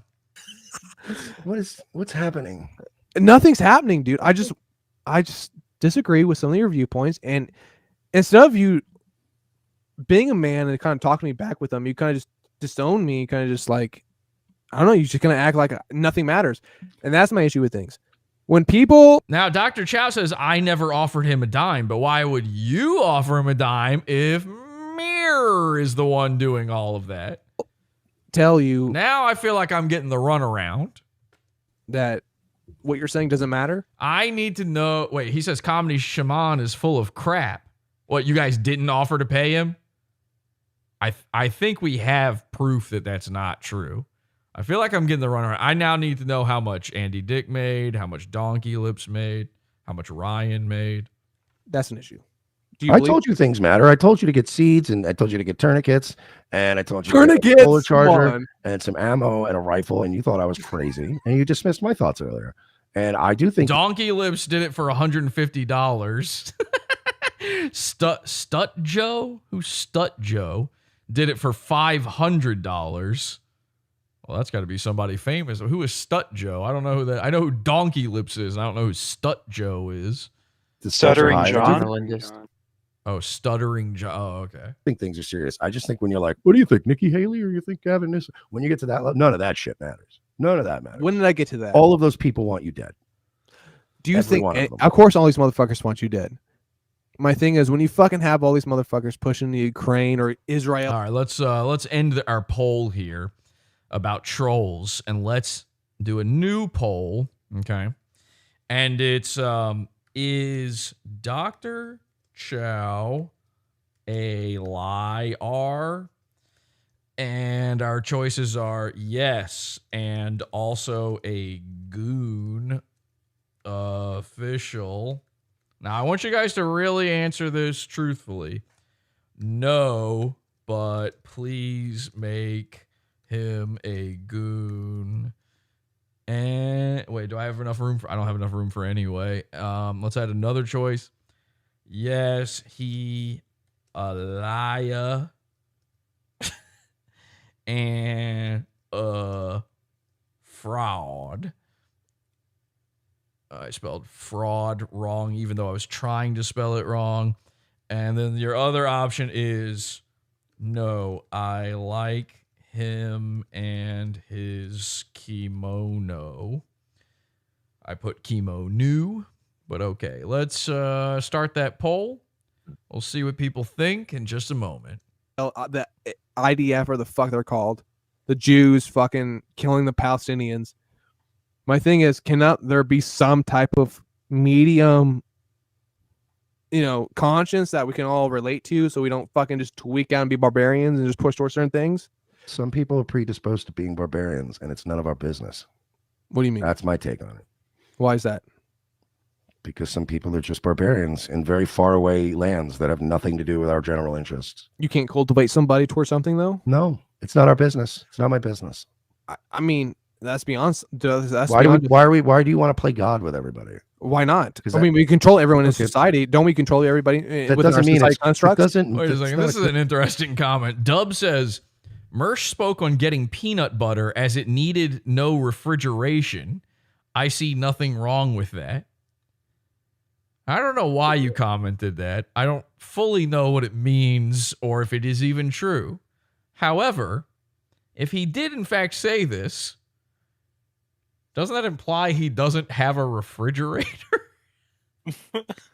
Does that mean he is unable to refrigerate food? We know he doesn't No cook. wonder he hates coleslaw. Well, yeah. Good thing though, right? Why? That's You like have to going be- like, yeah, women get raped all the time. What's the big deal? You're like, yeah, no, we're trying to you're get being those too numbers simple. down, my You're- man. You're being too simple. You're being, you can laugh. You're being too simple. I'm trying to be funny. I'm sorry. That's all. I don't know what's going on here, man. No, you're good. I'm trying It's to got ask very you. serious. I mean, don't you want to get serious? I'm trying. No, Mersh is so upset right now. He's having flashbacks back to the Royce incident. To be honest with you here, It's society. I think it's a lot of semantics, and there's different things you guys are discussing. But how's the soup? Here's what I know about money. And how's the soup? And hang on. And again, it fell flat. Maybe that was actually the moment he played on the show. I just remember he was saying the soup thing. Either way, fell flat. That's something. What do you want to say? Here's Mersh's version. It's Society. I think it's a lot of semantics, and there's different things you guys are discussing. But How's the here- soup? I think now is a perfect I time to got come out and say that I'm a gay man. very excited to see all of this. Okay. Now here's the real version of it. here's what I Society. think it's a lot of semantics, and there's different things you guys are discussing. But How's the soup? here's what I know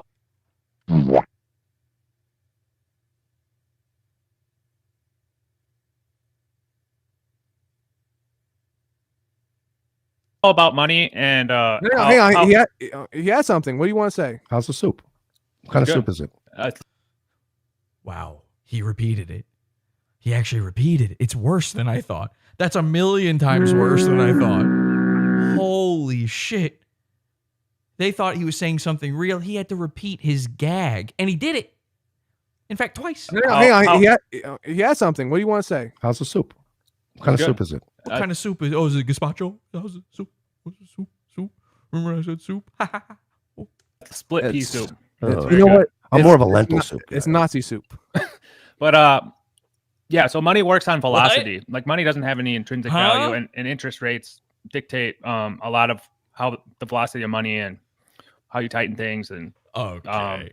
See, Chow's the money guy, so he's lying. Look, the poll says 16% say no, I like Chow and his kimono.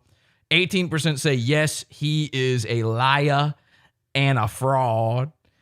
11% say no, but please make him a goon. And 55% say yes, and also a goon. Official. the value of money. So them You're sending gonna all, tell me this isn't the money man of the program? all this money over is one thing that he's talking about, and that is very emotional or structural to like why is it going there instead of here. But there's an argument to be made. Well, that there's a velocity there. Of course, he knows he has thoughts of like, Oh my God! Wait a second. Yeah, Mersh said gazpacho soup before, but he said it like Gestapo, and then the guy said Mir says Nazi soup. Wait a second. This guy might be more on the ball than we were thinking. Hang on a second.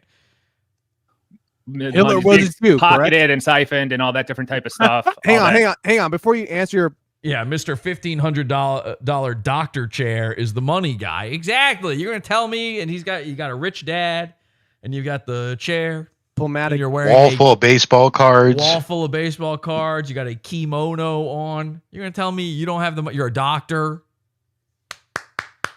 garbage. What's You're Hitler not Jew, a bomb correct? building lunatic. I have no idea, man. Yeah. All that shit's like way Hey, before I was Mersh, born. what's Hitler? You don't have shittily still with the creases in them, hung up flags hanging behind you to hide your garbage piles. Or Jew? Can you What's agree your with name? that? I didn't know the guy. Okay. Wait. What did he just say? All that shit's like way Hey, before I was Mersh, born. was Hitler a Jew? Can you agree? Was Hitler a Jew? Okay, this is a brain buster. I didn't know the guy. Okay, perfect. Yeah, I don't even know any of that shit. Like all that stuff about like what. That's like He's upset. Was Hitler a Jew? I don't know. And now Mir is going to lose it on Mersh. But I'm just saying, like, I can see what Mersh is saying with sending money over there. It rubs people the wrong way when people hear it's hard to get money right now. He can't money's believe what he's expensive with hearing. Interest rates up, inflation, things are more expensive because of interest Yeah, rates I being mean, up. So it's all that type of shit. So when you get into that debate, and then you're talking about like conquering or natural resources, things that actually are of value, namely war's been fought over like oil, or at least that's what's been said in certain places. Yeah, look, Mineral. Tom Gully says Mersh just went full on American Spirit. Look at Gaza Strip right now. American Spirit Airlines. Can I? Well, I don't know, but, yeah. Can I ask you American something? Spirit cigarettes. What happened? Spirit left his tooth. I thought American Spirit cigarettes was the joke, Cole. And then you just said it, but with the cigarette part. Was that not the joke? Did you think he meant like the spirit of America? I did. Well, I'm Tom, we'll let you full clear that James. one up in chat. Please don't enter the voice chat, obviously, because while I'd love to have you here, I don't want to have you here.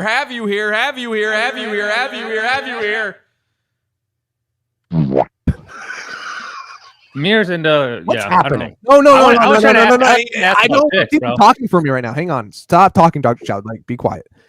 What are you asking me, Florida? What's happening right now? What is this? What is happening is this. Yeah, Tom confirms that was the joke because Mersh started smoking. That's what I thought as well. But then Cole thought you meant the literal, or I guess metaphorical, spirit of America. Cole, any words or? You gotta. Where do you get your ideas from? Where do you get those? Okay. You and I are brothers now. Whoa! Whoa! What is going on right now? Fuck, dude. This is whiplash, man. This stream is everywhere. This interview is nuts. What is happening is this. You and I are brothers now. I know. What? It's very hard to stomach. But when brothers hurt and they fight hard, you know they fight hard. And I'm from Missouri. No more brother wars. And when my significant other... Can we be estranged brothers after tonight? Okay, boom! Mersh wins. Boom! He won that one. That's Team Mersh. At least for a couple months. Yeah, it was a pretty good joke. I don't want to be that crazy individual that stalks you in the sense. Actually, you know what? The people voting out there, you're right. Dr. Chow and Mir are the goons here. Mersh, no longer a goon. They're cyberbullying me to death. Oh, what's that? Oh, I guess actually, never mind. To your fucking doorstep, but now of this course. guy, this other guy here, the one that looks like a Burger King Kids Club version of Dr. Disrespect. What? And Mersh, all of the goodwill that you earned instantly out the window. And by the way, that happened during the live version of this too. Everybody's like, "Oh, we got him," and then he says that, and everyone's like, "What the fuck?" It was just the black guy meme. Looks like. You can stay in touch. You're all right. I love you. I all I'm gonna say is this: I will fight hard for what I believe in, and no matter what. When we have And you will fight discussions. hard to make sure that we continue to give Israel and Ukraine billions of dollars. That is completely Motherfucker, I work for them. What do you want me to do? Yeah, He works for Israel and Ukraine. I'm aerospace. What do you want me to do? Oh well. Well, yeah, See, well. they always have a vested interest in it. Yeah, Mersh. Yeah. Sorry, buddy. You don't.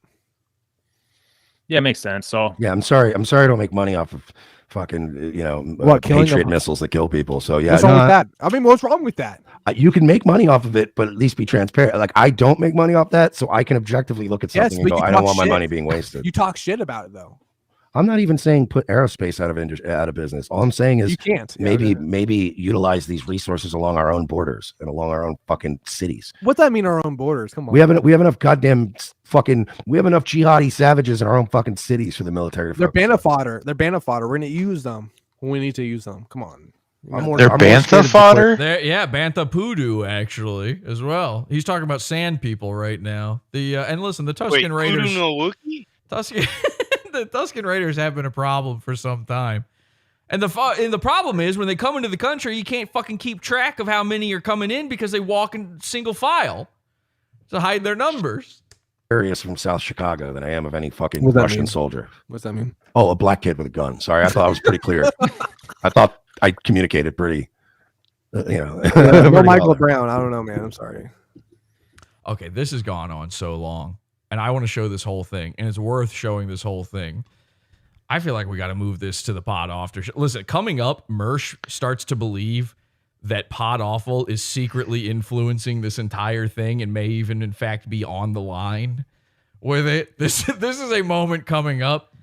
4 hours though. Do we go to Pod Awful? I don't know. Is that too unfair? Should I do that to him or no? I think if you're gonna, there might be an update. Oh, really? Wait, what do you mean? All right, is it a James thing? Yeah. What's going on, James? TJ, go ahead. Ladies and gentlemen, Well- the internet's TJ. Hello there. James is not pleased about this alleged accusation. Of course. However, of course, it might have been confirmed to me that he recognizes that it was an inappropriate joke. Okay. So he However, okay, go ahead. However, it's because he's let Pot Awful be a bad influence on him, and he needs to find a healthier community anyways. Please tell me that's So- not true, because that is literally what you said when you left. Why don't you just say what he said verbatim? Just read it to us. Yeah, Chief. just read it. After I said, hey, James, get in here, talk it out. It's fun too. I thought that would entice him. Mm-hmm. He said, "Nah, I'm done. Not gonna hang around in a group where I got accused of being a paranormal in front of 400 plus people." By the way, we do that to each other all the time. That's not new. That's crazy. But go ahead. It's been a running joke with Scott for years. He's taken it in stride. Never freaked out. Bored of Cared. Not even really much of a joke. I think it's just actually true about Scott. Go ahead. Almost certainly. It was an inappropriate joke, and I shouldn't have made it. I've let Pot Awful be a bad influence on me for years, and I need to find a healthier community anyway. Wow. That's crazy. Okay. All right. Well, so I think we need a 21 Dickel salute for him or something. ladies and gentlemen, let's get a 21 Dickel salute, because it looks like James is officially gone full. And I hate to say this because I do feel responsible for it. This takes nothing away from my responsibility, but I do feel like he's going full baby mode on this one. So it's time to see off James, for him to hit that dusty trail. 07 James. I feel like we hardly knew you. Yeah, that's not based. Oh, I have this real big dickle. Oh, I have this real big dickle. I have this real big dickle. I have this real big dickle. Oh, I have this real big dickle. That was the 14-year-old girl, by the way. I have this real big dickle.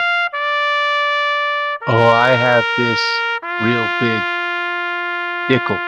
I got this real big dickle. Oh, I have this real big dickle. I have this real big dickle. Oh, I have a real big dickle. Oh, I have this real big dickle. I have this real big dickle. I have this real big dickle. I have this real big dickle. I got this real big dickle.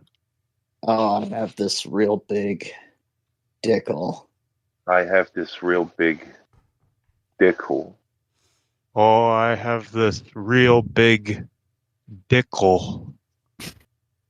Oh, I have this real big dickle.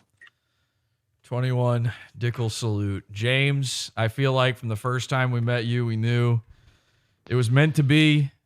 A true autistic patriot, one of the Earth's night vision guys, and in the end, a Schrodinger's pedophile. That's not my choice. That's not my choice. You could come back. You could have come back and told us, but it's still a mystery box. Look, I have a huge dickle. James wants to use the excuse that it is our fault that he was doing that. He says that we've encouraged him to be this way. We did nothing but tell him over and over again to stop doing this shit. I've said in the Discord many, many times, I don't particularly even enjoy it when James or really anyone else goes and does these monkey things. I don't think they're that funny. Usually, every once in a while, there's a banger, but there's a lot of shit in between. So to use Pod Awful as your excuse for why you were doing that, when Pod Awful's the one telling you not to, when Pod Awful's the one calling you out about it, when Pod Awful's the one offering you redemption, most importantly of all, I would say that's some really scummy shit. Maybe even, I don't know how other people feel about this, perhaps even scummier than calling you out in front of 400 people live. Maybe. Oh, I have this real big. Sounds like he's been tried by a jury of his peers in pizza court. Now, here's the thing. I like James, and I really don't think this of him. I do think he needs to stop doing this stuff. I think the scariest part in all of this is if he leaves and he blocks everyone and he protects his account, then what we don't know is he doing this just in his spare time with no one around? So, but I will say this. James, the door's always open. And you're always, just like TJ here, who left because he felt like Pod Awful was a negative influence on his life, a thing TJ actually said. Don't hang around here for too long. Okay. You're welcome back anytime. TJ, you're welcome back anytime. And everybody who has gone big baby, cry baby, stink mode is 100% allowed back, except for Banana Aaron, Cute Piku, Plank. Bagels, Plank, Sticky. Is Gloves cool? Gloves. Really? Also Patrick. Also Rizabast. Rizabast. Also Koch. Oh, come on. That's a guy. That's just a guy who died. He didn't actually leave. He just passed away. Also Small Ryan. Also, well, obviously I don't want them back. They'd be zombies. Also, man, I mean, we have a whole thread about this. Who else is left? Was it Nem Soto or whoever? Who's the guy that left? Add James to the thread, by the way, again. Nem hasn't left. Nem's he's just in and out, you know. He doesn't always have time, but I don't. Yeah, because didn't he do the Rufio documentaries? Who's the fucking that's weirdo? Jerry Who's the guy that Noto. left for- That's Jerry Noto. He didn't leave. Fuck. What is that thread called? Big Baby Freakout? I think so. All right, let's search for that. Quitting the cult, Big Baby Freakout. So let's go through the list of people who have quit and had a Big Baby Freakout. James, of course, top of the list here. So he's done this before. Drake is also not welcome back. Drake from Super Arrogant Bros, or as he's also known, Dirk. Patrick the Pothead. Maddox's condom. Patrick the Pothead, I already said. Noisy also never allowed back. But again, we keep our door. If people leave, we keep our door open for Babbitts. Babbitts is never allowed back. Plank. Why isn't Noisy allowed Vio has left before and come back, but she's actually not allowed back. What did Noisy do? What did Noisy do? I don't know. She's fat. It turns out she's secretly fat. Yeah, that's enough. Yeah, that's true. That's understandable. Laura, Plank's wife, not allowed back. Devin definitely not allowed back. Corey, by the way, who is back, not allowed back. But we welcome back anybody who's left with open arms. 100%. Banana Aaron, not allowed back. We had a speed runner, a guy named I Have Seen Heaven, joined and then left in the same few minutes. He's not welcome back. Who else? We said Babbitts, right? Boat actually is not allowed back, even though I think he might even be here right now. Not sure. But Lila. What about Tom Lila? Lila died. It's not the same thing. Lila's just dead. Diabetes, the silent killer. Murdered. Susan Stormborn, not allowed back ever. Mickey, yikes. Mickey, not allowed back. You guys remember Mickey? Mickey's a bit of I didn't. Mickey, I would say, is a bit of an early Bex. Also not allowed back. Bex not allowed back. Bex, by the way, Bex in the Pizza Fund. Bex in the Pizza Fund, a paying Pizza Fund customer. She's been locked out of her account. Cannot delete it. Mickey's the lady with the Bessie, mustache. I have a couple things I need to DM you that are very practical. No, thank you, Bex. Alicia Elizabeth not allowed back. I would actually like Elizabeth to come back, but wasn't my ruling. Other people said Elizabeth not allowed back because of exactly the reason you guys think. G Blackie allowed back. Lenny, why'd you make that sound? Huh? Why did you make that sound? That wasn't Lenny. Oh, who made that sound? TJ made that sound. Who made that was TJ. Oh, sorry. Sounded a little like Lenny. TJ, why'd you make that sound? What sound? You went. Seemed like That was me. That was me. Okay, what the fuck is happening? Can somebody please listen? I got to. It was me for the exact reason you said you thought. Yeah. What do you mean? Exact reason. Why would you make that sound because of that? What reason? What reason do you think I'm saying Elizabeth isn't allowed back? Is it the vagina thing? What'd you say, Turk? Is it the vagina thing? The What? Whoa!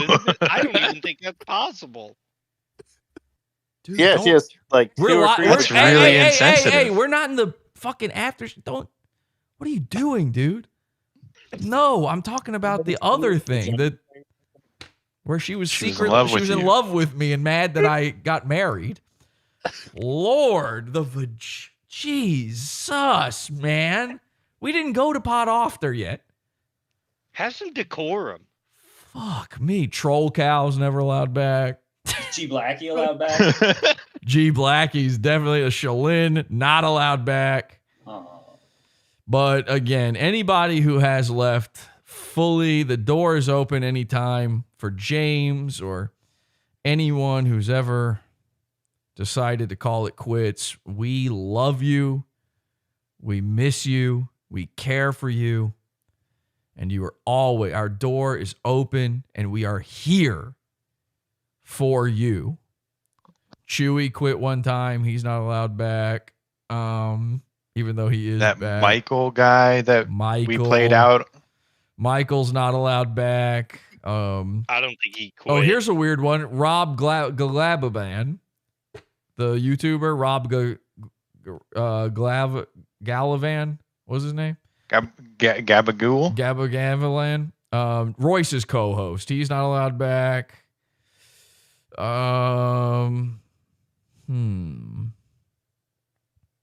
Should we go into a pod off? Nobody answered me on that. Should we do a pod after, or is that too mean to the audience? But we've gone almost 4.5 hours now, free. Nah, I mean, it's just the end. It's like the last. We've got a lot of time here left, though. Actually, we've got over 30 minutes. The best part. It's the best part. Yeah. It is the best part. Yeah. Should we put it behind the paywall? Keep it running. It is. I mean, listen, I'm not keeping. You can go watch it by yourself, I guess. You won't get my incredible commentary and my way of making it a beautiful, fun time. We have an amazing time here so far. And look, Jesse, Thanksgiving just happened. It's the holiday season. It's a giving season. Giving, Thanksgiving, yeah. You know, and you're the only thing on the internet that isn't fucking litter, so you might as well. Just give them a little extra for the end of the year, you know? Give them a little extra, $6 in the pizza fund for the Pod After show. And you can see the end of this where, again, MERSH believes. And it's very subtle. You'll miss this if you watch it by yourself. It's very, very subtle. But MERSH truly does believe at one moment during this that Pod Awful is involved in this entire scenario. So join the Pizza Fund, get immediate access to our content that is no longer allowed on YouTube, our archives, so many primo shits and fucking all the MERSH content is actually now Pizza Fund only. It's the only way to get there. Why is this not letting me scroll? My scroll wheel stopped working for some reason. That was a jump scare.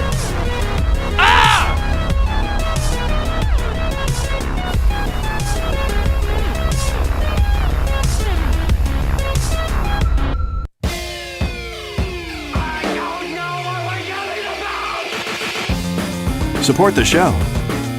Join the Pizza Fund. Podawful.pizza. Pizza, pizza.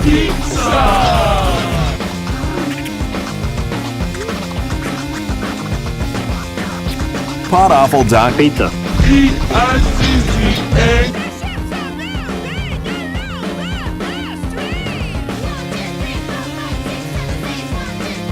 All right, listen, Lucas, our friend Lucas has gifted out a lot of YouTube memberships. That gets you nothing but emojis. So join the pizza. It's meaningless to me, the memberships. I mean, we thank Lucas. He's donated quite a bit of money here for the rest of you guys. He's pulling all the fucking weight here, and all the super chatters too, and I'm not even reading their chats. So do this. Join the Pizza Fund. Don't waste your money on YouTube anymore. $6 level for this Pod Author show. And you can go check out the levels and see what they get you. They get you access to more channels in the Discord. They get you hangouts and after shows and primo shows and world wars and fucking archives and archives of shit that you can't get anywhere else.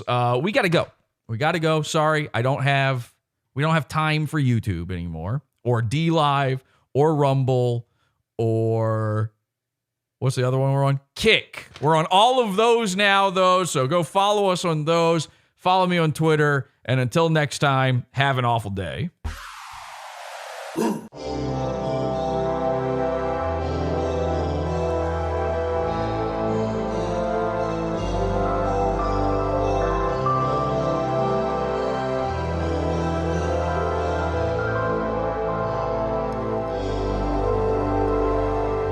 Podawful.pizza.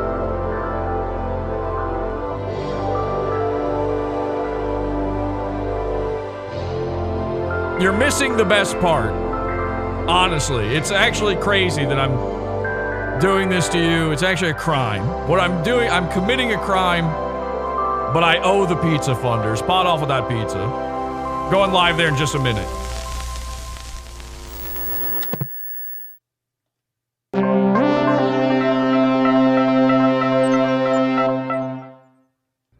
Did I cross swords with this guy at some point? Call me a pedophile and dox my address.